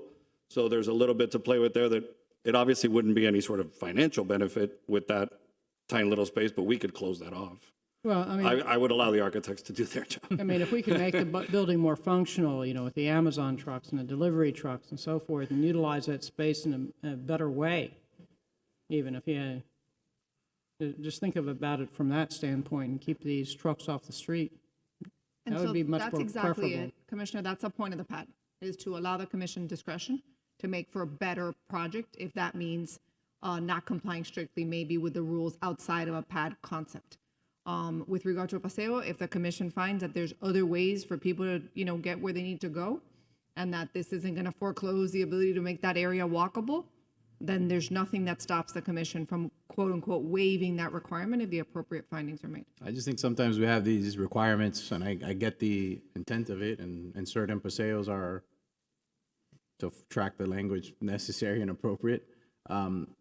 To me, sometimes we have them and they just end up being you know, whether they're a safety concern or not, but just also aesthetically, they're not very pleasant. They don't really add much to the project. Sorry, go ahead. No. I called you up, so please. Looking at this through what we call CEPTED, which is crime prevention through engineering and design, and this is what we were asked to look at for this. I'm not a big fan of empty hallways that don't go anywhere into and then I'll transition into traffic into a short alleyway where cars and trucks and the deliveries are coming through. Pedestrians and people don't do well in alleyways. I mean, I get that. My patrolling techniques, I mean, as much as we're in the alleyways, this is open during the day. We looked at other options, like where else would be, and I don't know if you want that mix of open to the public with the other security concerns, or the security, I should say, designs that were put forward by the developer. So, I mean, I think our teams talked briefly about it. We're not in favor of this part of it. Everything else that we have, the paseos on Miracle Mile, are clearly pedestrian to get to two different places. The lighting is different. The way this would have to be is it's really a covered area. And that's not something that the police department would recommend, but then obviously we defer to you all that we wouldn't be in favor of just this point. If we can make the alleyway bigger, we're all want bigger alleyways, especially with what we see on Miracle. Yeah, look, I don't want to make a mountain out of a molehill for the applicant. If it's something that their architect can address before we approve the site plan and either expand the alley or do whatever they think is appropriate with that southern part of the paseo, you know, then I think that would be an improvement. But if it's something that they prefer to have because they think it's beneficial to the current design, then I respect that as well. I don't want to change things on them. But if, to me, it seems like you could improve the alleyway a little bit and then get rid of this. We're happy, like Joe said, to go back. We got to come back for second reading. If you are walking through there, you have a building right here with the trucks coming through. To me, I worry more about a safety issue. Right. We were thinking about putting, you know, those mirrors, and, because that corner, if you're coming from the other side, well, either side that you come through. But I think that we have some guidance in regards to when this comes back on first reading. I think there's some consensus on the commission. It would be good for staff to meet with the architect. And I know that's, by the way, I know staff is doing their job and I commend them for that. They're following the code. But this seems to be a good opportunity to address the chief's comments, staff's comments, and the commission's. Yeah, it's great feedback. I think it gives the staff some flexibility to come up with a better design for that ground floor and not just strictly do something just because it's required in the code and may not be appropriate or the best way to move forward. Okay. So we'll take a look that'll at be that. something that we'll address in first reading. Commissioner, the last word? I just want to comment. Commissioner Forrest, you want to In September, it'll be 60 years that I live in the craft section. And actually where Coral Gables, Mercedes-Benz at Coral Gables was my elementary school, Dearborn, back in the day. So I've spent 6 decades up and down that street. And you said something earlier, Mr. Codina, transformational. This project is transformational, but you, sir, are transformational. You've transformed our community and you showed us the way forward in, like you said, a elegant, visionary way. So for an area that I feel has been, you know, you walk there at night, there's nothing. It's not, you know, you often don't even feel safe walking, you know, from down Segovia or down Salcedo but this is going to bring life, this is going to bring community, and this is going to lift that entire area to where it should have been. I'm sure a long time ago that was the plan, and you're making it a realization, sir. Mayor, may I just, because I think I glossed over it through the presentation, but I think hearing the commission, it's really important that the open space, the requirement is 25%, and I believe that they're at 43% open space with this project. So I just wanted, I don't think I had mentioned that in the presentation, but it's a big deal, and I just wanted to make sure that I brought it up. So I want to reiterate this because this is incredibly important. When I hear from developers or when I hear from people in this community talk about, well, you know, somebody got an extra 14 feet in height. I always vote against the height. I can name you 4 or 5 projects that I voted against because the heights, because they've been egregious. It's 14 feet. It's 14 feet to make a better project. And if you can bring me 40% plus an open space and a beautiful park of this magnitude in the downtown, I'll vote any day for 14 feet. Because when you're standing on the street looking up, you can't tell me if it's 17 stories or it's 18 stories or it's 16 stories. You can't. Yeah. I mean, and you really can't tell me the height. It's an additional 14 feet, but what you can tell me is there's a beautiful lush park with some kids throwing a ball in a neighborhood that's never had a green field that in perpetuity will be a park and will only add value with potentially a beautiful piece of art. And there's so much public benefit when you're talking about a green space on a corner lot that used to be a surface parking lot. And the architecture, because of the articulation of the building, the percentage of the envelope that's at that height is like very small. Most of the building, it scales down. It's tearing down. The part that's at that height is, you know, the sky home part, obviously, but is, you know, if you compare it relative to the size of the envelope of the building, it's not a significant portion of the building. Right. So, And one of the things that sometimes get lost too, just to emphasize for the public, the green space is 75% green. It's not just pavers. right. Okay. So with that being said, Mr. Clerk, is there any public comment? yep, that's what I was headed to. No, ma'am. Okay. You want to take it one item by item, obviously? You want to Yes. start with F8?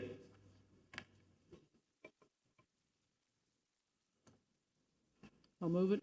I'll second. Commissioner Anderson, Yes. Commissioner Force, Yes. Vice Mayor Mena, Yes. Commissioner Menendez, Yes. Mayor Lago. Yes. Moving on to F9. I'll move it. I'll second.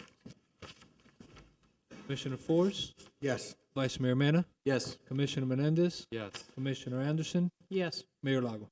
Yes. Moving on to F10. I'll make the motion. I'll second it. Vice Mayor Mena, Yes.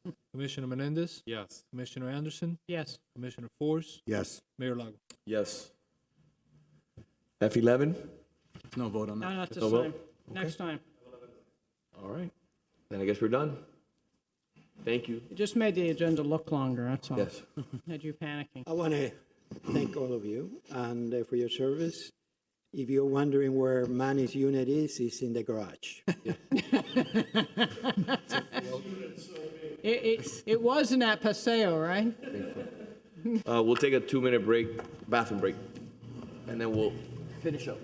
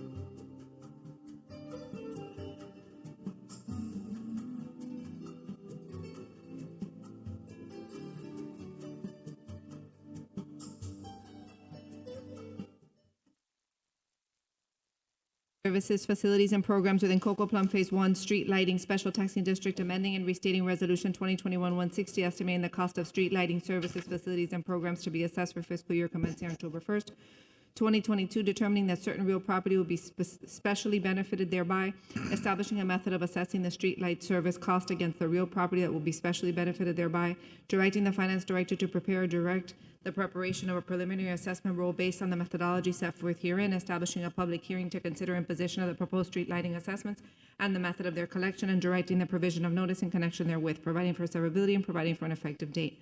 I-8 is a resolution of the City Commission relating to security services assessments within Coco Plum Phase 1 Security Special Taxing District, estimating the cost of security services to be assessed for fiscal year commencing October 1st, 2022, directing the finance director to prepare an updated security services assessment rule, establishing a public hearing, and directing the provision of notice thereof, providing for severability and an effective date. I-9 is a resolution of the City Commission relating to security services assessments within the Kings Bay Amended Security Guard Special Taxing District, estimating the cost of security services to be assessed for fiscal year commencing October 1st, 2022, directing the finance director to prepare an updated security services assessment rule, establishing a public hearing, and directing the provisions of notice in connection thereof, providing for severability and an effective date. I-10 is a resolution of the City Commission relating to security services assessment within the Pine Bay Estate Security Guard Special Taxing District, amending the definition of security services, estimating the cost of security services to be assessed for the fiscal year commencing October 1st, 2022, directing the finance director to prepare an updated security services assessment rule, establishing a public hearing, and directing a provision of notice in connection thereof, providing for severability and providing for an effective date. I-11 is a resolution of the City Commission relating to security services assessment within the Snapper Creek Lakes Security Guard Special Taxing District, estimating the cost of security services to be assessed for the fiscal year commencing October 1st, 2022, directing the finance director to prepare an updated security services assessment rule, establishing a public hearing, and directing the provision of notice in connection thereof, providing for severability and providing for an effective date. I-12 is a resolution of the City Commission relating to security services assessment within the Old Cutler Bay Security Guard Special Taxing District, estimating the cost of security services to be assessed for the fiscal year commencing October 1st, 2022, directing the finance director to prepare an updated security assessment rule, establishing a public hearing, and directing the provision of notice in connection thereof, providing for severability and an effective date. I-13 is a resolution of the City Commission relating to security services assessment within the Sunrise Harbor Security Guard Special Taxing District, estimating the cost of security services to be assessed for the fiscal year commencing October 1st, 2022, directing the finance director to prepare an updated security service assessment rule, establishing a public hearing, and directing a provision of notice in connection thereof, providing for severability and providing for an effective date.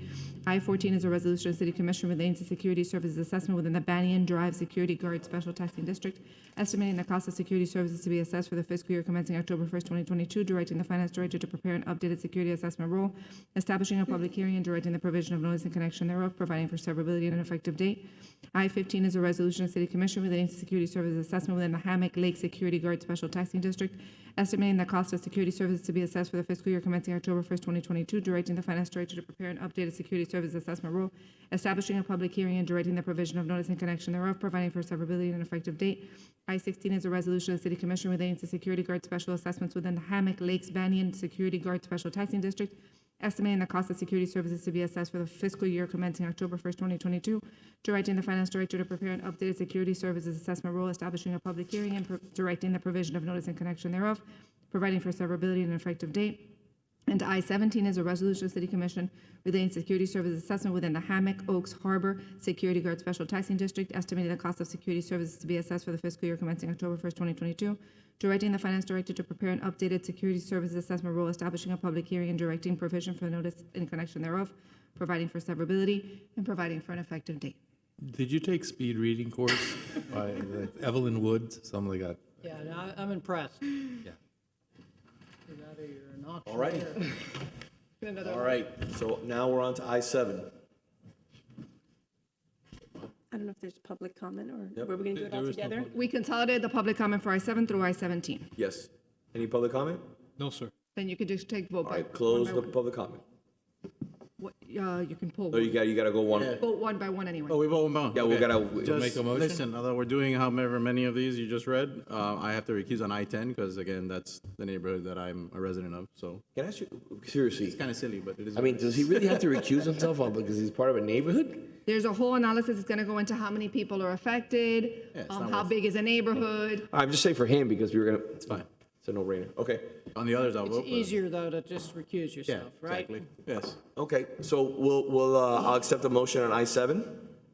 Second. Okay, I need a second.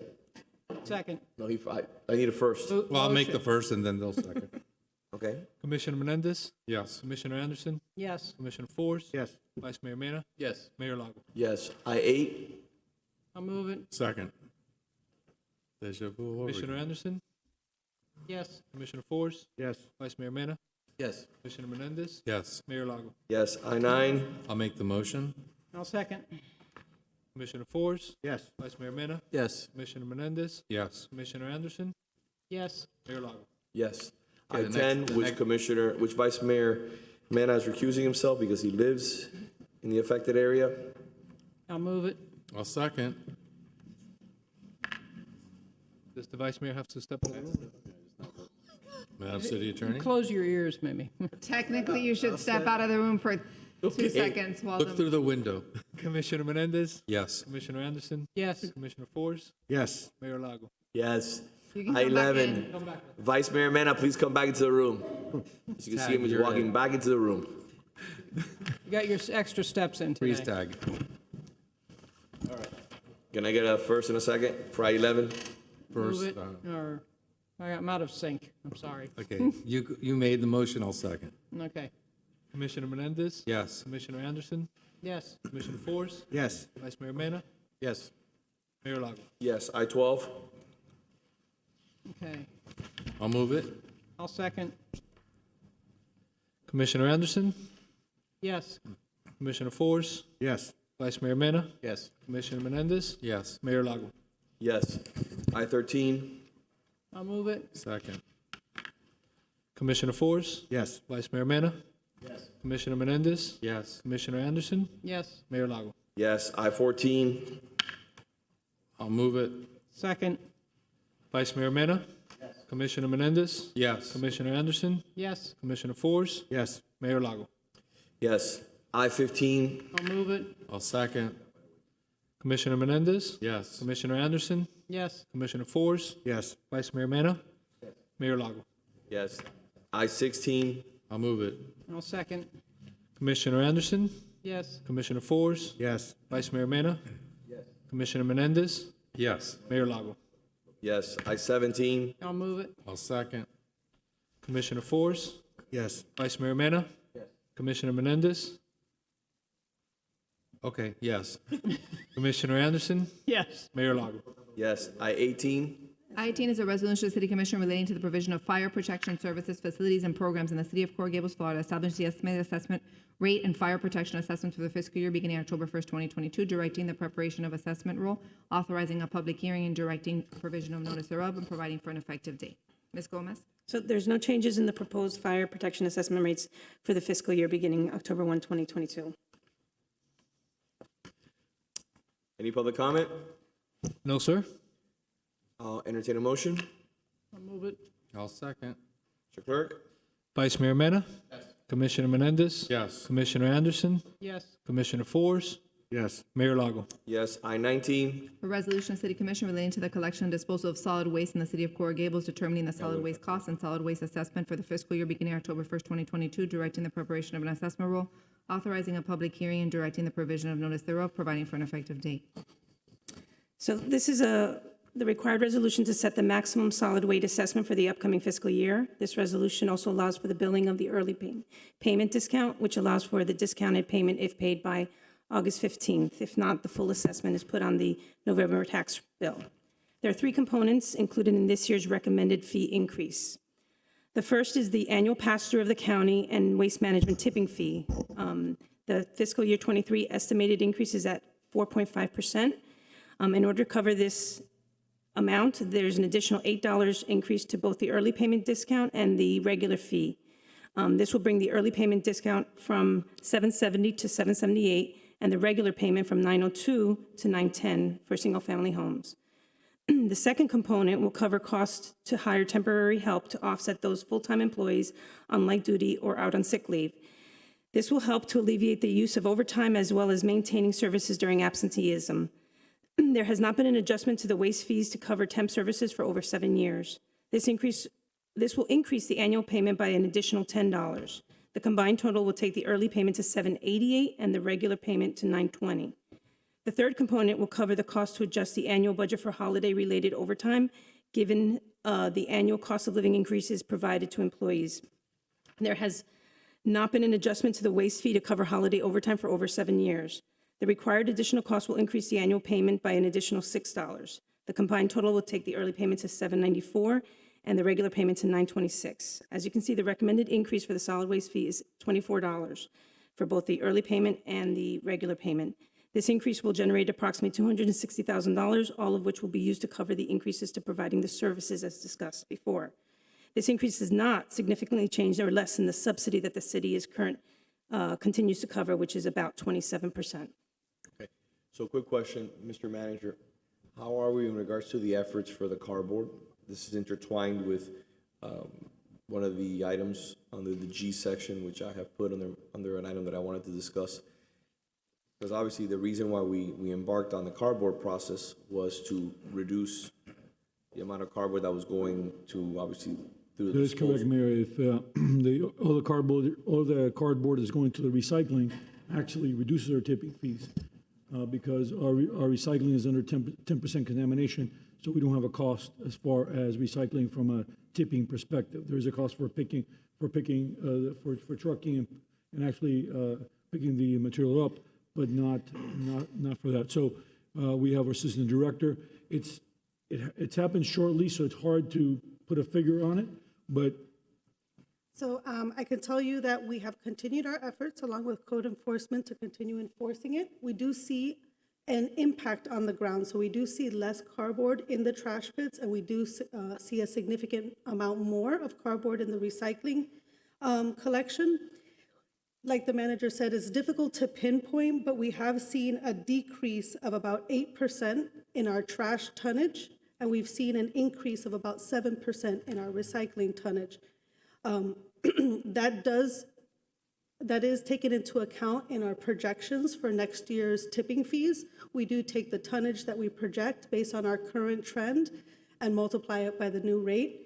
So we are seeing the efforts make a difference. What the exact dollar savings is and impact is hard to gauge because we don't track the disposal of one piece or article separately from another, but we do see an impact in the decrease of tonnage.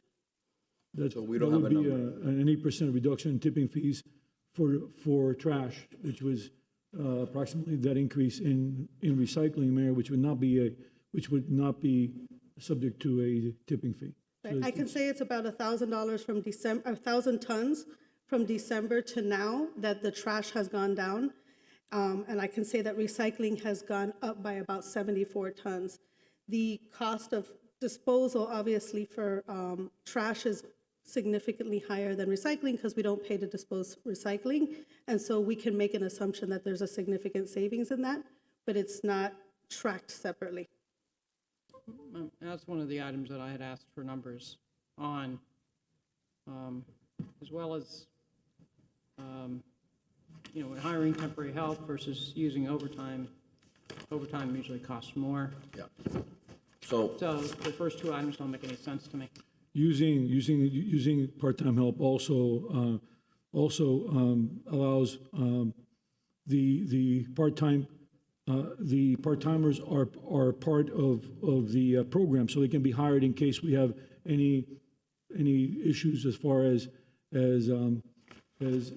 help is concerned. Those can be hired directly. Those can be a direct hire, and not go through the normal HR procedure, which will help, which really does help solid waste quite a bit because you don't have to spend 2-3 months in hiring. Those can be a direct hire because they have gone through all the HR procedure. I understand. It's been a very effective recruiting ground for us, the temp labor, because number one, the employee gets to see whether this is the type of work they want to do, and the operations gets to see the performance of those employees, especially employees that go, door to door, house to house, and we expect a high level of performance from. So let me go back to my point. So on G8, which is an item that talks about cardboard, which I'm going to scratch off the list now because we're dealing with it on I-19, we don't have a number. We don't have a number for the cardboard. This particular amount of savings that has been generated, we don't have a specific dollar amount, but we do see the effects we do see a decrease in trash tonnage and an increase in recycling.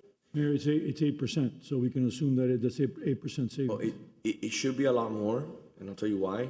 Because something that I'm catching on, and I don't know if you all also are, people are finding other ways to not recycle their cardboard.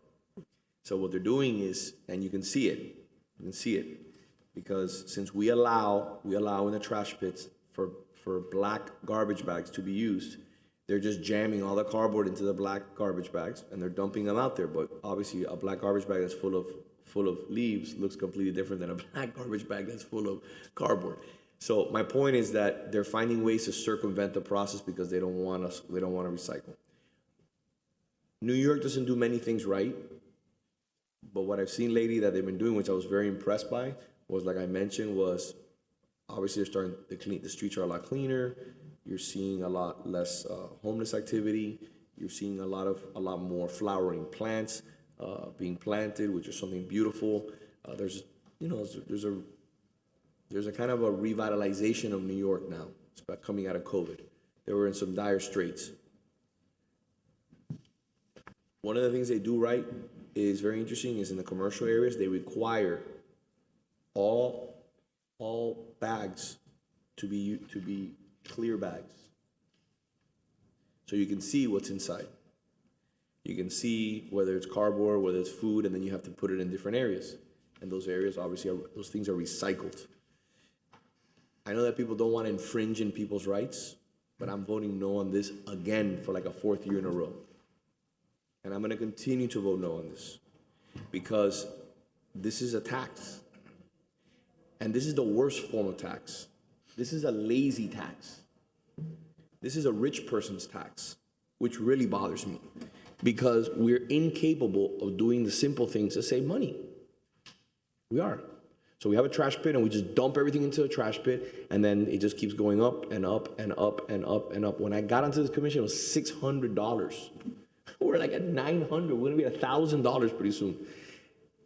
Who knows what it'll be in 5-6 years? We have to be more disciplined than this.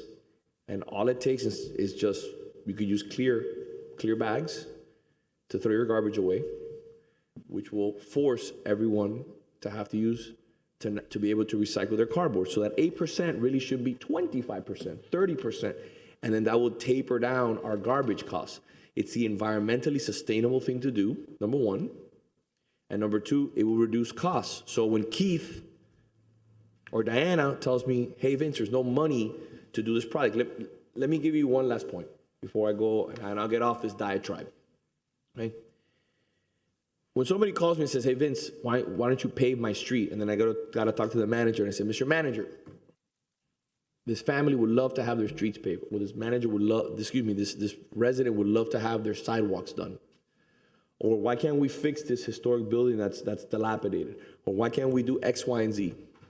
I would love nothing more than have more money on our side. And this is not money that needs to be produced through more tax revenue. This is just money that can be produced by us being more efficient and not being lazy. And I think that throwing your cardboard away in a black bag and not recycling it, to me, it's just, it goes against everything that we value here in the city of Coral Gables, the city beautiful. So I can't vote for a tax, even if it's $8, because eventually it just keeps going up and up and up and up and up. And for people who are in fixed income, I can afford it. But people who are in fixed income that are trying every single day, you have food that's gone up, you have electricity that's gone up, you have gas that's at $6. I just can't continue to compound the issue. Taxes are going up this year because property values went up.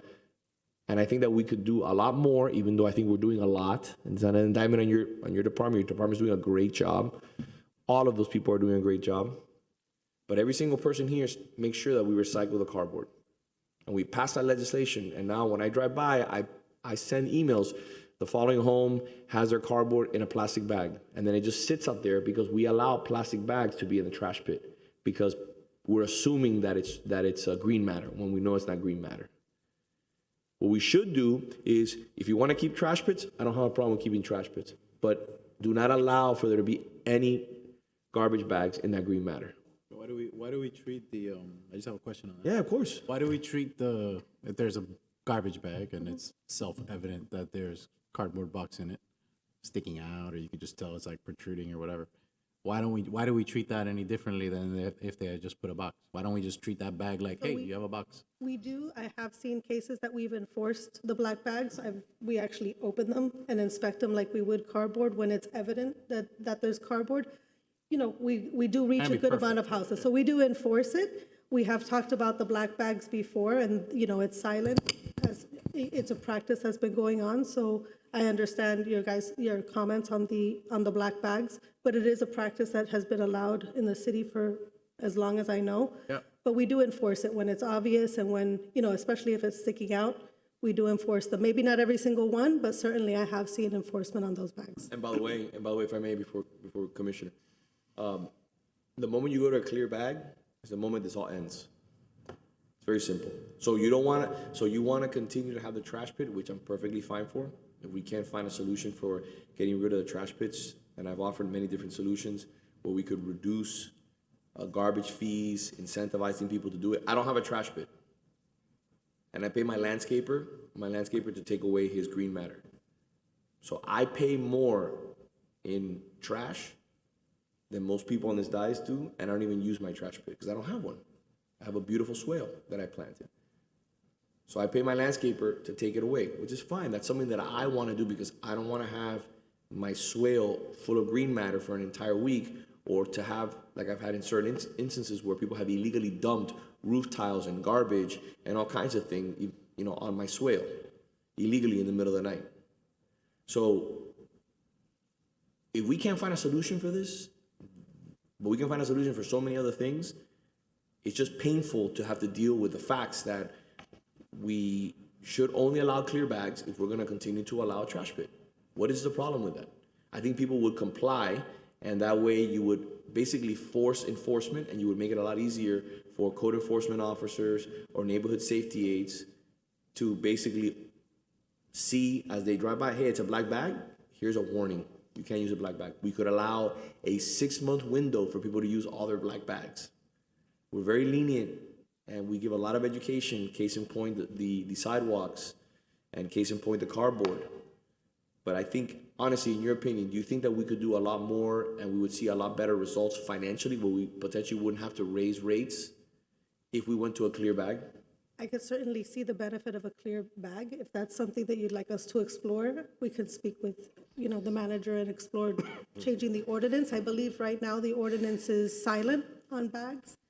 So it would certainly require an ordinance change. And if we wanted to enforce it, likely, you know, by a penalty that we would need to write in. But it would certainly change the dynamic, right? Because the bag does not allow us to see what's inside. Of course. We would need to be able to enforce it as well, right? So we would need to be able to have that additional resources to be able to enforce it. And it takes two things. It takes political courage to do it. That's what it does. By the way, I'm hearing from multiple different developments, like Coco Plum, you know, Journey's End, you know, little areas, pockets in our city that are moving away from trash pits. As new owners come in, the associations will speak to that owner and ask them to remove their trash pits. And I think that's obviously benefiting the city. Think about it. We don't have to go into those neighborhoods and with a claw and remove that trash. I'm more than willing to explore that, and my colleagues are willing to go down that route with me. It just takes a little bit of political courage to say, hey, you can keep your trash pit, that's what you think is beautiful, but let's at least move down the route of using clear bags. I think that's... So I'm gonna take you a step further, because we all drive different streets, or walk or jog different streets, or bike different streets. But I've seen routine, repetitive violations of a box full of paper, a box full of whatever in the trash pits. But I've also seen a decrease in amount of cardboard, which to me, and I've dealt with waste on behalf of some of my businesses that I represent, reflects lesser tipping fees. But I don't see any reduction here from last year in the tipping fees, even though I know that there's a lot more cardboard in the past, what's it been, 6 months? That has gone into these trash pits. It's higher. You won't see, in this particular item, you're not going to see a reduction in the fees because we anticipate the fees to increase. However, the tonnage has decreased, and so the calculation for the total dollar amount has decreased. It would go up significantly more next year if for not the decrease in tonnage. I think one of the issues is that we don't know what that target number is as to what the reduction in tipping fees should be for cardboard. We just did it relatively short time ago, so we don't know what that ideal number is. Certainly, we can go to clear bags and so forth, but we don't know, is it 8%, is it 12%, is it 14%? That's why I asked for the backup numbers. Right, so we do have a significant change, it's 8%. 8% change in the reduction of trash, 7% change in the increase in recycling. What that target number should be, we're still working on it because we've done this a short time ago. But we can do all these measures right now to try to increase that and get to some type of target number that we feel is going to be appropriate. It's fine, but I did ask for the backup numbers because in our pre-agenda, I discussed my recollection was the last year it was a $4 increase. Now we're at an $8 increase, which is double. It makes no sense. The other thing is the concept that we're hiring temporary staff, which means we don't have to pay time and a half, but yet we're going to have to charge more. It doesn't make any sense to me either. We have had increases in salaries. This is for recruitment, for turnover, and to be able to direct hire staff.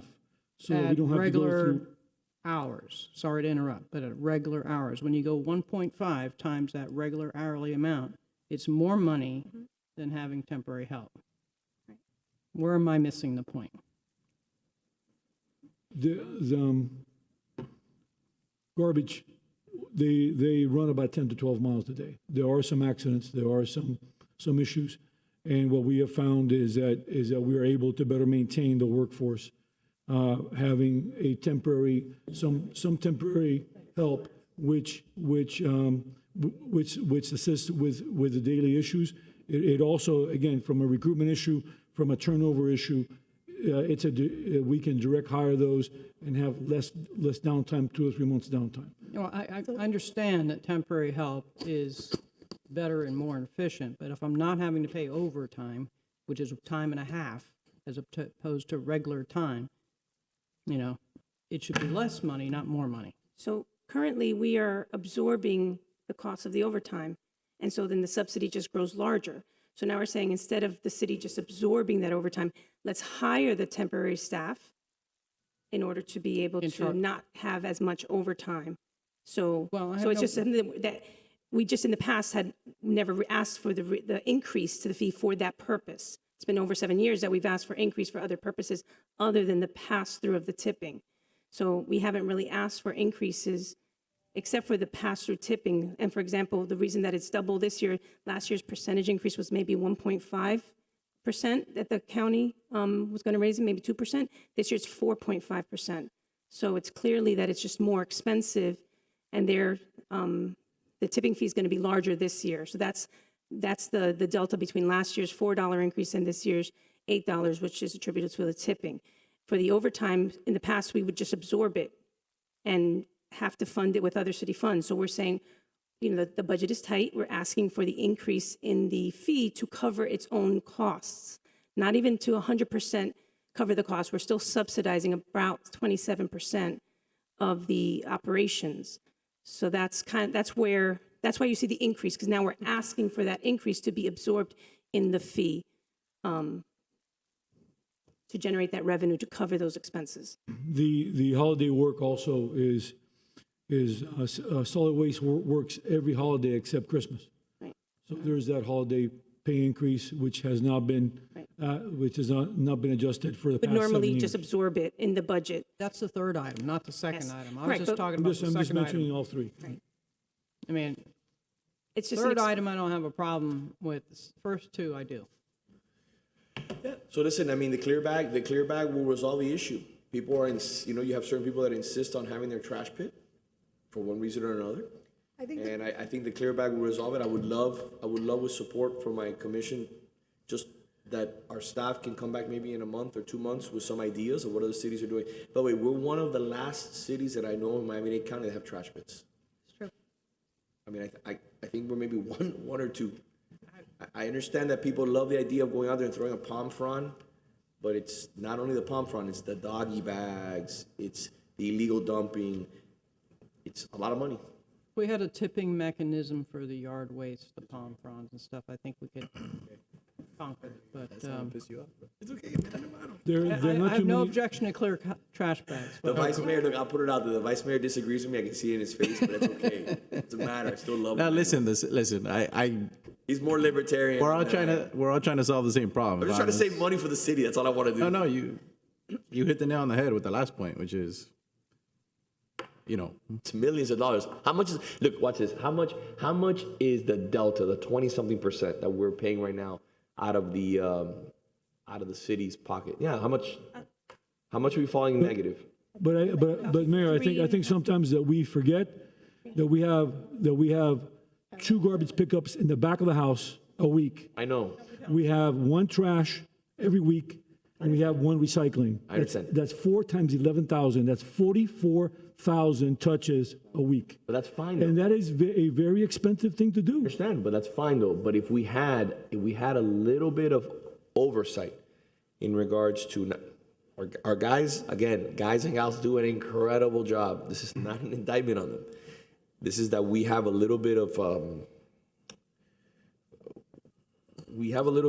we're not trained correctly because we have too many options.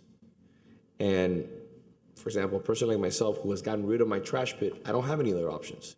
I have to recycle, my landscaper takes away my green matter, and if I want to throw anything away, it has to be properly disposed of on my driveway the night before after 6 o'clock. Those are my only 3 options. Or I can go to the dump, which is my fourth option. it's the issue I have is you have people that are subsidizing everybody else. Of course. Right. I don't have a trash pit. I don't put clear bags or black bags. I don't put any bags. There's 2 of us. So I'm paying whatever the current price is, $900, whatever it is, 902, I think you said. 902 was last year's rate. And I'm not getting the bang for my buck. 770 if you paid early. But I'm not getting the full juice out of my 902 because I'm not tapping into that service. And your landscaper's paying to remove the. But then the people that are, and that insist on having trash pits, because if we don't have trash pits, it's like the end of the world, even though nobody else really has them, aren't willing to pay another $20. So there's a conflict there, you know what I mean? And I feel the I feel the $4 million. I feel the pain in another assessment like this. I do. Trust me. We bend over backwards not to increase taxes, not to add additional assessments. I also think we're going to drive people crazy. People are already upset about the cardboard thing. Now we're going to come back with clear bags. And I'm not saying that. How upset are they? I get a lot of messages about, especially from seniors and, my grandmother. You have a service for people to cut her boxes. She can't do it. And I'm okay with that. We did it. We made a commitment and we're doing it and we're getting there. I'm just saying now you're going to come with now the next level of.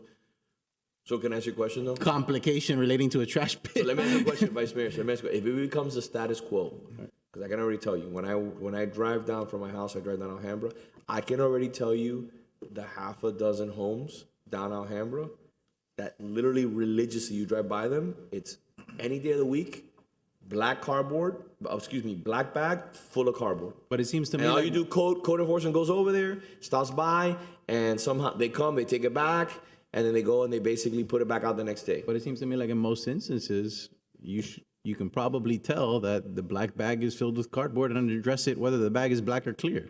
Yes. That's my thing. Is like if obviously I'm not saying we're doing that, or maybe we can do a better job of that. Maybe we should do that more. But whether the bag is black or clear, you can tell if there's boxes in it. Well, yeah, not necessarily. Not if it's styrofoam. And on the tape cutting stuff, if you can open the top of the box, you can cut the tape at the bottom of the box. And I've seen big boxes out at my neighbor's house, because they got young kids, just flat. And our guys take them. Look, I get it. Good side. You know, it was enough to, I get it. 5, 6 feet long. But you do get to the point that you are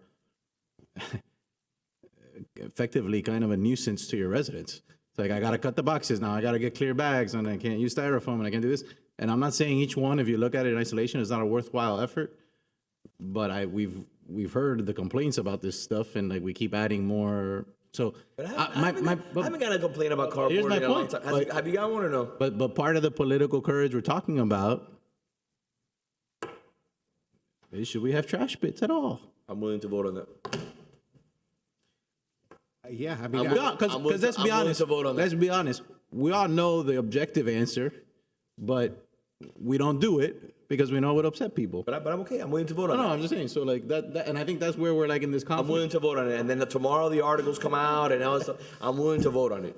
I'm willing to vote on it. That's why I tried to incentivize residents by reducing their garbage bill. If you didn't have a trash pit, I'm willing to have a serious discussion about garbage pits, because we're not talking about $500,000. We're talking about almost $4 million. $4 million, right? You said no, but don't. I'm saying me. But I'm not sure what. You said 27%. Oh, is what we're subsidizing. Yeah, almost $4 million. A little, yeah, 3.5-ish, yes. Okay, 3.5.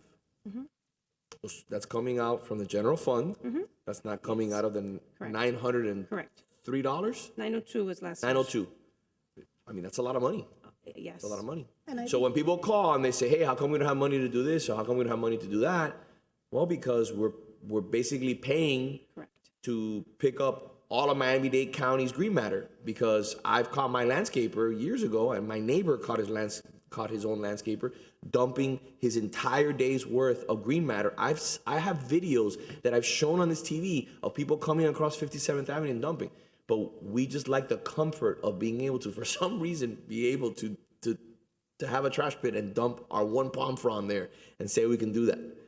Where there's so many different options where you could have a rolling cart that's in the rear of the house, and you could put everything into that. If you need 3 of them, you could have 3 of them. If you need 4 of them, we'll facilitate it with a 4th.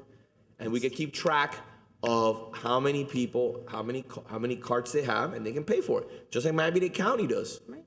Just like everybody does. I'm not saying, again, and please, before anybody says that I'm advocating for the carts to be put in the front of the street and the machines to come and pick them up. That's not what I'm asking for. I would never do that. I would always have rear pickup, because that's something that makes Coral Gables special.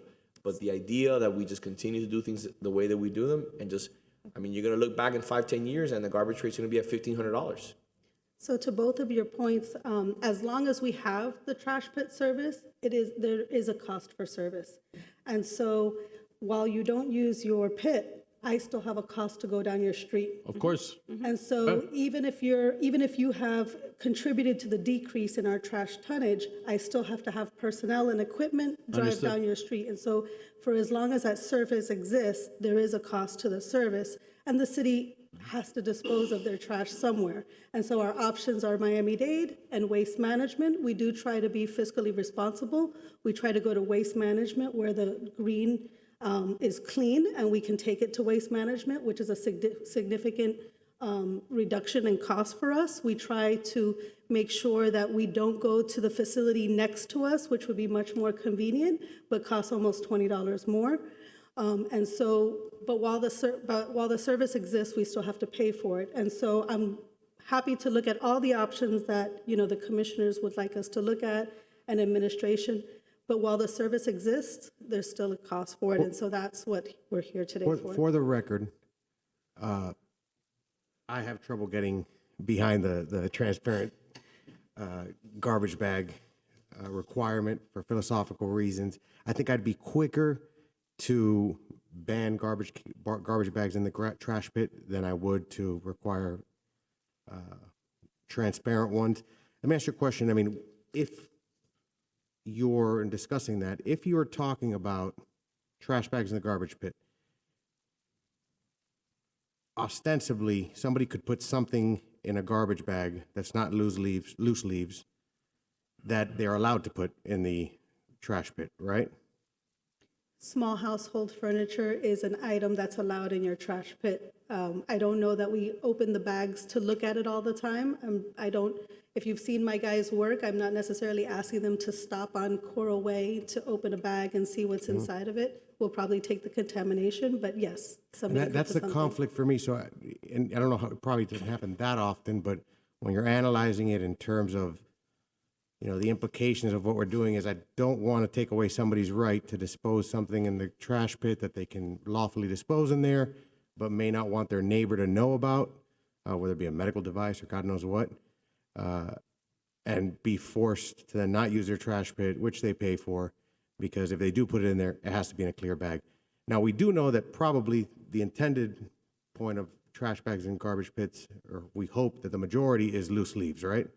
So if we don't allow garbage bags at all in trash pits, then what happens with the loose leaves really, it becomes impractical to really put them in the garbage, right? In the trash pit, right? Not necessarily Not so, necessarily. because. That's what I'm asking. I mean, the green matter is the green matter. They scoop it up.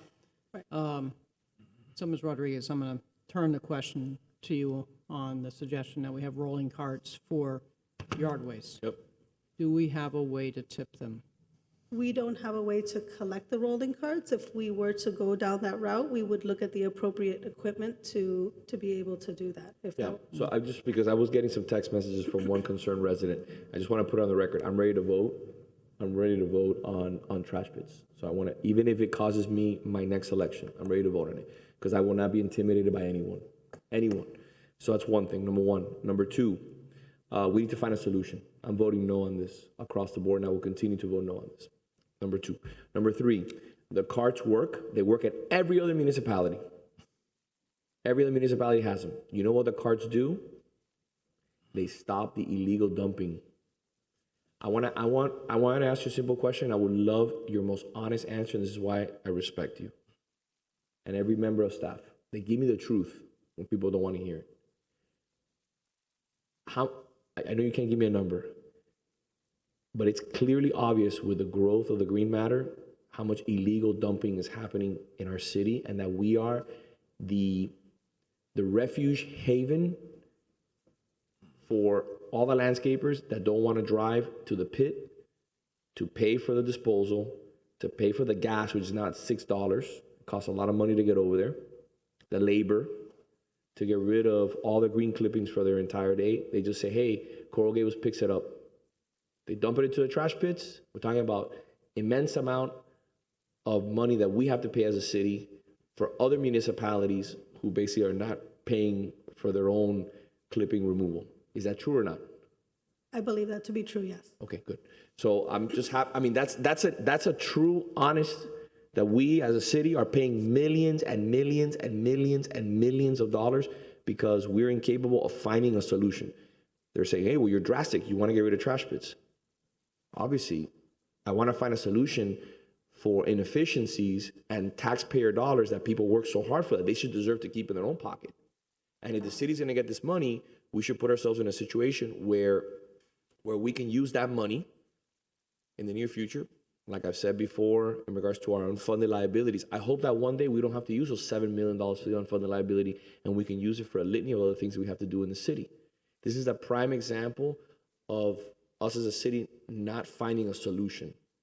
And that does not mean that I want carts where the resident has to deliver the cart to the street. That's not what I'm saying. I would never vote for that.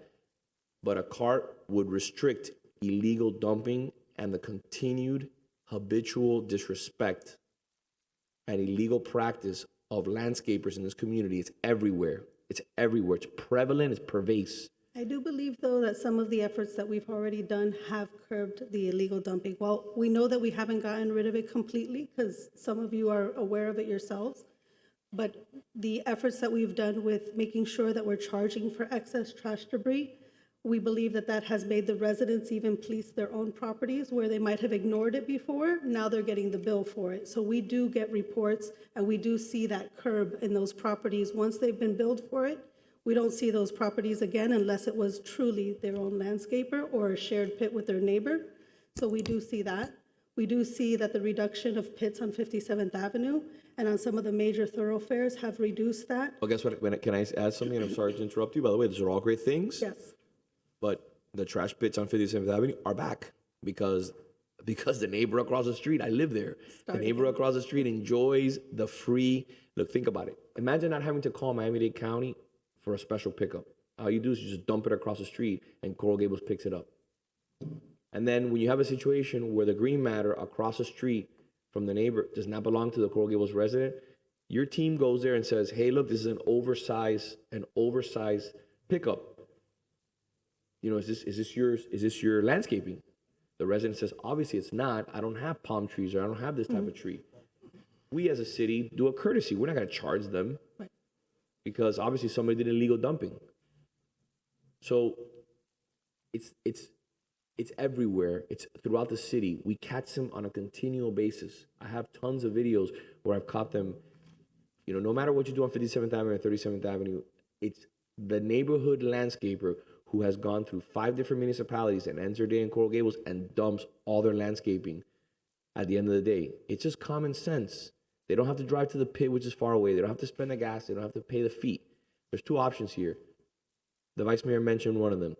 Either increasing for people who want to keep trash pits and reducing fees for those who do not, or B, get rid of trash pits and find some sort of containers where people say, if you need 5 containers, you can get 5 containers. You just got to pay for them.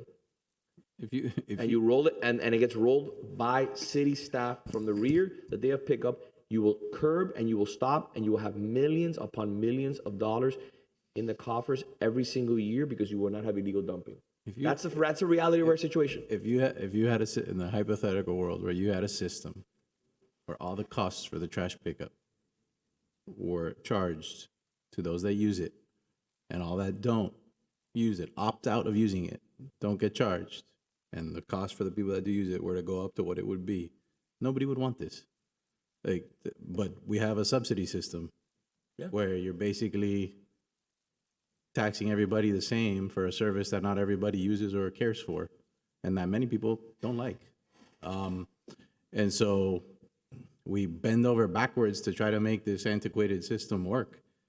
And it's almost comical, honestly. I don't want to say comical, but that's not the right word, but to drive around the city and see the stuff you see in trash pits, and then brand ourselves as the city beautiful. Oh, it's laughable. It's laughable. The city beautiful with sofas on the swale and all this stuff. And it's kind of crazy, honestly. Put it to you this way. I'll put it to you this way. All of us here run private sector businesses, right? Along with most of the people who live in the city beautiful. Imagine you own the business and every single day your neighbor was using your electricity and your water with an extension cord. Right. And you were okay with it. Exactly. Until eventually you realize, wait, the bill's getting a little egregious. Yeah. You know, you say you'd pull back on that extension cord from your neighbor. That's exactly what's happening in regards to the trash pits. And some people are going to think, wow, Vince is really kind of enamored with the idea of getting rid of trash pits. Wholeheartedly, I am. In one way or another, we either can incentivize them, like the vice mayor said, or we can move in the route of having carts, which can be filled and held in the back.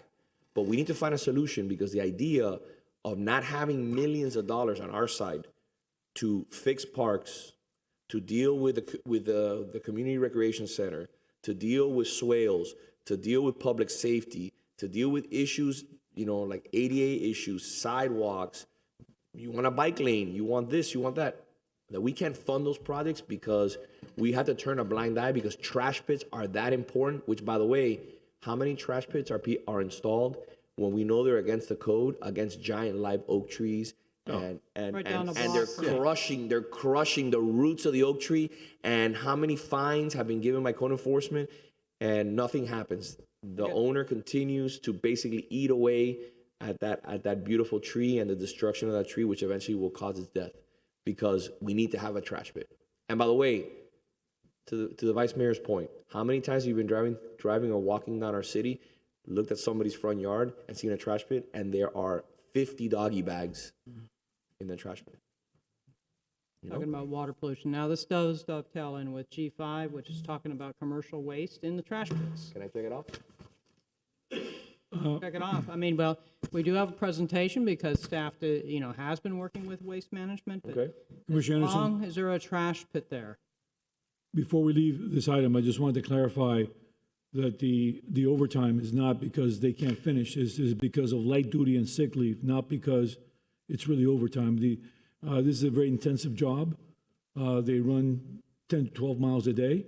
So that overtime is to cover sick leave and light duty. So it's not overtime per se, just to clarify.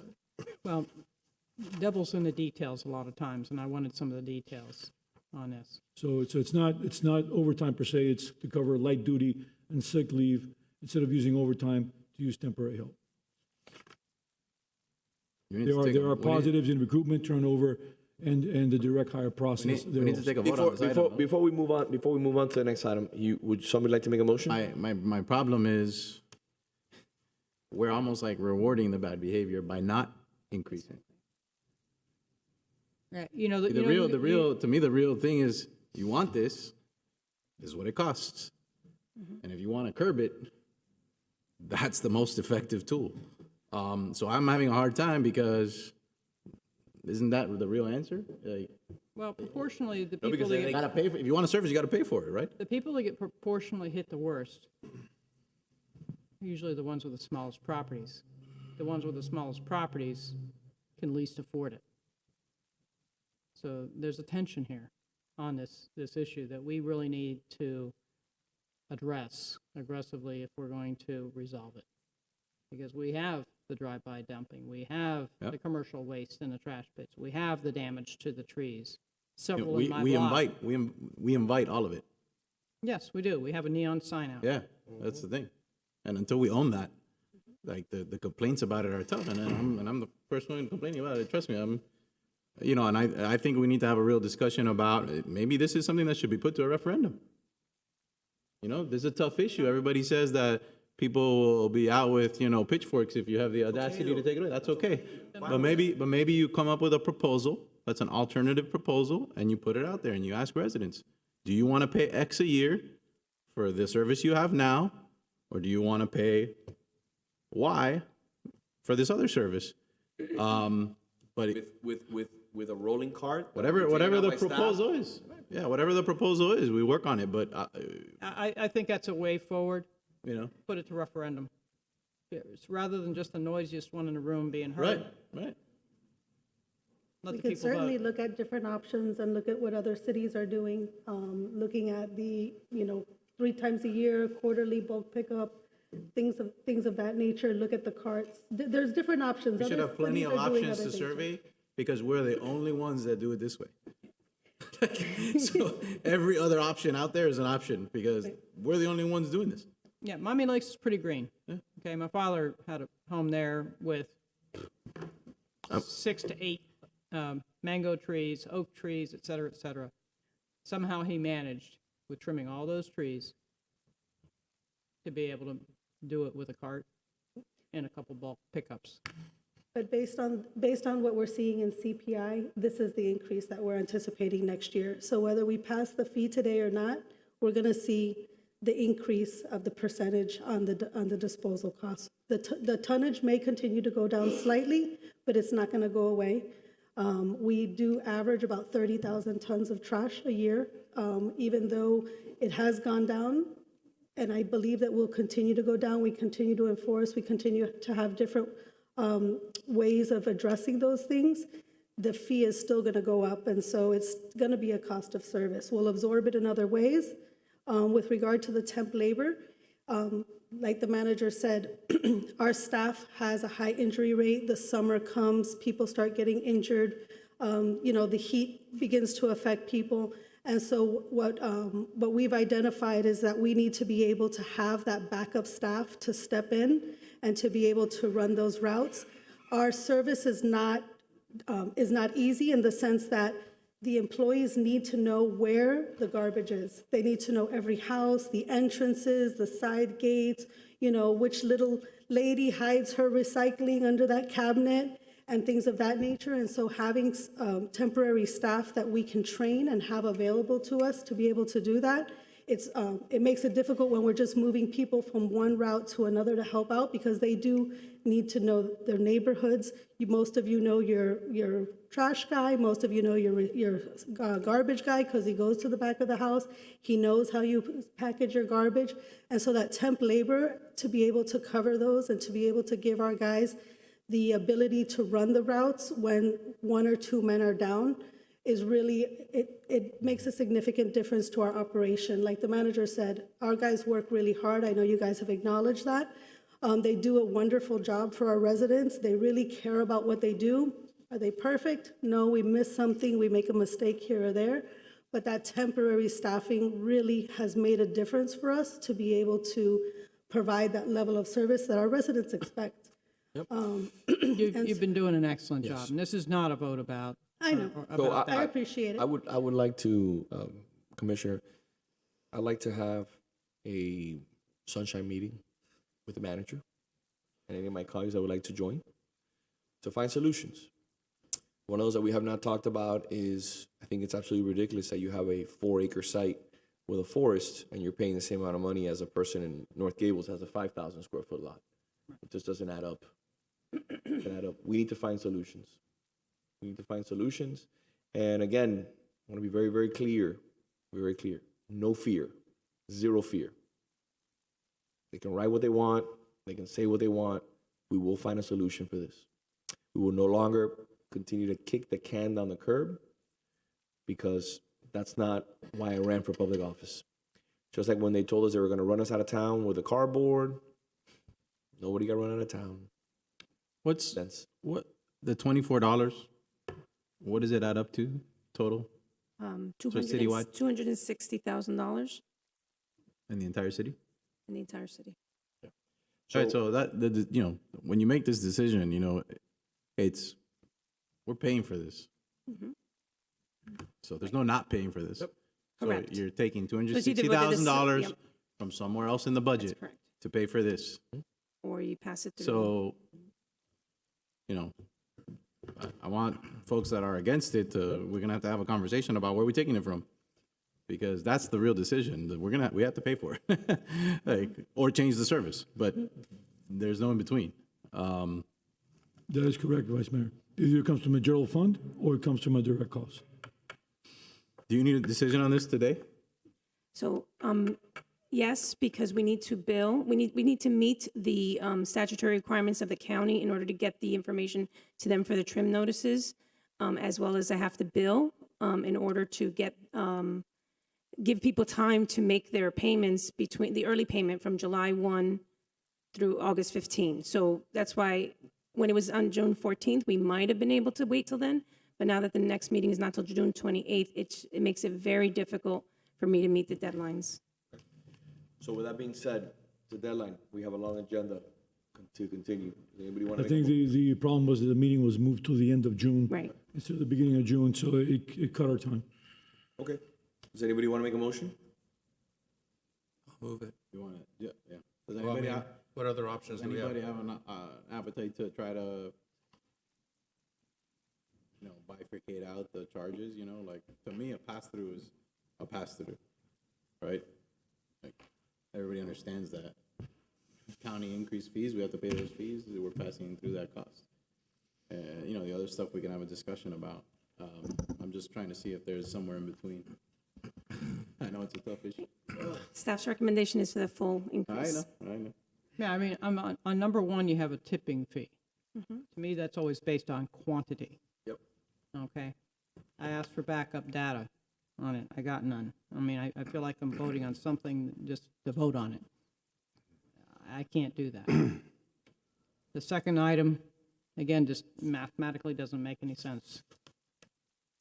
The third item does make sense. I'm prepared to vote on the third item. Which is the third item? I apologize, I'm not looking at that. No, the third item is the holiday work. related. That's fine. The second item, Commissioner, is not overtime. It's sick leave. It's to pay for Temp sick leave services. For temp workers, instead of Instead of paying overtime, paying. Instead of Yes, me but it's paying not- this amount, I'm paying this amount. But So Commissioner, why does it it's- cost more? it's Because not I'm for already overtime. paying for it? It's not for overtime. It is for sick leave and light duty. So it's not that we're asking for overtime work, it's when they're on sick leave and light duty. I Then we have to understand put that. somebody else in. I understand We that. need So a body. therefore, it should cost less, not more. But what we're saying is that we are currently absorbing it, and so we don't want to continue to absorb any of that cost, because we need to we're asking for the increase because of, in order to facilitate it. It is a tough year to be asking people to be paying more on top of higher gas prices, on top of the CPI for food increases and so forth. So why this year? Because we're using it much more. I guess this is a new initiative that we started. Well, I think we've got number one is we have a very high premium service. We Well, have backdoor service for That's garbage. for the past 35 Yes. years, I've had the Yes. same premium service. I understand that, but these people, our staff, it's 10 to 12 miles a day. There is some sick leave and there is some light duty. This pays just for the sick leave and just for the light duty. We rarely have overtime anymore. This is what this pays for. So instead of having a person working overtime when there's somebody out because of light duty and sick leave, we go to this temporary. So we temp service. avoid the overtime cost by hiring somebody at a regular rate. So again, it should cost less instead of more. So what happens if we do it on overtime? This is, one second. This is, if we have, just to say, if we have 30 people and we have 4 people out, that's 26, and we need 30 people for the route, then we use the temp service for those to make up those 4 people. We're not asking for overtime. We're asking for a more efficient way of providing the service. So it's not overtime. If we need a certain number of people to do the routes. Yeah, wouldn't you, if you went, I guess I'm just trying to understand. I understand what Commissioner Anderson is saying, but on the other hand, if I understood him correctly, if you hire full-time people, you're gonna end up paying more because you're gonna have those full-time people. You're gonna have more people than you need to staff the route on a full-time basis. And yeah, they'll cover the sick leave and all that, but you're paying them every other day Benefits and too. everything, right? Yes. So that's a tricky one. What was your concern with the pass-through, Commissioner Anderson? I didn't hear you on the first one. We haven't had pass-through but in the past for 7 years. No. Oh, no. Tipping fee pass-throughs Oh, the pass- have happened every year. Okay, number one. Yes. You're right. Number one. Number one is pass-through? Yes. We're Tipping fee pass-throughs. tipping fee pass-through. For dumping less, we're dumping less tonnage. Should be costing less, but yet was $4 last year increase, now we're $8 increase. Tipping fees are based on the CPI. The CPI last year was very low. The CPI this year is almost 8%. So we are charged the maximum CPI rate by the county, which we have to dump garbage to the county, and we're charged the maximum rate, not the CPI. It's 4%. I maximum understand by what you're county and saying about 5% CPI, maximum. but it's based on tonnage. Right, So if I could if say. my fee is $4 times 1 million tons, and my tonnage has gone down, and even if it's gone up some, there's going to be a balance there somewhere. It's not going to be twice as much money. The tonnage is not necessarily, The tonnage, but the tonnage didn't go down. What went down was 8% in cardboard, correct? No, the actual tonnage of trash has gone down. let me just say, we have disposal of 2 things. We have garbage. Right. We have recycling, and we have trash. The trash looked like it went down 8%. Our biggest cost is garbage. Garbage has not been affected at all by cardboard. Right. That is garbage. And that's about 50%. What is so we can put this on the record. She's laughing because she knows exactly what I'm going to say. What constitutes garbage? Mayor, whatever is not in the trash pit. What constitutes garbage? Generally, it is your household garbage, so how we explain it to residents is what comes out of your kitchen and your restroom. However, anything that you put in your garbage bag, our guys are not opening up your garbage bag and sifting through it, but it's household garbage, is anything that comes out of your home, like your kitchen and your restroom. That's how we typically describe it to residents. So how much constitutes trash inside your garbage pit?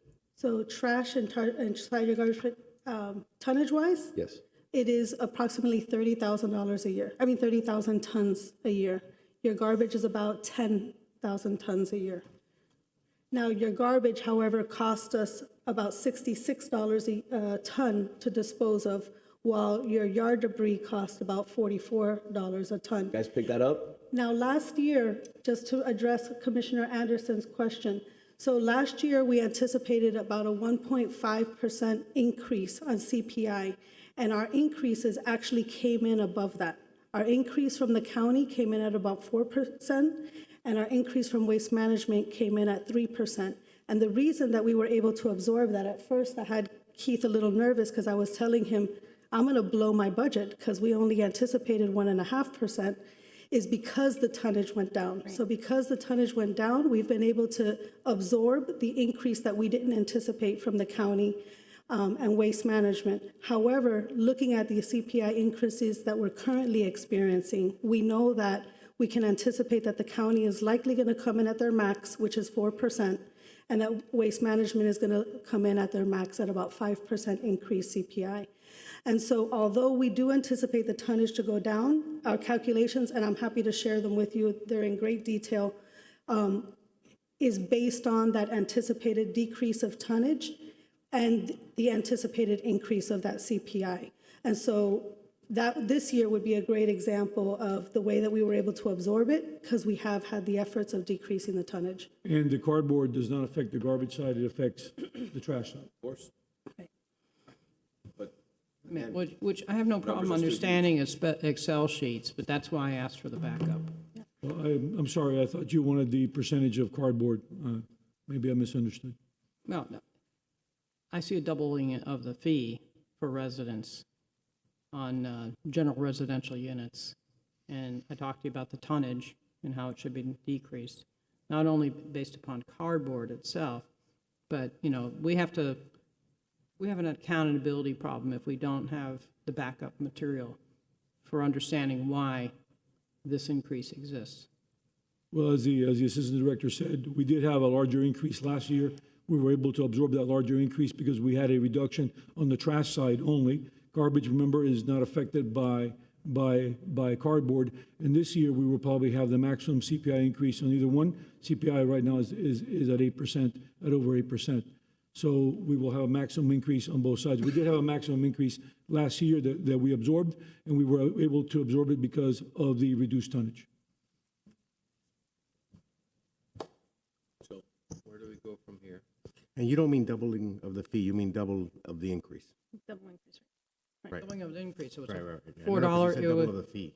yeah, well, it was a $4 increase, if memory serves me correctly, last year. Now we're dealing with an $8 increase on item 1. And by the way, just so we're clear, we would obviously, if we were able to reduce our tonnage amount in regards to our trash, correct? Our trash pit, I mean, the cost savings would be monumental.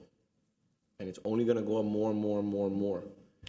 Because the cat's out of the bag already. Everybody knows they can dump in the city of Coral Gables. Mayor, trash is expensive, but it's expensive if you cut out the trash pit because then you cut out trucking and all kinds of issues, but You cut out trucking, you cut out illegal dumping, which is huge. So that's something we're gonna have to talk about. So listen, I'm ready to take a vote on this issue. as long as we're clear on what the increases are. But again, if the goal is to get people to stop having trash pits, even if voluntarily, not supporting this is not the way to do it. I understand, but I just can't. Doing subsidizing. I haven't voted in favor of this in a few years, and to me, it's something that, you know, it's one of the few things that I just can't. I need. That's why I asked for a sunshine meeting to come to a resolution and to use the vice mayor's guidance on potentially bringing this to a referendum to let the voters decide and say, what would you like to do? Would you like to save X amount of money a year? Or would you like for it just to continue to rise and then potentially in 10 years see your garbage fee be double what it is today? I think that's unacceptable, especially for the elderly people in this community who are on Social Security or who are on a pension, especially at this moment. Mr. Clerk, do we have any public comment? Yes, sir, we do. Ms. Maria Cruz is requesting to speak on this item. Perfect. Ms. Cruz, the floor is yours. Okay, I'm here. Can you hear me? Yep. All right. Every time this comes up, I remember when we moved to Coral Gables in 1976, there was no garbage charge. Everything was part of taxes. Nowadays, we have it separate because we like to say we do not increase taxes. But in fact, garbage is a tax. So please, let's think this out. Last year, we talked about giving people a credit if they gave up the use of the trash pit. I guess we changed that. We're not going to do that. Let me suggest to you all, elected officials, that before you vote on something like this, you should look at salaries. You should look at the vacancy report in the sanitation department, because there are vacant positions, and when there are vacant positions, it's very hard to fill in when somebody is sick or in light duty. If you're full capacity, it's not so hard. But when you have several vacancies, it is very hard. This is just the way we are administering our city. People have gotten raises.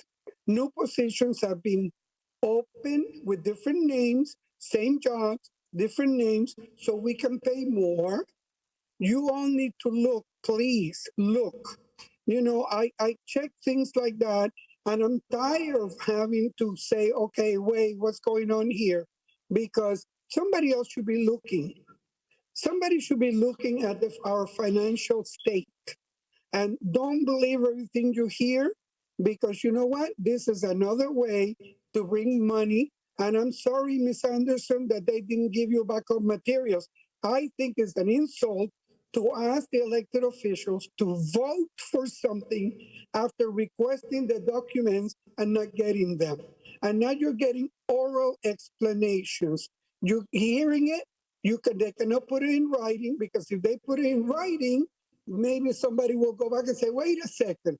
Now, when you say it, maybe we misunderstood it. Maybe that's not what I meant. But when you put it in writing, you cannot use that argument. Please do not vote today. Get all the documents. Check what I'm telling you about vacancies in sanitation. Check salaries, compare with last year's salary, the same position. And then you will see that perhaps we can save in other ways. And I'm very thankful that some of you are thinking about it. This is not the right time to increase anything. People are hurting. Go put some gas in your car if you don't have an electric car, because electric cars are not very inexpensive. You will see close to $5 a gallon. Please, this is not the right time to increase. And you know what? A referendum may be a good idea, but not now. Let's check everything else before you decide. Thank you. Thank you. Mr. Clerk? That's it, Mr. Mayor. All right. What's the will of the commission? You know, my inclination is to not vote in favor of these increases at this time, and crash headfirst into some of the larger fundamental reasons for why we're even struggling with this to begin with. And I understand the Vice Mayor's point very well, that to a certain degree, voting against the increases is sort of incentivizing the folks who are insisting upon a particular service. But that's where I'm at right now. I'm not prepared to vote in favor of this right now either. I've already stated my reasons. Okay. So we obviously don't have the votes. I'm moving on to the next item. Today, what we have before us is very clear. Very clear. I've said it. We will find a solution to this. At the end of the day, we will find a solution to this. The status quo is unacceptable. Unacceptable. It's not even, if you told me it was 5,000, 10,000, maybe I could sleep at night. This is millions and millions and millions of dollars that need to be addressed. We must show courage. We must show courage as a commission and do the right thing. I know it's a very difficult thing to do, but we must show courage and do the right thing for the environment and for the city. This is tax dollars that are being wasted, and we cannot do this anymore. And I agree with the Vice Mayor, it's a very tough decision to make, and he's correct. but I think the appropriate decision is not to vote on this today. Moving on, item I-21.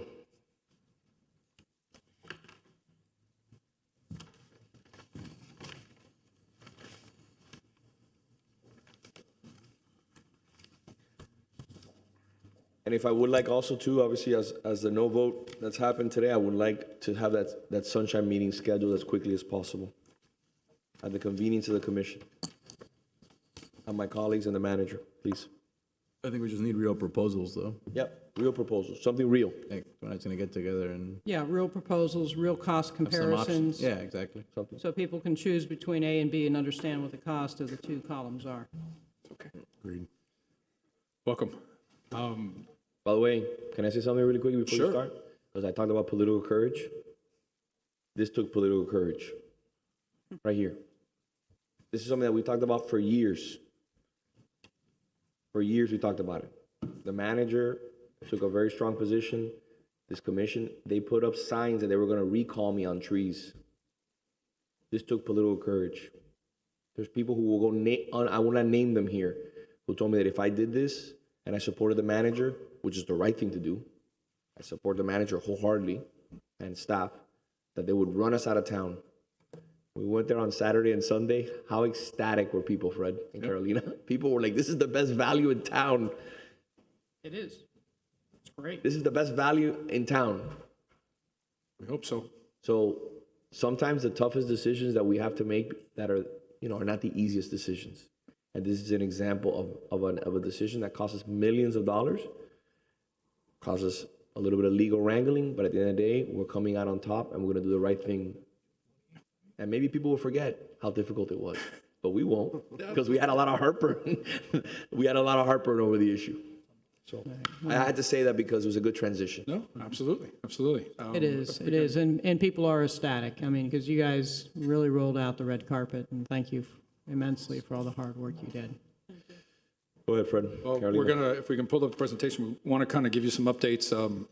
As we talked at our last meeting, there's a lot of moving pieces, and we're trying to get the building to a position where we can operate the way that we need to provide the proper value for our customers and our residents. So we're going to show you stuff that's happened in the last 2 weeks since we were here. A couple of exciting announcements as we getting closer and closer and closer to the reality of what we want, which is to be open and have people in there and enjoying themselves. So as you guys mentioned, we had our open house. We did a 2-day kind of white glove, red carpet registration process to make it as comfortable as possible. We didn't want to take any registrations right there on site where we had people waiting, so we did it all on paper, took everybody's information, and the last 2 weeks we've been entering households and putting balances on accounts, and we've had about 150 registrations, and the number is growing. More photos. Yes, more photos. We did have some special services there. We had some popsicles. We had Italian gelato popsicles. Yes, Italian gelato popsicles. Special flavors too. Yes, for the adults grown-ups. only. By the way, the young man that was doing the chiropractor or the stretching, as we all know, I coached him when he was a kid at the youth center. Yes, we thought it'd be a nice little. I actually did. Yes. It'd be a nice little add value that day for people to come out since they couldn't physically use the fitness center to at least get stretched out and get ready for what's to come. So we've had about 500 visitors during that 2-day weekend, and then we're looking at now within the last week we've added registrations, so we have about 200 memberships. And again, we're getting calls every day, emails every day. If you weren't a past member, people are eager. I mean, the news is out there and people want to be part of this. So people are calling us left and right and wanting more information. Mm-hmm. So we're going to go into some of the improvements that we've made, and just to show you. So, I think it's important because yes, we're closed to the public right now, but that doesn't mean that things aren't getting done. And I think it's very important to illuminate a lot of the different improvements that we need to make. So as you can see, the before picture, we removed a lot of the kitchen equipment that was out of there, and you could see the state of the floor and the surface for that equipment. So what we did a complete epoxy floor of that entire kitchen area, that back area, which is what you need as we move forward closer to our concessionaire agreement and as we move towards the caterers. we need to make sure that we had an operational kitchen. And as you can see, there's a marked difference in the before and after. And these are items that we just couldn't wait on because they relate back to the food claims that happened before with the previous establishment. There were violations, so we wanted to make sure we addressed those and not reopen with those items that were previously identified. The cafe space in the front, we gave it a facelift. We decided to work with what is existing, so our staff has been amazing.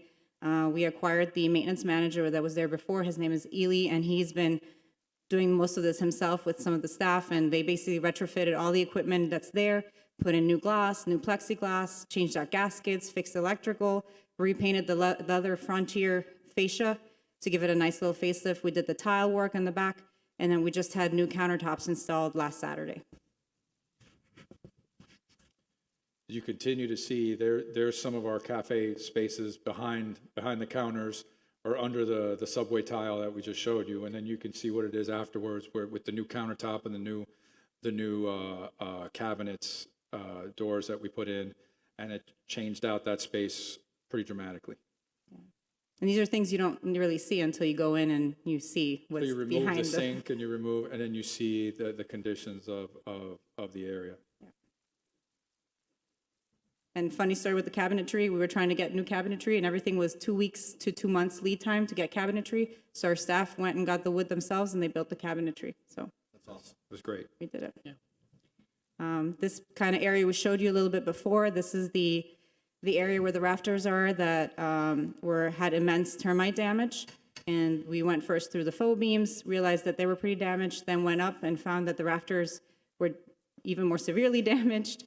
And we're really grateful that we had an amazing assistance from the manager's office and the building department, and they turned over the permit within 24 hours. We got electrical inspection, building inspection, structural inspection done within a week's process. We got structural drawings within 48 hours. So it's, a race for the last 2 weeks to get all this done in a rush job, and we had immense help. And in the after pictures, you can see all the new beams and all the new wood that had to be put in. So that's where we're almost there. We've covered it. Now they're painting, and we will have that ceiling complete, and it's going to look really nice when it's completely painted. So we're almost there. This seems like an easy feat, but to close up that space within a span of 2.5 weeks, it's pretty hard to do and get all the inspections passed. So we're really grateful, and the inspectors have been great working with us as well. Nothing short of amazing, quite frankly. Absolutely.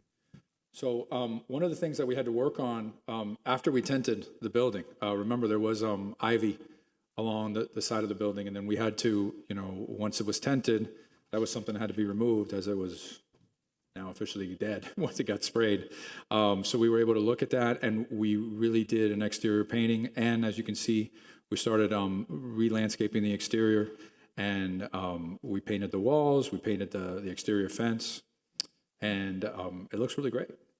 Yeah, and the vine does extensive damage, not just to the walls, but also the roof. When they removed the vine, they actually had to grind the walls down. It's had to be stucco work, yeah. It's a good idea not to have it come back. So the pool, we knew initially walking the pool deck and as well as the pump room underneath that there were some things that we'd have to remediate. We were hoping to remediate those later down the road. Unfortunately, the requirements with the health department for the operational permit for the pool license does require certain conditions to be met prior to inspection. One of the main issues is since it's a public pool, you can't have any sharp and exposed edges because you're walking barefoot on the pool deck. So the issue here is the coping that runs throughout the entire perimeter of the pool deck. It's cracked, it's not level. You have areas that look like they've been patched over time that have sharp and exposed edges. You have little drain gutters of the coping that are missing. And then you have, of course, the paved area that's also unlevel and has sharp edges, not to mention the interior of the pool, which is the diamond bright that also has exposed sharp edges. So all those items, unfortunately, have to be remediated before we are allowed to operate the pool. In addition to the pool deck, we also need to look at what's underneath, and we have to have certain water quality issues. There's currently no existing acid pump or feeders. There's no operational computer, which is okay if it's your home pool, not okay if it's a commercially used public pool. What is the agency that oversees the approval? Yeah, This would be under the health department for the spas and pools. And there was not a current permit in operation before we took over. And I believe we also have structural damage in the pool room that that we're currently taking care of. So could you put that on the record again? Explain to us exactly what was happening? Yes, there was no, So we did a transfer of permit. We transferred from the existing operators to the current operators, which is the city of Coral Gables.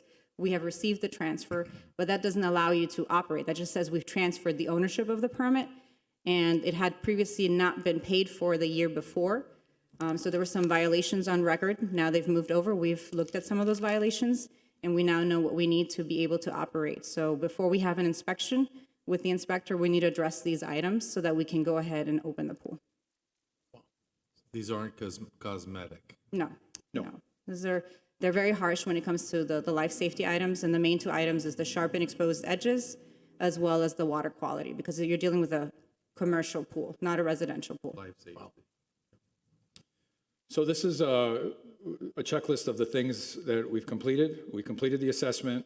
We've done some pool and fountain, just the plumbing, the plumbing short-term repairs, the removal of all the waste and the perishable goods that was left when we did the takeover, demolition and repairs to the cafe seating area, the ceilings and the rafters, the installation of our IT infrastructure. We did the building rekeying. We did the security of the exterior access points, landscaping and tree trimmings in preparation of tenting of the entire building with the subterranean termite treatment, and pressure cleaning of the exterior walls, the service entrance, the walkways and the pool deck, then the exterior painting and repairs of those walls and window trims, and the new landscaping. We've also done, like we showed before, the epoxy coating on the delaminated kitchen floors. We've degreased all the kitchen walls, replaced ceiling tiles throughout the kitchen space and the hallways.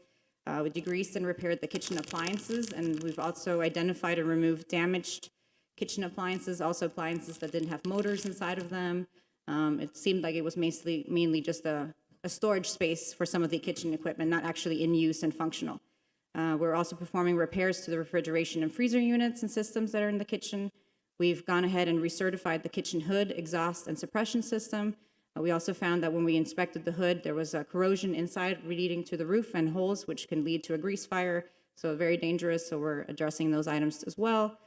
We've done our recertification for the fire extinguishers throughout the building, and then the fire alarm panel, turns out the auditory alarm and PA system were non-functional. So we're the also... fire alarm was red. You only have the strobe lights, you don't have a way of communicating, or the auditory alarm. Yep. We are also doing the window restoration and the door replacements on the walkway, and we finished with the pool elevator repairs for ADA. Yep. And the surveillance cameras are just about done on the exterior and interior, so that we can remove the 4 units that are currently there at the country club that I know our police department, wants to reposition in different areas. So this is some of the stuff that we still have pending. We still have some IT infrastructure. We also, as we talked about, we still have some repairs that we need to do with the pool, including the coping, the bottom, the acid wash, and the deck resurfacing. Also the new chemical feeders and the computer that'll help with that. We still have a few interior painting areas that we do, especially once we finish that hallway there. We have some electrical repairs that we're working on. The next, what I consider the big repair that we need to do is the ballroom, the hardwood floor. As we had told you, with the termite damage, we had seen that it had taken over the subfloors. So we have to redo that ballroom hardwood floor. And then we are still working. The roof is going, and the air conditioning repairs are still working. We'll landscape the cafe entrance. We're working with our team. There's the 40-year building recertification, and there's the fitness equipment, which we'll talk about in a second, and the new pool deck and seat furnishings, which we'll get to once we get that pool deck completed, and then the addition of AV and sound equipment for the Merrick room, which is going to be our programming room. So what we're looking at is for our athletic club, as we discussed, we have gotten a date for for the delivery of our new equipment. It's a window. The window starts June 6th. We're hopeful, but as with companies right now and equipment and installation, they just give me a window. They don't give me an exact date. We're trying to get them get them further buttoned down to a date. But what we are going to do is on Monday, June 6th, we are moving forward with the plan to have the exercise rooms open and start classes. Although we might not have the equipment, might not be able to use equipment, we'll at least be able to open and start classes. We do have some fitness instructors that we've brought on from the previous service in the club, so we're excited to have them on board. And at least we do have a lot of members that do take classes, so we're going to be able to start classes and then get the equipment that's there, which is not the property of the city, get it out and get that new equipment in. So we've been in extensive talks with the company. It's the same company, it's the same manufacturer. We're just getting brand new updated equipment. And there's a lot of moving pieces because it's an old lease and it's owned by the former tenant. And we're trying to get the removal and the installation at the same time. And what's really important is the date for installation. And that's what we're trying to get down. It starts the windows from June, either the week of June 6th or the week of June 13th. That's what they've told us. Is So there any hopefully- reason why the old equipment can't be used in the meantime? When you open up on June 6th? Yeah. We can't get permission. The nature of the agreement that they had was basically like a lease, but not like a rental month to month. They basically own it, so they have to repossess the equipment unless we want to take over their lease, which we don't. So that's the problem. We've tried for a couple of weeks. They strung us Yes. along. We thought we were going to be able to do it, and then they ultimately said no. But by the way, Madam City Attorney, is my understanding that they hadn't paid their lease for some time? Right? There's money owed on that. So just also, I wanted to put that on the record. The Dinonatos, At least a couple months. they owed money to the gym company that was leasing them the equipment. So, Just I to think one clarify. thing is that nothing seems to be straightforward. Yes. That's the problems So that we're I having. think that Just- the issue just- is yeah. that it was for a term of time, and then they would Yeah, own it just to outright. clarify, I think they were they've paid, left, I think they and were still paid owe up. what's left. I think they were paid up through May, but there's still a period Right. that, because they're leaving early. So there's that extra money and it's a lease to own. So they own the equipment, we don't, and we tried very hard. We've had many talks with their attorneys to try to get use of that equipment. And we haven't been able to. So our stance is to just get that new equipment in as fast as possible. move on. Let them take the equipment. That's fine. Okay. So, oh, go ahead. Yeah, couple updates. Since we did have the open house, we had extensive feedback from the community on some of the fees, some of the provisions. So we wanted to take this back to you because we did make some adjustments. The main adjustment here was the silver, which is the senior rate. Originally was set at 65.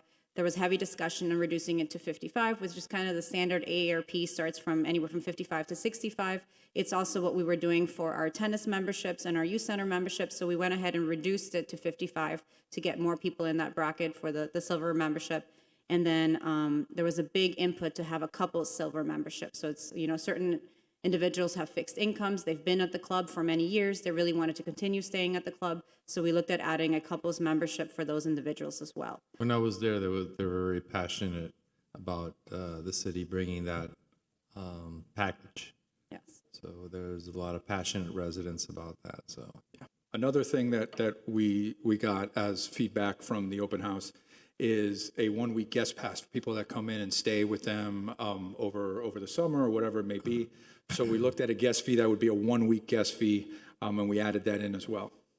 That's great. That's a good idea. That's a bargain. That's a bargain. Yeah, it is. Just 1 week, though. We're going to have some rules. You can't do 1 week and then next week do another week. It's got to be 1 week. 1 week Because, only. I mean, you get a guest pass at any hotel for a day rate. It's like $25, $30 just for gym use. Anywhere you go.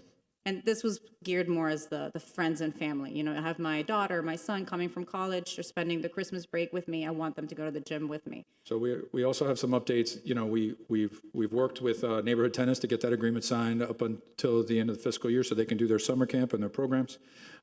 We've looked at the exercise schedules. Like I said, we've got our agreements with our instructors. So we're moving forward and we're moving pretty quick. And we've also made a priority to do the annual blockout. So we want to make sure that as we go start renting the rooms, we don't forget our membership and our social events. So we already blocked out the dates for that so that we can start leasing and renting out the space when that becomes available. Well, we're going to call up Zeta now. She'll give you more information on the concessionaire agreement for the cafe. All right, maybe they just changed the name. Yeah, that's Good afternoon, Mayor Commissioners. Zeta Sardinas, Economic Development Asset Manager. So it's been a pleasure working with Parks and the legal department in getting this done. The city has entered into a concession agreement for the soon-to-be renamed Le Parc Cafe, which will be run by Ahmed and Veronique Yubi from Fresh Ann LLC. The Yubis are seasoned professionals. Ahmed Yubi has had more than 30 years of experience in the hospitality industry. He was educated in Switzerland and Montreal as a pastry chef and has served in that capacity at the Biltmore Hotel and on Fisher Island.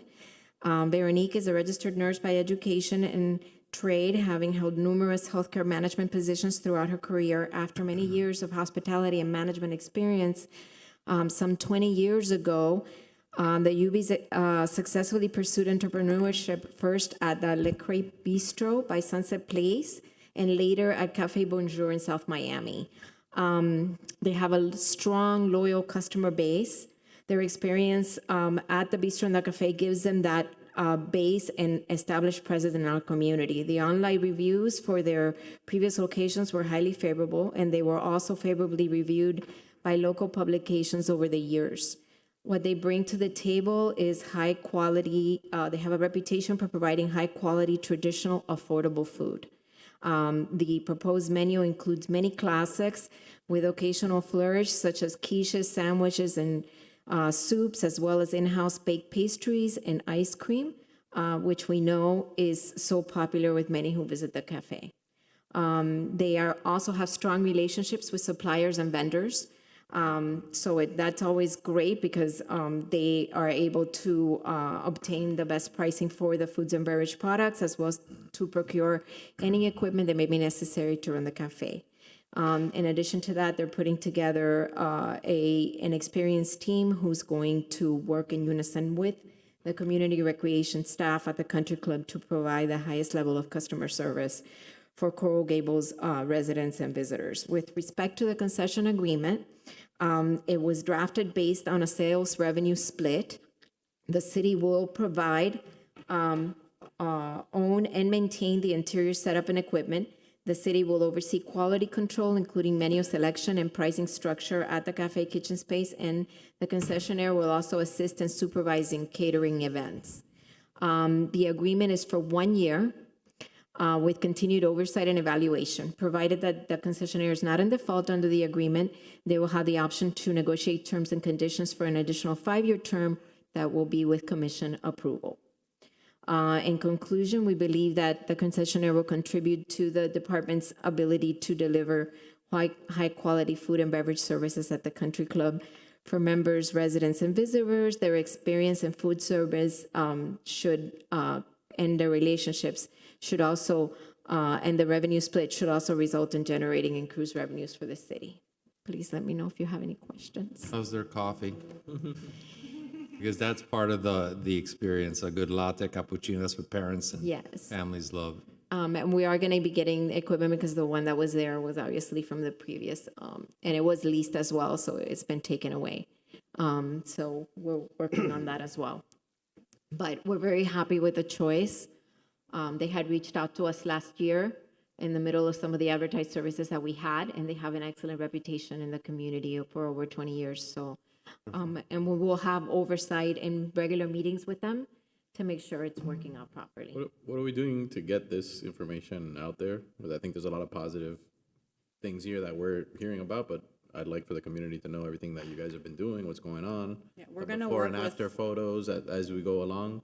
We're working with communications. Of course, we're updating our website. Now, the city website is in transition right now, so as soon as the new site is up, we'll have more of an expansive site with all the information. Right now, it's kind of putting a Band-Aid on what's left on the existing website.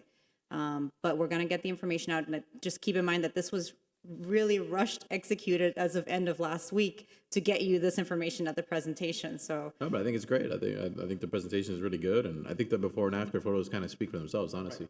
So like getting that out there on social media or whatever network you have. we also had it at the open house on foam boards displayed out by the pool deck, and people just loved watching, they needed to see that. Could you provide, with the help of, Marta and everybody else, maybe some simple one pager with certain that I'm sure we all can circulate as elected officials to Right. our, people in our email list and things like that and newsletters, I think it'd be phenomenal. I had spoken with Commissioner Anderson about it actually yesterday at the Memorial Day thing. We were going to put something together for you so you'd have, That'd be so you'd great. know what to tell. Do you still have your, I think, seasonal? Or we don't do the magazine, we have the Rec News, which is an email newsletter that goes out monthly now. Yeah. So I agree with the vice mayor, like, this is something that people will be very, very Oh, happy they'll be to, terribly excited, yeah. yeah, very much so. What are the, We what are the will, we things will that, be getting it, we will be getting everything out now that was just done this week. And so it's moving so quickly that we have our communications director making sure that everything gets out. We literally purchased the domain name this morning to make sure we got it secured before the name was announced at commission. So we're moving very fast. No, you guys are doing an amazing job. Signed the contract today, so it's. so one of the things I've heard moving target. from multiple people in the community is that Tuesdays used to be half off gelato. Come up with something like that. We'll bring it up. They're very amenable working with whatever needs are. And this is the nice deal with this agreement is we have direct oversight. Good. Can we move on to G4? Mayor, actually, if we could go back to waste for a second, so we know that the increase is not what the commission wants, but we do still need to specially assess the regular rate that we have been assessing, so we need to vote on those numbers if Ms. Gomez wants to say what those are. Yes, so we still do need to pass the resolution, and so if the commission is not willing to increase the fees, then they would remain at the 770 and the 902 for single family, 770 being the early payment amount, and 902 as the regular payment if not paid on or before August 15th. Is this last year's rate? The same rate that is currently in place So is why don't we do this? I thought I had the agenda. For 1 minute there, I forgot I was the mayor.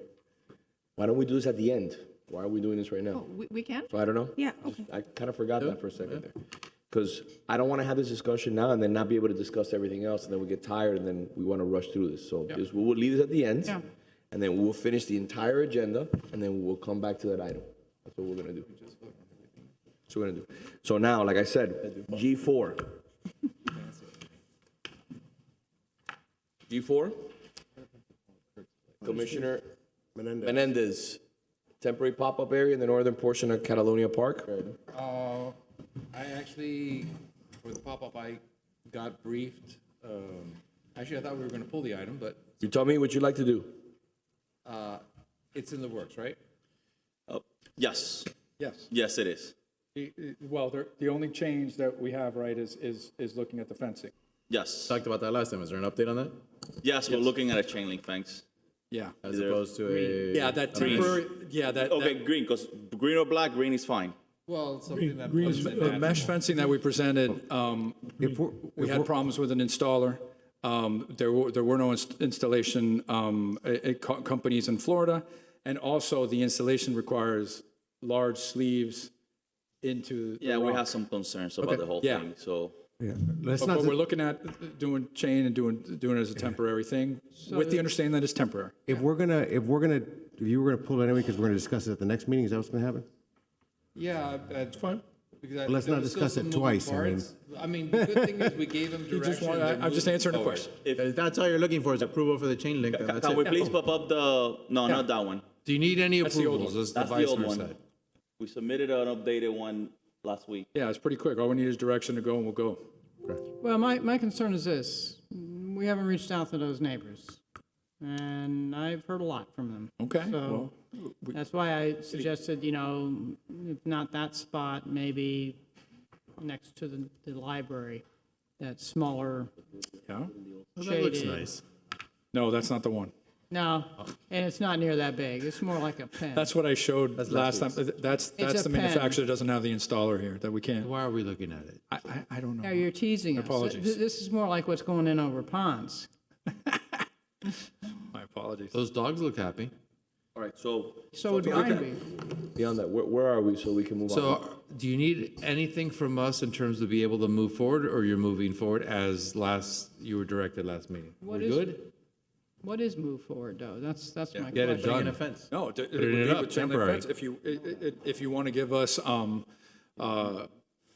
direction as to, before we move forward, you want us to have a community meeting, we can do that. Just get it done. The only thing that was reached out to me by the members of the community, and I directed them to, get a list and sign up on it, was an interest in play toys in that park and getting rid of rocks. No one has reached out to me about a pop-up there.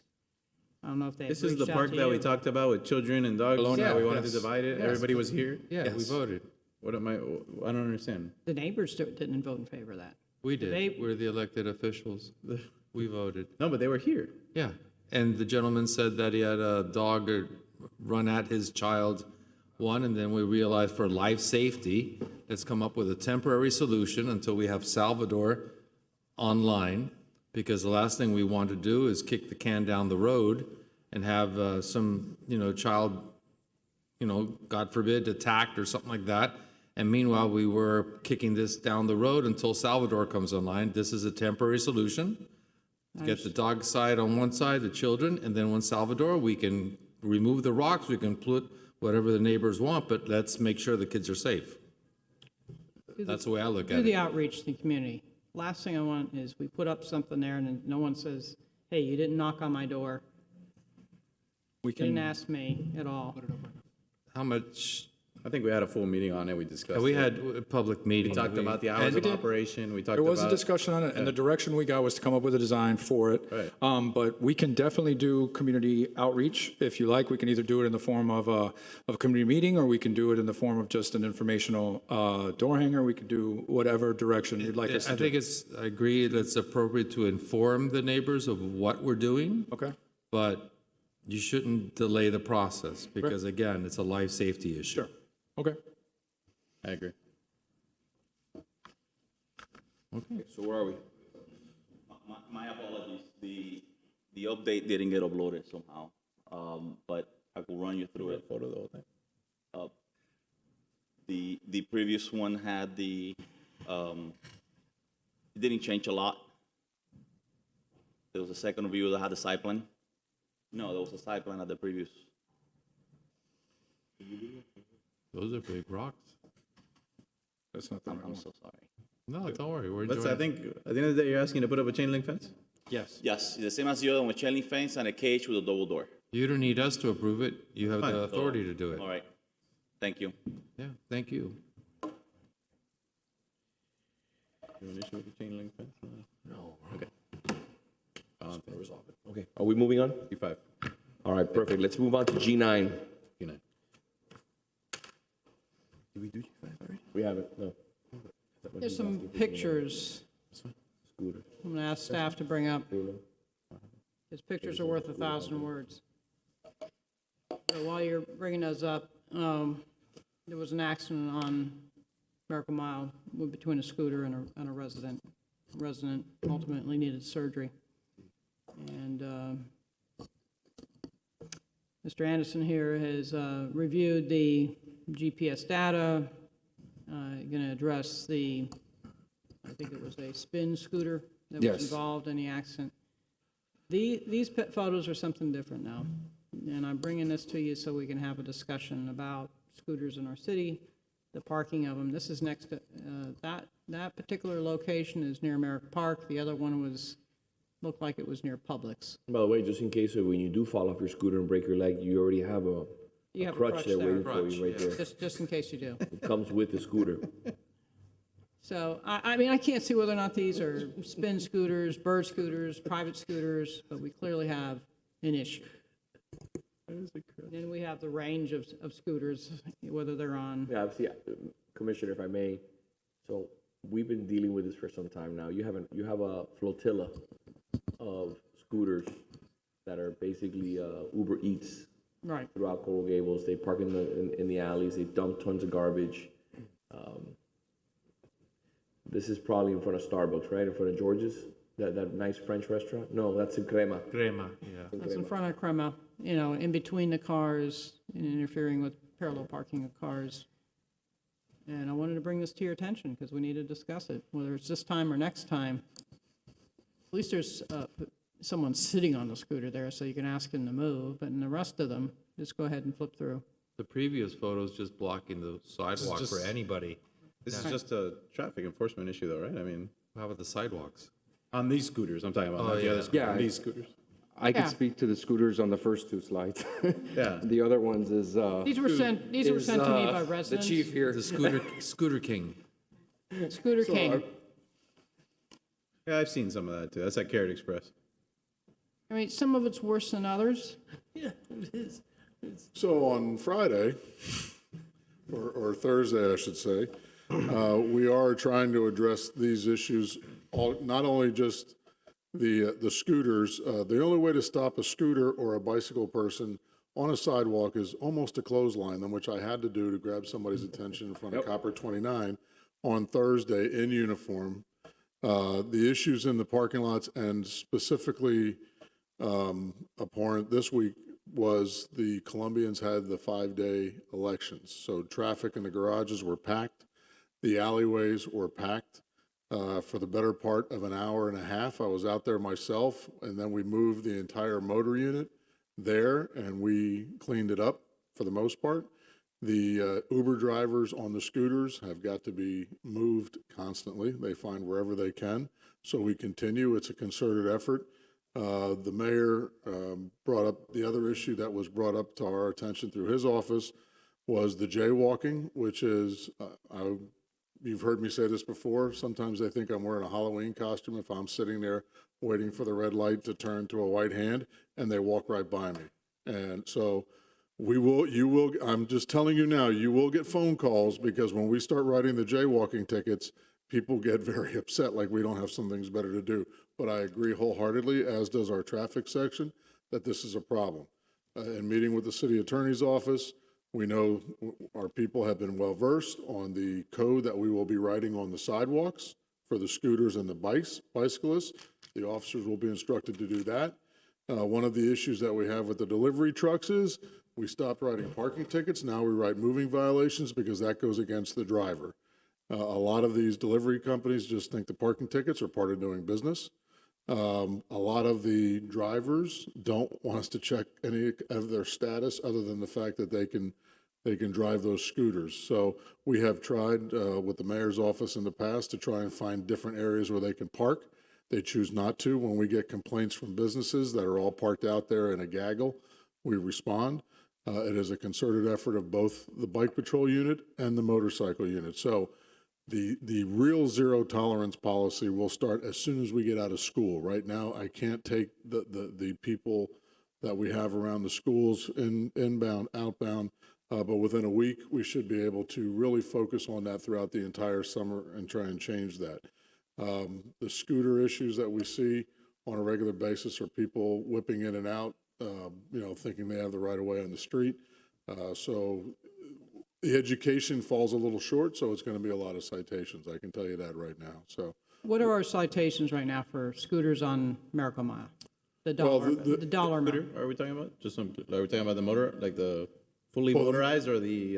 The electric scooters. Okay. Anybody on the mile, the bicycles. electric scooters and bicycles by city ordinance are prohibited from certain parts of Ponce and all of Miracle Mile. It's a city ordinance violation. Sidewalk of Miracle Mile. How much Sidewalk. how much does it cost I in a don't know ticket? what the first time offense is on that. I don't know have to check. offhand. We could talk to, It was 129 posted in another city. Someone sent me that Right. photo. Whether it's from Miami Beach or not. And then we have the parking issue of them. yeah. And Yeah, then I think, Commissioner, I think the catch-all is up to 500, so I'm not sure what amounts we have cited for before. It's not delineated in the ordinance itself. This is what I'd like to see, so we can have a more intelligent discussion and move forward. Because I think the bicycle lanes may solve some of this if we can get the scooters and the bike lanes. Is where should be prohibiting the scooters? Should we also prohibit them in additional areas on Ponce? Where is our range right now? I don't know the answer to that. Do we need to post better signage at eye level where scooter traffic can see it? Use better signage to where it use that glow-in-the-dark paint so they can see it? And avoid situations where you have these scooters zipping along. Because not all of them are spinning bird scooters on Miracle Mile, and prevent injury to pedestrians. How are we going to be able to deal with this? By the way, were the people that were on the scooter that injured that person, were they cited? Did they? From our understanding, I was looking at the police report. They did stay on scene and then left the scene. So as the police arrived, so we are working with the vendor, Spin, and they're investigating that. I did want to point out that we have geofenced certain areas of the city, as the chief had already mentioned. The sidewalks on Miracle Mile, Giralda Plaza, 3 blocks north and south on Ponce of Miracle Mile. And then we're also doing the parking garages because we don't want people riding through our city parking garages on the scooters. And then as you enter, and I went out and tested this on Friday, as you enter on, like if you go on Miracle Mile and the GPS picks you up on Miracle Mile, it will throttle down the scooter to where you can't use the accelerator, and it gives you an audible warning. That's to on turn the around. sidewalk. That's on the sidewalk, correct. Otherwise, I mean, they're effectively subject to the same rules as bicycles, right? Yes. I mean, There was a state preemption a few years ago, and they're supposed to be regulated similarly to yeah, and bicycles. by the way, from my perspective, I think it's worked pretty well. I think the cap we put on the number of scooters has been we very have effective. I think I can tell you, as somebody who outside of my office building is a place where they regularly stage scooters, both bird and spin. Every morning they're reorganized and they're, the given afternoon, could somebody have thrown a couple? Maybe, but by the next morning, they're lined up and teed up. So I think it's been, I think frankly, both companies have done a good job of doing that, at least from my personal, observance of, you can't control an individual not responsibly doing it or not responsibly riding it. You can try to and do the best you can, and they you have enforcement. And they do have mechanisms in place, like when you're using a scooter and you go to park it, the apps require you to take a picture of it parked and that sort of thing. Now, if a lot of people are using them, and I can tell you, since we started the pilot program, I started overseeing the program a little over a year ago. Since we started the program in 2018, we've had about 200,000 rides between both vendors. So it has become a popular way for people to get around town. I use it almost weekly. Not every day, but yeah, if I'm gonna meet somebody somewhere in the middle of the day and I don't want to have to get my car to the garage, I use it. And it's a great option. I'm not anti-scooter. My problem is, we had 2 pictures of collages of Commissioner, and that's something. That's a problem we need to address. And I do want to say that we do have representatives from both companies here. Bird represented and Spin is on Zoom. So if you guys had questions for them directly, but there are parking rules that are included in the ordinance, which require that you can't park and block more than 3 feet of the sidewalk as per ADA, and they can't stage on a sidewalk that's less than 6 feet in diameter, which we need to also be taking a look at. So, we are trying now, if there's a lot of people, a group that went riding together and they go to park it, they should be parking them responsibly, but the vendors do have representatives going around our community at all times, rebalancing them. So we're going to try effectively, for that not to happen, where they are blocking the sidewalk and that sort, because that is not the intent. I've moved scooters. I have as well. Lots of times. And that collage did not shock me. So since the vendors are here, it's not working. So we need to find a result. You don't have to have the answer today, but I would hope that we can have an answer by the next commission meeting with some solutions. And let's look at our fines. Let's look at our parking and staging locations.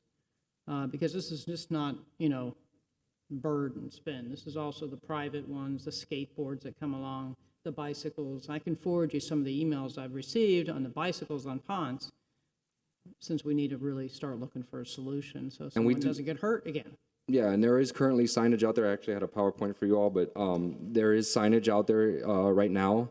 And I think according to, we can't be below 7 feet. So most of them are right at 7 feet that we have posted right now, as far as indicating no scooters, bikes, or skateboards on the sidewalk on Miracle Mile in particular, where we have it posted.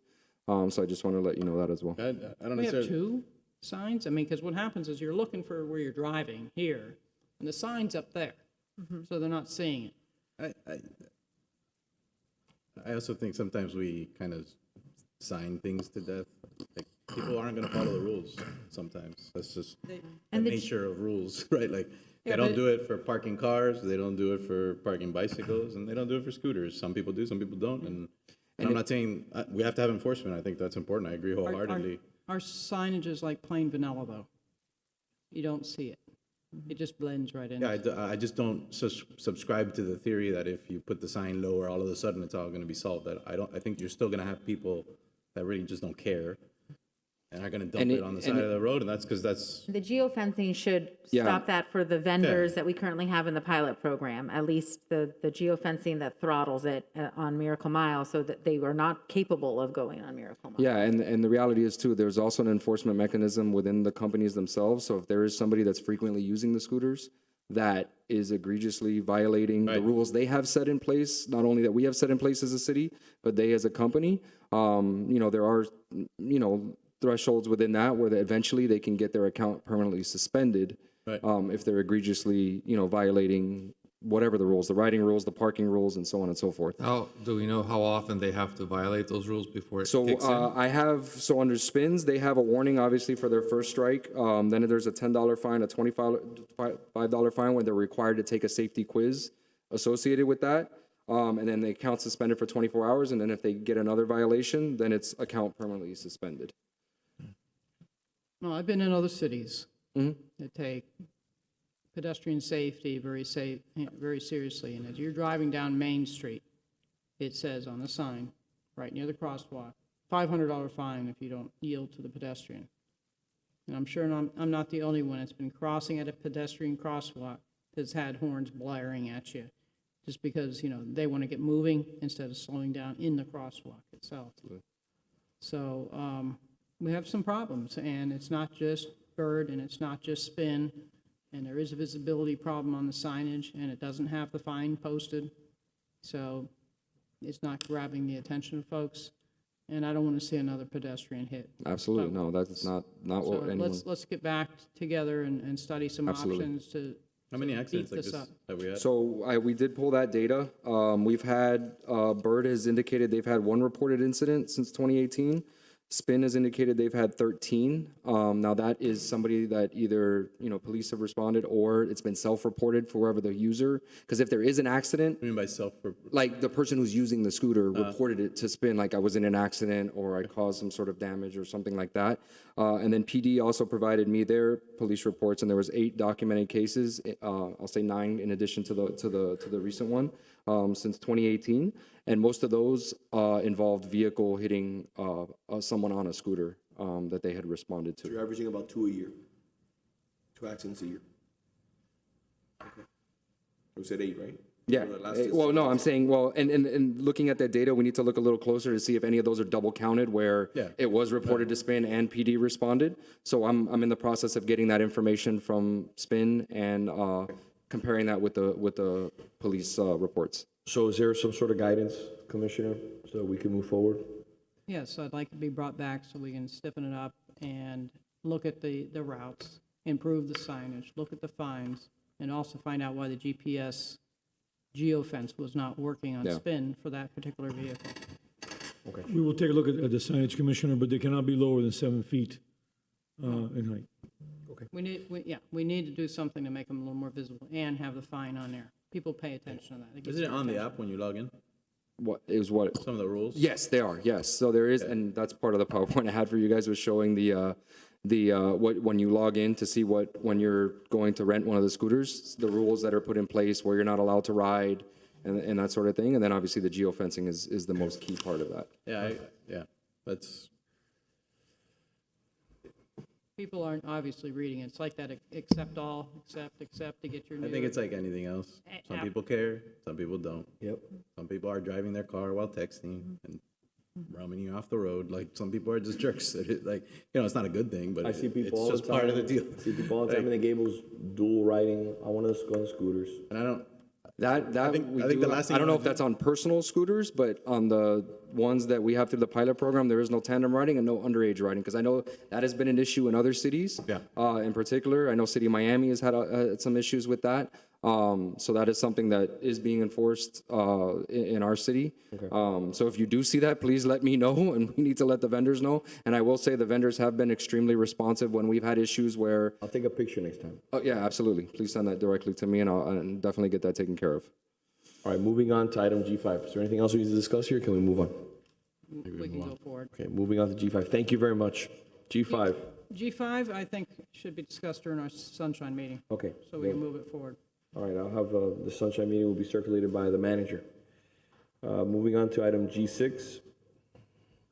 Commissioner Anderson and myself, please. Downtown bicycles.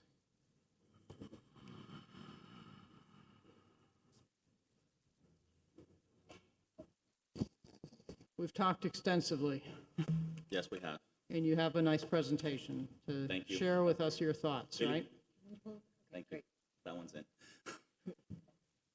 So we put together a presentation to go over concepts that we came up with internally for potential bike lanes on Valencia and Biltmore Way and Andalusia, starting from Segovia all the way to Ponce, connecting to the mobility hub. So, as I mentioned, the project limits are Valencia Avenue from Segovia to Hernando, and then on Hernando, we would go from Valencia to Biltmore Way, and then on Biltmore Way, we would go from Hernando to Ponce, two-way, and then on the way back, we were looking at from Hernando to Segovia for one-way westbound. So the project length is approximately half a mile. Okay. So we broke it down block by block. We were looking at the different rights-of-way, the different impacts that we might have. So on Valencia Avenue from Segovia to Hernando, it's a 60-foot right-of-way. This is strictly residential parking on this block. There's bump outs, there's landscaping, potentially drainage issues, and we might have some signal and MDC coordination based on what we're proposing. So this is an overhead shot of the existing conditions. So as you can see, there's 5 different bump outs that would be impacted if we were to put in a one-way bike lane on the south side of Valencia. Within those bump outs, there's 4 trees. Okay, but we already addressed this, and I mentioned to you doing a circulating pattern to avoid moving trees. So we're going through that. We're just going through it just to explain so that everybody that wasn't involved in the previous conversation understands what was there existing. And then we developed, this concept for a 2-way bike lane with a buffer. So it would maintain parking on the north side and eliminate the parking bump outs and the potential trees on the south side with this one. So it would be a 10-foot 2-way bike lane with a 3-foot buffer. We also explored another option, which would be 2 one-way bike lanes with buffers. The buffers would be with the travel lanes and also with the parking lane. And then we also explored this one option, which is just the one-way bike lane going east. With this one, we were able to maintain the parking lanes. And that's the option that will maintain the bump outs for the one-way bicycle lane on the south side. And this would be an option if we were to continue with the idea of moving forward with the westbound bike lane on Biltmore Way from Hernando to Segovia. Right, did you also study between Cardena Street and Segovia? Cardena Street and what? No, we didn't. Cardena and We didn't do Segovia. Cardena. Because there's no trees there right now, and there's minimal parking. For northbound? No, for both directions. Okay, we'll look into that. But we didn't do that one. We did it from basically Segovia, where the existing bike lane is, heading east towards Ponce, and then going back west. The idea is to connect the bike lane from Segovia and loop back around. No, I understand. The mobility hub back into Segovia, but we're more than happy to. I only asked because I had mentioned it. Sure. Because it is a vacant area right now, lacking trees and parking. So let's go ahead and cover the Segovia to the mobility hub, basically, to get it to Andalusia, the circulation pattern. I'm sorry, can you say that again? I'm just go ahead with the Sure, presentation just covering continue. from Segovia, heading east, and circulating back. Right. We were heading east on Valencia. We could look at a 2-way bike lane, a 1-way bike lane, or 2 one-way bike lanes. Those were the 3 options that we just did with the cross-section. So now we're on Hernando, and here we have extremely limited right-of-way. It's 50 feet. The east side of Hernando would be where we proposed a one-way bike lane heading north to connect Valencia to Biltmore Way / Andalusia. There would be parking removal there. There's some bump outs, potentially drainage, and definitely some signalization, MDC coordination with that one. So this is the existing location. This is pointing north, going right. So here we have 5 spaces that would be impacted by putting the bike lane on the east side and 3 bump outs that would be impacted if we were to put the bike lane. Here's the concept with the one-way bike lane going north from Valencia to Biltmore Way. I have a question. Sure. Go back to the other screen just to understand the flow. This one? So the bicyclists would be coming east on Valencia, Yes, turning left, yes. Fernando, then To go north to Biltmore. the Biltmore Way, and then from there, obviously, continue east eventually? Yes, so what we were looking at was doing a 2-way bike lane on the south side of Biltmore Way to go east to Ponce, and then they're coming back west on that 2-way bike track. And then we were looking at the option of, once you hit Hernando, going west one way to Segovia, and then you would just have the eastbound direction if you were to do the one in Valencia. Because I use that, I get to that stoplight, and the bicyclists would just continue flowing regardless of the traffic signals. So that would be the MDC signalization coordination that we would have to do. There would be, this is one of the impacts that I would be discussing later on. So there's a lot of impacts when you're looking at, redoing the striping and everything when it comes to these bike lanes. You're gonna have to shift the bike lanes, which would potentially impact the location of the traffic signals. We would have to see about the signal timing. So there's a lot of costs associated with it, in addition to potentially a structural analysis on the mast arm, because once you try, like. Let me ask you this question. That's a traffic circle on Valencia. We're all pretty familiar with it because, you leave Publix, you head west on Valencia, and you go through that traffic circle. If you don't cross the intersection, you don't have a signalization problem at that circle. You continue, instead of going on the east side of Hernando, you flow the bicycles on the west side of Hernando. Then they are at a signal that already exists right outside here from City Hall at the intersection of Biltmore Way and Hernando. It would be the same, because whether or not Signal you're on the exists. east side or the west side, you're still gonna hit the signal when you get to Biltmore Way, correct? But you won't have the bicycles crossing through the circle. You can feed them along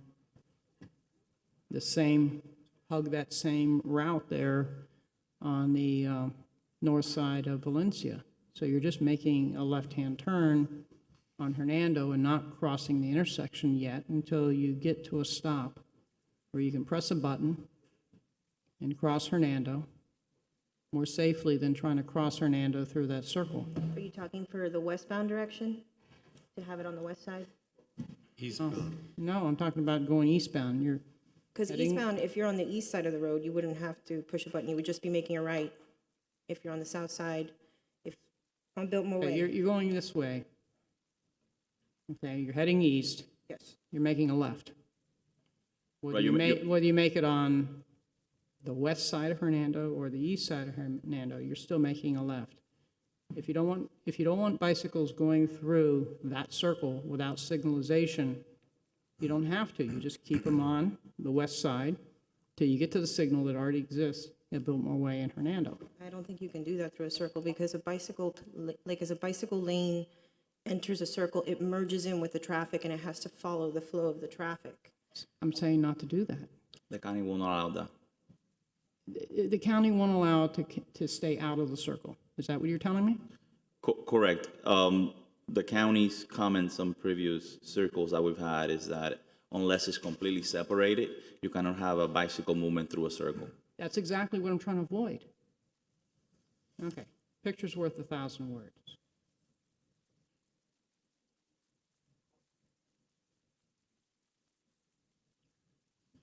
Instead of going through the circle, to cross here and come on this side, You hug the road, you stay on the same side of the road, heading east, you head then north, you go to the signal that already exists at Bootmore Way and Hernando, you press the button, you cross Hernando.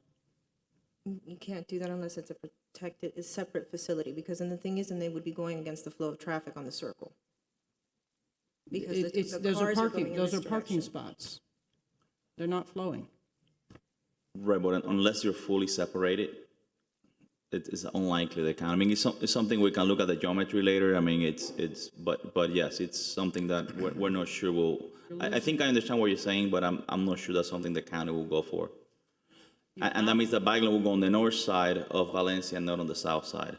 Okay, we're already going against the flow of traffic. It's no different. You're heading from the west to the east against traffic. You're making a left-hand turn against traffic. How is it different?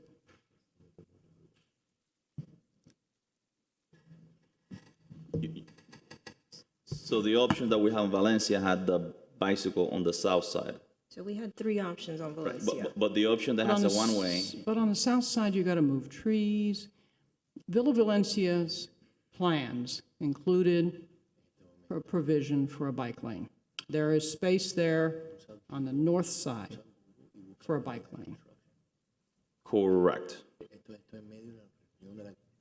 But the bike lane, as it approaches the circle, has to incorporate into the travel lane and go around and follow the traffic just like everybody else. You're not following the traffic already. Hmm. So what's the difference? If you're able to go against the traffic heading east on Valencia, So you mean a one-way traffic lane, a one-way bike lane going against traffic on the north side of Valencia? correct? That's the side you have the space to do it. That's something that we'll have to definitely take a look at further because I thought we did. we looked at different options and we talked about a one-way lane, but I don't know if we specified on what side. I'm not 100% sure that will be something that the county will be amenable to. Well, why don't we come back on this because Wait, why don't we, I have one better for you, Commissioner. I'm gonna figure this out for you really quick.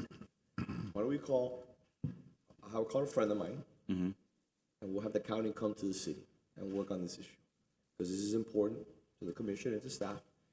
And if we're having concerns whether the county will accept one route versus another, if we're looking for ideas on how to implement this, then I can schedule a meeting with the county and we can go and we can address this with the county. I think that when we show up there along with the manager, they'll see how serious we are and we'll get answers immediately. That's it. I can schedule that meeting. If you like, I can schedule that meeting. After this meeting, I'll make one phone call and I can have, at the convenience of staff, I will have the county here and we can conduct a meeting here at City Hall. that would be perfect. over whatever you- Because ultimately, we're just trying to get to the mobility hub. That's it. And circulate back. Done. And we have space on the west side of Segovia to also run at least one more block worth of bike lanes. So if you remind me, the moment that we step out of this meeting, I will make that phone call and we'll And Mayor, one of the issues of the presentation is to show that we are limited to 50-foot right-of-ways and most of the places to 60-foot right-of-ways. So there's always going to be a give and take. This is a built-out community. It was platted 90 years ago, and we're limited with 60-foot right-of-ways. So there's always going to be a give and take because of the limited right-of-way that we have. Let's do that meeting. Okay, so remind me when I finish the meeting and we'll make the phone call right now. Thank you very much. Okay. Thank you. Thank you. Item G7. I'll be very brief. I would like to thank the city manager, Zeta, our asset manager, and city staff for their commitment to ensuring that our city's assets are meeting the terms of their leasing agreements. The reason I've added this item to the agenda is to ensure that our city assets are not only protected, but monitored on a regular basis. Presently, I do not believe we are keeping detailed audits of the condition of our properties. I would like to request for staff to begin maintaining a quarterly report. This report should include a list of all the properties the city leases/owns and should be updated on a quarterly basis. Any maintenance concerns or items that should be adhered per the lease agreements should be noted on this report as action items needing to be addressed by tenants. Let me explain to you the purpose of this request. It's only beneficial to the city because it, number one, allows us to properly record and maintain documentation of any concerns. Number two, ensure that our assets are maintained to our city standards. In the long run, this will benefit the city and will allow us to protect and preserve our properties. I also would like to request for this report to be shared with my office as well so that I can review these reports. While I think we're doing a great job on many fronts, I think that as you've seen with certain bad actors that want to take advantage, they don't allow us into facilities, they don't allow us into back rooms to see what's going on. Case in point, the country club. I don't think anybody ever stepped into Burger Bob's to see what was actually going on in the back of Burger Bob's. To find out that the fire alarm was not working in the country club, anybody who's in construction knows that that is not Zeta's expertise, okay? But that's not unexpected to be your expertise. We need to have Zeta, who is our asset manager, along with somebody from the construction department who will visit some of these properties on a quarterly basis. I think at a minimum, we should maybe visit each property twice a year. I think it's critically important because when you start writing down these updates, cracks on the walls, uncleanly site, issues with the pool, issues, we can document these. And when we have to go legal, if we have to in the future, with any of our tenants, or we have to put somebody on notice, we have years of documentation which will show a path of non-compliance in regards to their agreements. So, Mr. Manager, if that is something that you think is appropriate, I would love to see how we can assist your team in making sure that these reports are done on a quarterly basis, twice a year, whatever you think is appropriate. We can certainly do them, Mayor. Some of them quarterly, some of them twice a year. If it's appropriate. I mean, listen, I think, for example, we should be visiting the Biltmore on a quarterly basis. I think some of the bigger projects, and especially the ones that we don't own specifically, we should visit on a quarterly basis. Some of the ones that for instance, under earnings, parking garages, things like this, that we're under bigger control, we can do maybe every 6 months, but we will do some of the major work every quarter. I think it's a great idea. And I'll give you an example. The Palace, 99-year lease. Merrick Park, 99-year lease. Biltmore. These are major city assets that just because we own the land, there still should be maintained accordingly because we have a portion of that asset and they are tied within an agreement with the city.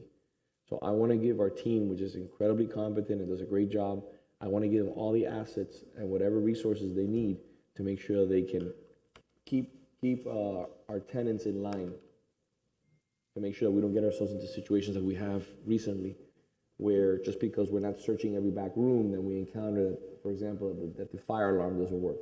Imagine if that historic building would have burnt down. And that's easy because you know that you're looking at a fire panel, you know if it's green or if it's red. And that was like that for years, possibly. So, just to give you an idea. We were going to assess that, but then the default happened and took care of the problem. But we can certainly do it on a quarterly basis. My only question there for you, I think it's a great idea. My only question for you is, and I think it's what you just said, which is work with the manager on, instead of just saying quarterly for every asset, what makes sense? Like I said listen twice a year, whatever that may be. Yeah, just because if you do it quarterly for every single asset, we're gonna be a while. It's like a full department you're gonna need to dedicate to this. But I'm saying, you know what, you made a great point. But maybe you pick 10 assets. Yeah, whatever, exactly. Pick the right ones. 10 assets that, for example, you know that you don't need to go to the Fink Studio because we have staff at the Fink Studio. We just did it, right? We just did the Fink Studio. But for certain properties that we have leases with that we haven't reviewed, I think that it's our obligation that we visit them. Some maybe have to be twice a year, some maybe 4 times a year, maybe some once a year. And I think depending on what you find the first time you go, then that might dictate when you have to go back. Because if you see things are in good shape, maybe you're comfortable. But if you see things are a mess, then you might have to go back in the next quarter. So question related to that. But it's a great idea. I know they're restoring it, they're fixing it. The library, we own the land, and I think it's leased to the county. So I guess a property like that where another government entity perhaps has the lease, we could still do that. Of course, Yeah, it doesn't have to be a private entity. 100%. I mean, there are, Putting quite a bit of money into that project. Yeah. And we're doing the project. I think what we can do, Mayor, is the bigger assets go quarterly, and some of the smaller assets that we have maybe a little more comfortable than go twice a year. and again, it's an across the board, like you just gave an example, the library. If Zeta goes to visit the library and sees that they have issues in regards to ADA, or issues that, you know, if one of the police officers drive by and sees that they have issues with exterior lighting at night, you know, those are things that we can write the county, write the mayor a letter and say, listen, you need to address these issues, because again, it's putting the city or our residents or our visitors in potential harm's way. So, again, I would like for the manager, potentially at the next commission meeting, to just give me a little guidance on how we can kind of get this done. Like the vice mayor said, it does not have to be a prescribed. Some properties could be 2 times a year, some could be 1. It's fine with me. Moving on to G11. And Mayor, I think some of the larger projects may be quarterly. They're more important. Yeah. Some of the ones that we have more control, it can be on a twice-a-year basis. So we will get back with you. I think it's a great idea. Thank you. Forgive me, just for my own knowledge in terms of assets, where Coral Gables Preparatory, Coral Gables Elementary, who owns that land? Miami-Dade County Public Schools. That one they own? Yeah. Okay, thank you. Now we get to the pretty stuff. G11. A resolution of the City Commission approving the updated swale package outlining various options for swale plantings and setting forth the required permits and procedures for planting on city swales. Mr. City Clerk, I have a presentation for this.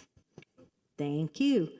Okay, Dina Bell-Llewellyn, Green Space Management, Public Works. This should be real straightforward. Our existing swale permit packages here on the screen. For residents watching that may not know, you can plant your swale. You can landscape 100% of the swale. You can even put crushed stone areas for car parking. The current swale package is a Public Works permit, which can be uploaded online in our new InterGov system. You know, we're already using that for this type of permit. Very easy for a resident to fill out on their own. You might want to employ a landscape contractor to help with the construction work in the swale. But the current swale package had only 5 plant types, and we had a lot of residents asking if we could allow native plants, pollinator plants, flowering plants. So we simply just expanded on it and gave a lot more options. And the rest of the package is virtually the same. We did also give a clarification that you are allowed to add a crushed stone border at the edge of the road where the car traffic ruts up the swale and creates a muddy situation. You can do a border there in specific cases where the street might be very narrow. Of course, the purpose of swales is to collect water from the street and drain and percolate down into the water table, so the grading has to be proper. And these are just different scenarios of different size lots and how large you could create a crushed stone area for parking on certain lot frontages.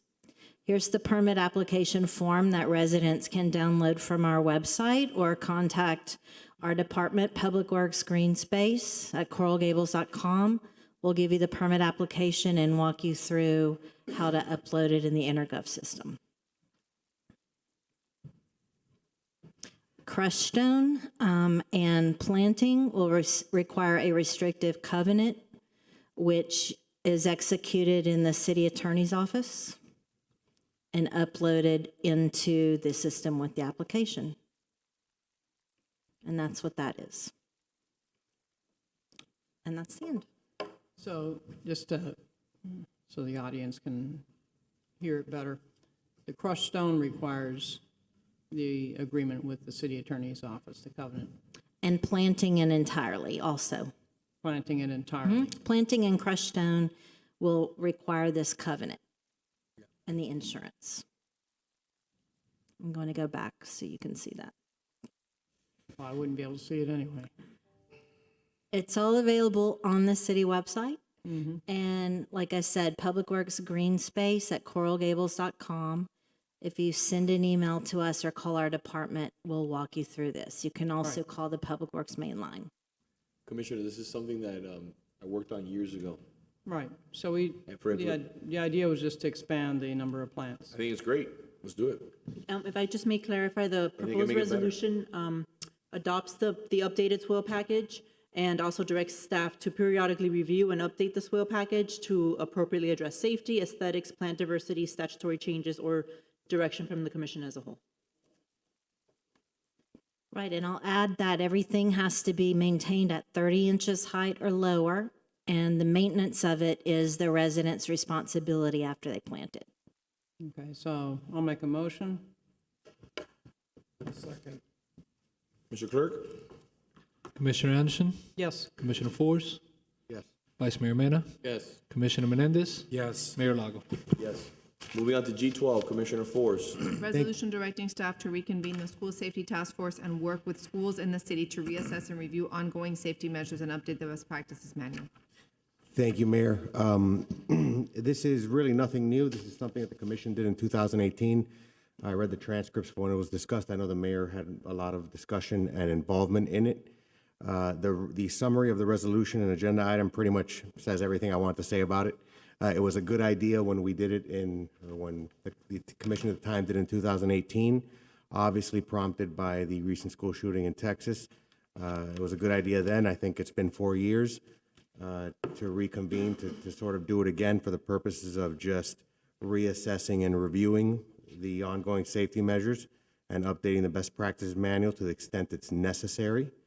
I saw that the task force back then included several folks who are no longer here. I don't think it's necessary. You can replace those people, or if you deem it's necessary, but if you know, don't do it just for the sake of the numbers. And this is really just about touching base with our schools inside our jurisdiction that are not under Miami-Dade County jurisdiction, especially since now we probably have certain technology and methods of communication that we didn't have in 2018. We can incorporate that stuff. That's really all it is. Same thing we did in 2018, but just an update of it. Want an update to you all or to I mean, I can do, we can do it here. It's up to you. You can come back and give us an update on it. Mainly, it's about reaching out to the schools and seeing which ones are willing. I know some schools have already reached out to you in the wake of it. So just making sure that we follow up with that. And obviously you would, but anybody who hasn't thought of it doesn't realize that the city is here as a resource for that purpose. Yeah, with what we saw in Texas, I mean, we obviously had an increased presence both during the day and afterwards. Right now, the arrangement is Miami-Dade Police Department, Miami-Dade Schools Police Department are on campus all the time. We went above and beyond that on the high school, and we still have our officers assigned there as well. In speaking on Thursday, we had a meeting with the Archbishop's office as far as Catholic schools, not just in our jurisdiction, but wherever. We are kind of in front of it only because, as you know, with the approval of this commission, we partnered with SaferWatch, which is an app company. They now have the contract for the Miami-Dade County schools for a panic button inside the schools. We're talking with our charter schools as well. So we will continue to pay attention toward the end. I will tell you, without going into the details, our cyber crimes detectives, that we have a new cyber crimes detective that clearly handles that. They're working on people that have posted some things that live within this side of the city within the last 12 hours. And it's us working with everyone else. Just some pretty remarkable things that this person posted that happens to live here, but no direct threats toward any of our schools. So we meet on a regular basis. My meeting with Temple Judea is Thursday to go over their plan. Last Tuesday, if some of you got some phone calls, the SWAT team worked out at Temple Judea based on top of that. So we've got a pretty good handle on it, but again, like anything else, we can always do better, and we look at it again. So once I have all those meetings kind of at the end of school year, I'll be more than happy through the manager to report back. One other issue that the manager has directed the police department to do is also to figure out an area or a process for what we will do in this building going forward for all of our employees and you all as well. So that should be coming in the very near future using technology, but also, you know, how to harden up this historically beautiful building, but that is a problem. And, you know, we're working our way up. So we will have everything, Commissioner. Hopefully by the next meeting, I'll try and get it on the 28th. Yeah, and, so, sorry. I was gonna No, say no, something else. and by the way, you know, one of the things I envision is things just as simple, and I'm sure this is part of what you do, but as simple as running into a school that has a extremely vulnerable entrance or entry point that they've taken for granted, or it's not vulnerable all day long, but it happens to be vulnerable for 3 hours during lunch or something like that. Like, things as simple as that. As of this morning, we had an alert from the Miami-Dade County Schools Police Department that parents are trying to breach their schools on their own this morning, and we were put on alert. As that a they're test? trying, Like as a test to try and get into a school. You know, that's not the way to do things, but I've sort of done that once. I'm like, Guilty as charged. but I mean, this was, as I'm sitting here this morning, I had to step out a few times. I got a call from their chief, is like, you need to be aware of this. We're having parents trying to breach into the schools, which, you know, with today's, or the last few weeks of what has happened, I mean, how are the officers not going to handle it appropriately? I mean, unfortunately, we've had to deal with the shutdown of the high school many years ago. And, you know, we were successful in doing that and catching the offender. It was a one-on-one crime. But we're confident with it. We have those are going to be in the schools. Believe me, if I had more people I could take out of the schools, I'd have them down in the alleyways of Miracle Mile, but that's the balance. But we're on it, and we're going to continue to stay on it, and I'll be more than happy to report back to you everything else that we've done. Great. I have a quick question, just in terms of, and we can talk offline. Obviously, we have the high school and junior high and other schools in the area, but I know there are a couple small schools for younger age kids. Do they fall within that world of, you know, schools that we follow up with for security measures? Yes. With the passing of the Marjorie Stoneman Douglas Act, there is a requirement now that they have to have an alert system, almost a panic button system that all schools do. So we have pushed out to all of our charter schools within our jurisdiction. This is the vendor that we use, that the state uses, that the school district uses. We believe the archdiocese is looking at it now, where they're talking directly to our station. And there's no middle person. We have the ability to look at video. We know where in the building they are. So, you know, they have been very compliant on that. We have had conversations with all of them as well. We will continue to work on all the schools in our jurisdiction, down to including the Montessori schools, the day pre-K, things like that. Okay. All right, so just as part of your best practices, I mentioned in some of my comments, the randomized checks and the body alarms, which I know you're familiar with that. Body armor or? Alarms. Alarms, A yes. button that the security guard at the front can wear, as opposed to looking for a buzzer somewhere underneath a desk.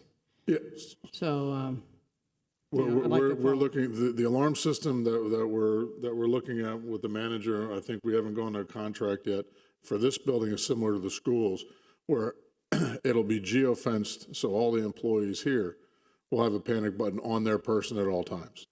That'll be on your desk. As soon as you push it, we're going to know exactly where you're at in the building. Your camera can be turned on and activated so we can see our situational awareness of where we need to go. And that can also alert everybody else in the building to lock down in place. And this is similar to what this company has in place with the schools already. So that's the kind of technology that we're using, coming into this building. That's technology I've never. I don't know how comfortable I feel with it, but You don't have to sign up, Mayor. let me tell you that since Commissioner Forrest put this on the agenda, he wasn't here. But when Parkland happened, Commissioner Mena and myself, we were the first city that I'm aware of in Miami-Dade County that took a very drastic measure with the leadership of the chief. And when I mean drastic is not the appropriate word, but we took a stand as a commission, and we put police officers in every school immediately. We were the first city in Miami-Dade County that I remember, I actually wrote an article about it, to take that step forward. And we had those police officers there. Correct me if I'm wrong. No, you're absolutely correct. Correct me if I'm wrong. We had those police officers there till the school board took over. Backfilled them, right? Yeah, backfilled them in. I remember that. You know, you only hear about the horrible incidents like Commissioner Menendez and Commissioner Anderson were talking about today in regards to Texas. You know, those horrific acts where people are gunned down and young lives are lost so early. But you don't hear about the things that are prevented and the measures that were taken by this city. We talk a lot about the negative things, but sometimes you got to bring in the good things. Correct me if I'm wrong. When was the last time that you saw something happen at a school here? At a school here? The last thing I ever saw was the Gables issue that happened. The Gables issue, which is a one-on-one homicide that took place between two individuals. Yeah, Mayor, you're absolutely correct. We have been in front of this. I will tell you, as a major in 2008 was the first time we did what we called Operation Sandbox at the University of Miami. I think some of you were caught up in that, where we did multiple active shooter scenarios at the University of Miami with helicopter landings, working with fire throughout. You know, we understand, and you've heard me say this many times, everything that's happened throughout the country can happen in this city, and as has happened in this city. And we train and we train and we train to have that happen. So to your point, sir, we have active shooter training. We have been active shooter training religiously. We look inside these buildings. We go inside these buildings, and we train. And we're very clear about what our actions are, because not just the direction of you all, but I think, you know, our reputation amongst that element is you may not want to come to Coral Gables and try something like that, because we will lock down and we will assess the situation and neutralize it as quickly as we can. And we know that. And you know, I don't want to talk about politics at a national level. There's a lot of discourse back and forth about, you know, guns and that kind of discussion, which they can have that discussion all they want. But at the end of the day, there's, I think, 400 million guns in this country. And there's a lot of people, not only in this country, but locally, who have mental health issues. And a lot of people who deal with their own crises every single day. And they commit these horrific acts.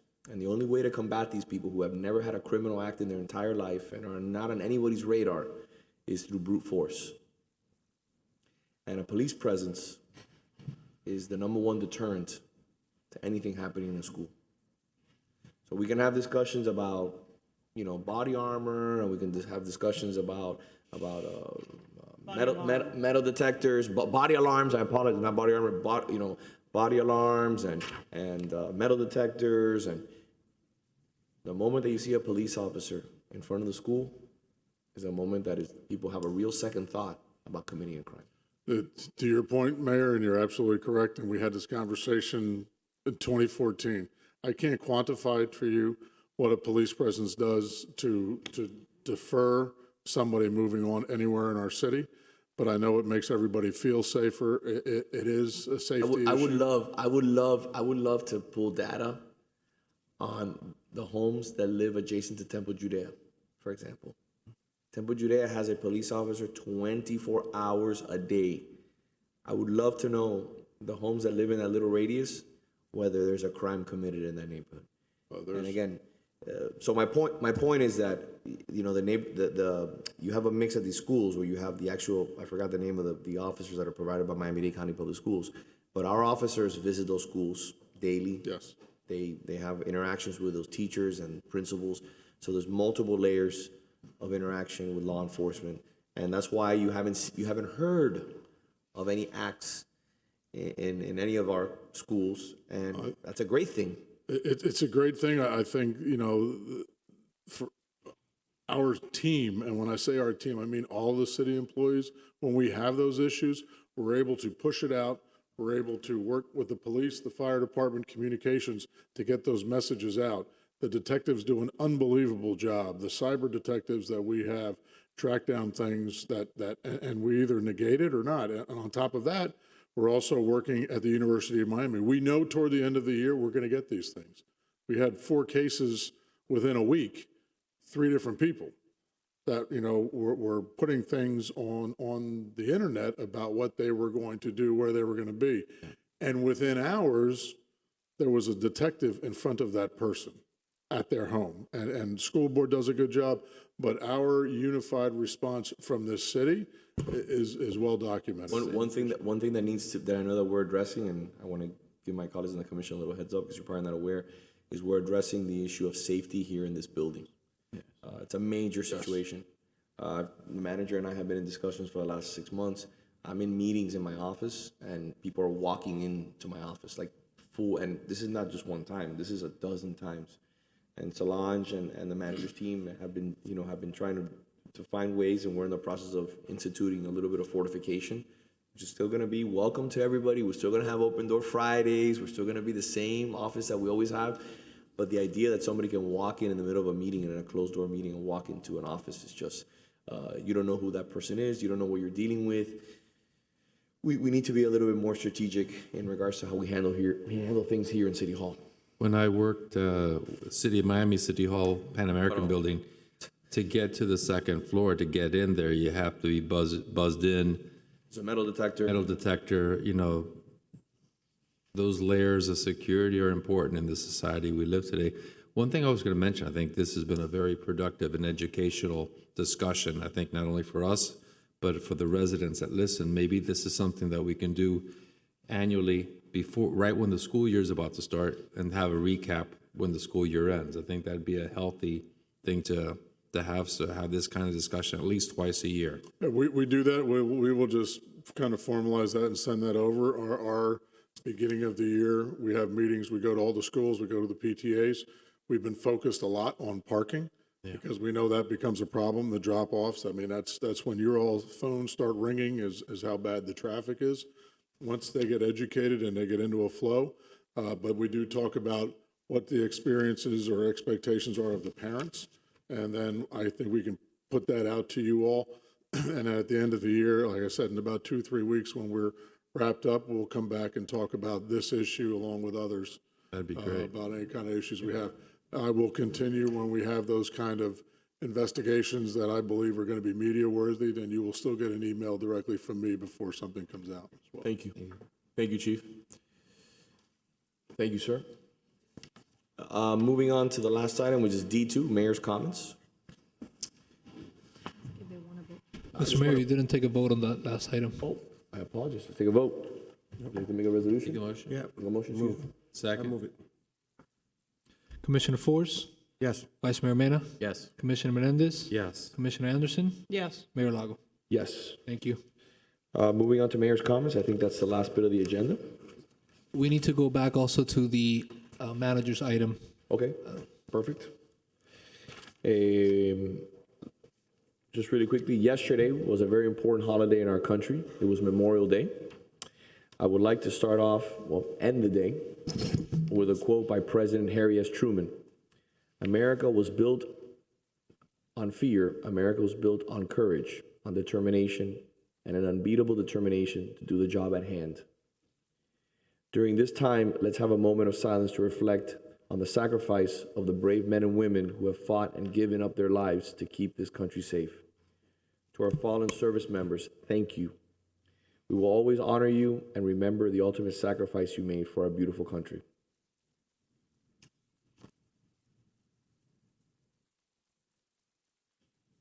Thank you. Moving on to the final item in Mayor's Comments. It's an update in regards to the downtown maintenance and the block-by-block program. This is simple. I don't need an update. This is more me making a request. June 30th is the day that we've all been waiting for. Sidewalk Cleanliness Day. I already have my pressure cleaner on order from Home Depot, and I will be pressure cleaning sidewalks and handing out tickets. and I ask that the commission join me. All jokes aside, I see great improvement in Merrick Park. I'd like to thank Ms. Bell and her team for that. Congratulations. It only took 15 years. But there's a reason why I bring that up.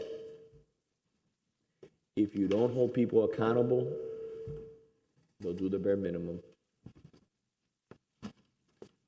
So I know certain people say that, Vince is unrelenting, he's a stickler, he's a pain in the rear. Yeah, those are all things that are true. But I promise you, I will keep doing it until the last day that I'm here.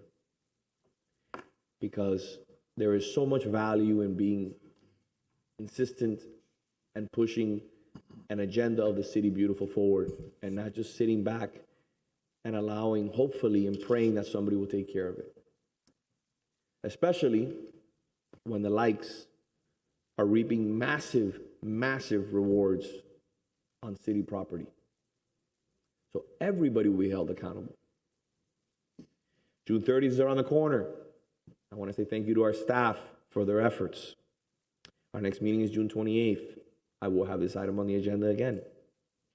I would like a formal update, Mr. Manager, on where we stand in regards to all the landscaping on Ponce that is supposed to be replaced, the Green Island ficus and the plants.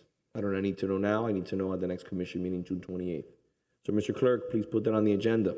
I would like an update on the replanting of all the trees on Ponce and the shrubbery. This weekend, we didn't have an update. I guess we'll talk about it in the next commission meeting. Last week, we had a downtown cleanup. Very successful. I want to congratulate Matt Anderson and Solange on their hard work. To my understanding, we had almost 300 pounds of garbage that we collected.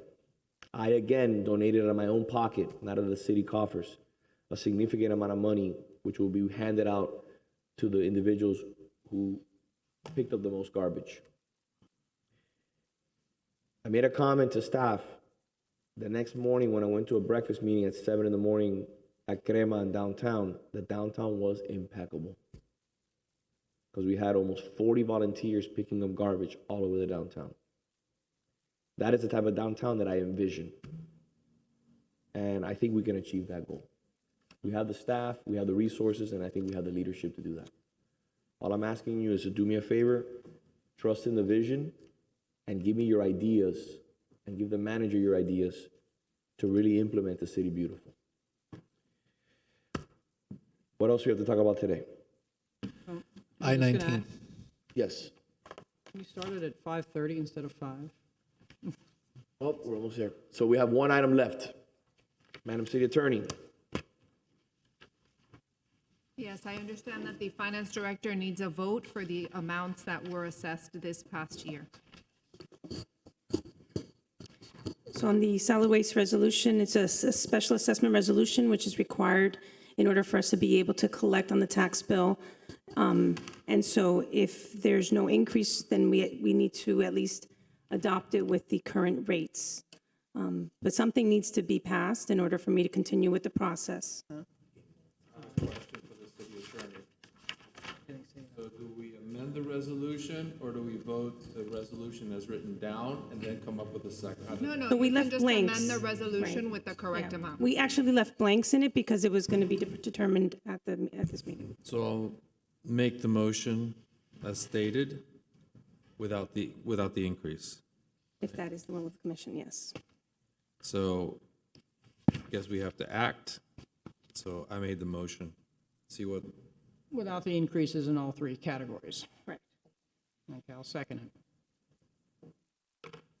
Second for discussion, or do you want to take the vote? let's discuss. Any further discussion or no? Let's discuss real quick. You just ready get to take an the idea. vote? We discussed it quite a bit, didn't Okay, we? you ready? I just want to You give. need a vote today, you said, right? Yeah, I just want to give enough. I want to, obviously, at the end of the day, I want to make sure everybody has enough time to discuss whatever is the issue they want. Okay? That's it. Then let's get a vote. Vice Mayor Mena, No. Commissioner Menendez, Yes. Commissioner Anderson, Yes. Commissioner Force, Yes. Mayor Lago. Yes. So with that being said, I challenge staff to let's have a sunshine meeting. I want to see how we can resolve this issue. How can we resolve this issue and really deliver on a program which takes into consideration that fees are going up, but that we have millions and millions and millions of dollars of waste that we can cut out of this budget? You have my full support to move forward towards a referendum. We've been talking about this for years. There's this boogeyman in the room. Oh my God, if you take it away, let's find out. Let's ask the residents what they want. I'm with you. I think if you give a real alternative and there's money involved, then you're gonna find out how much it's worth to people. I'm with you, 110%. Commissioner, any final thoughts? Final thought, I handed out to you an air potato. I saw that. Thought it would. I can't tell if that spark really your- happened or I'm just tired. Yeah, it really did happen. So I've been working with Solange, and Solange is going to be working in the fall to do a more formal project on the air potato removal. So during this literacy festival, I thought I would have some fun with the kids and asked them if they wanted to help the environment. And I challenged them to collect 3 pounds, and they will get a free book from a list that I'm going to provide to them by email. Love it. I got 2.5 pages of volunteers. Their parents signed them up. I have a perfect place we can start. There's a bunch of air potatoes, and I'll join you. Yes, I'm starting to mark the maps when I go out biking. I don't even know what an air potato is, honestly. It's an invasive vine. It's invasive vine. It's got a right bunch in my out in house. our city parking lot, by the way. Yep, So, just want to let you all know that. I love it. They smell bad too. They kind of, They see you've been smelling them. they do. They don't smell great. They don't smell. I haven't tasted them. They look very edible, but apparently they're not. Commissioner, that's it. any final thoughts? No, I have nothing else. Commissioner Menendez? Just since a lot of people say some of our meetings are for the birds, I want to announce and remind everybody this Sunday at 1 p.m., Alfred Hitchcock, The Birds. Free movie, free popcorn, free soda, free refreshments, and free beer at the Gables Art Cinema. I'm Beer. hosting it. It's a great movie. The birds are big, scary. You'll enjoy it. So by all means, you can go and play Gables, city's website, and get your free tickets if you're a resident, 40 and older. I brought the age down because, well, a lot of people in that age range wanted to see the movie. Mr. Vice Mayor? I have one comment, or at least a request. I leave to Washington with Naomi and staff in an effort to find some money for the mobility hub. We're going to bring back some money. Just like we're going to be successful with huge numbers in Tallahassee, which hopefully the budget will be signed June 2nd, and that'll be another reason to celebrate. I asked for your input. A lot of you have contacts in Washington on both sides of the aisle. Don't be shy. If you have somebody over there that you think is worth meeting in regards to the mobility hub, to looking for funding, we're going there for 3 days to shake the trees. We're going to meet with elected officials, and we're going to go to a flood coalition symposium, which is happening in 1.5 days.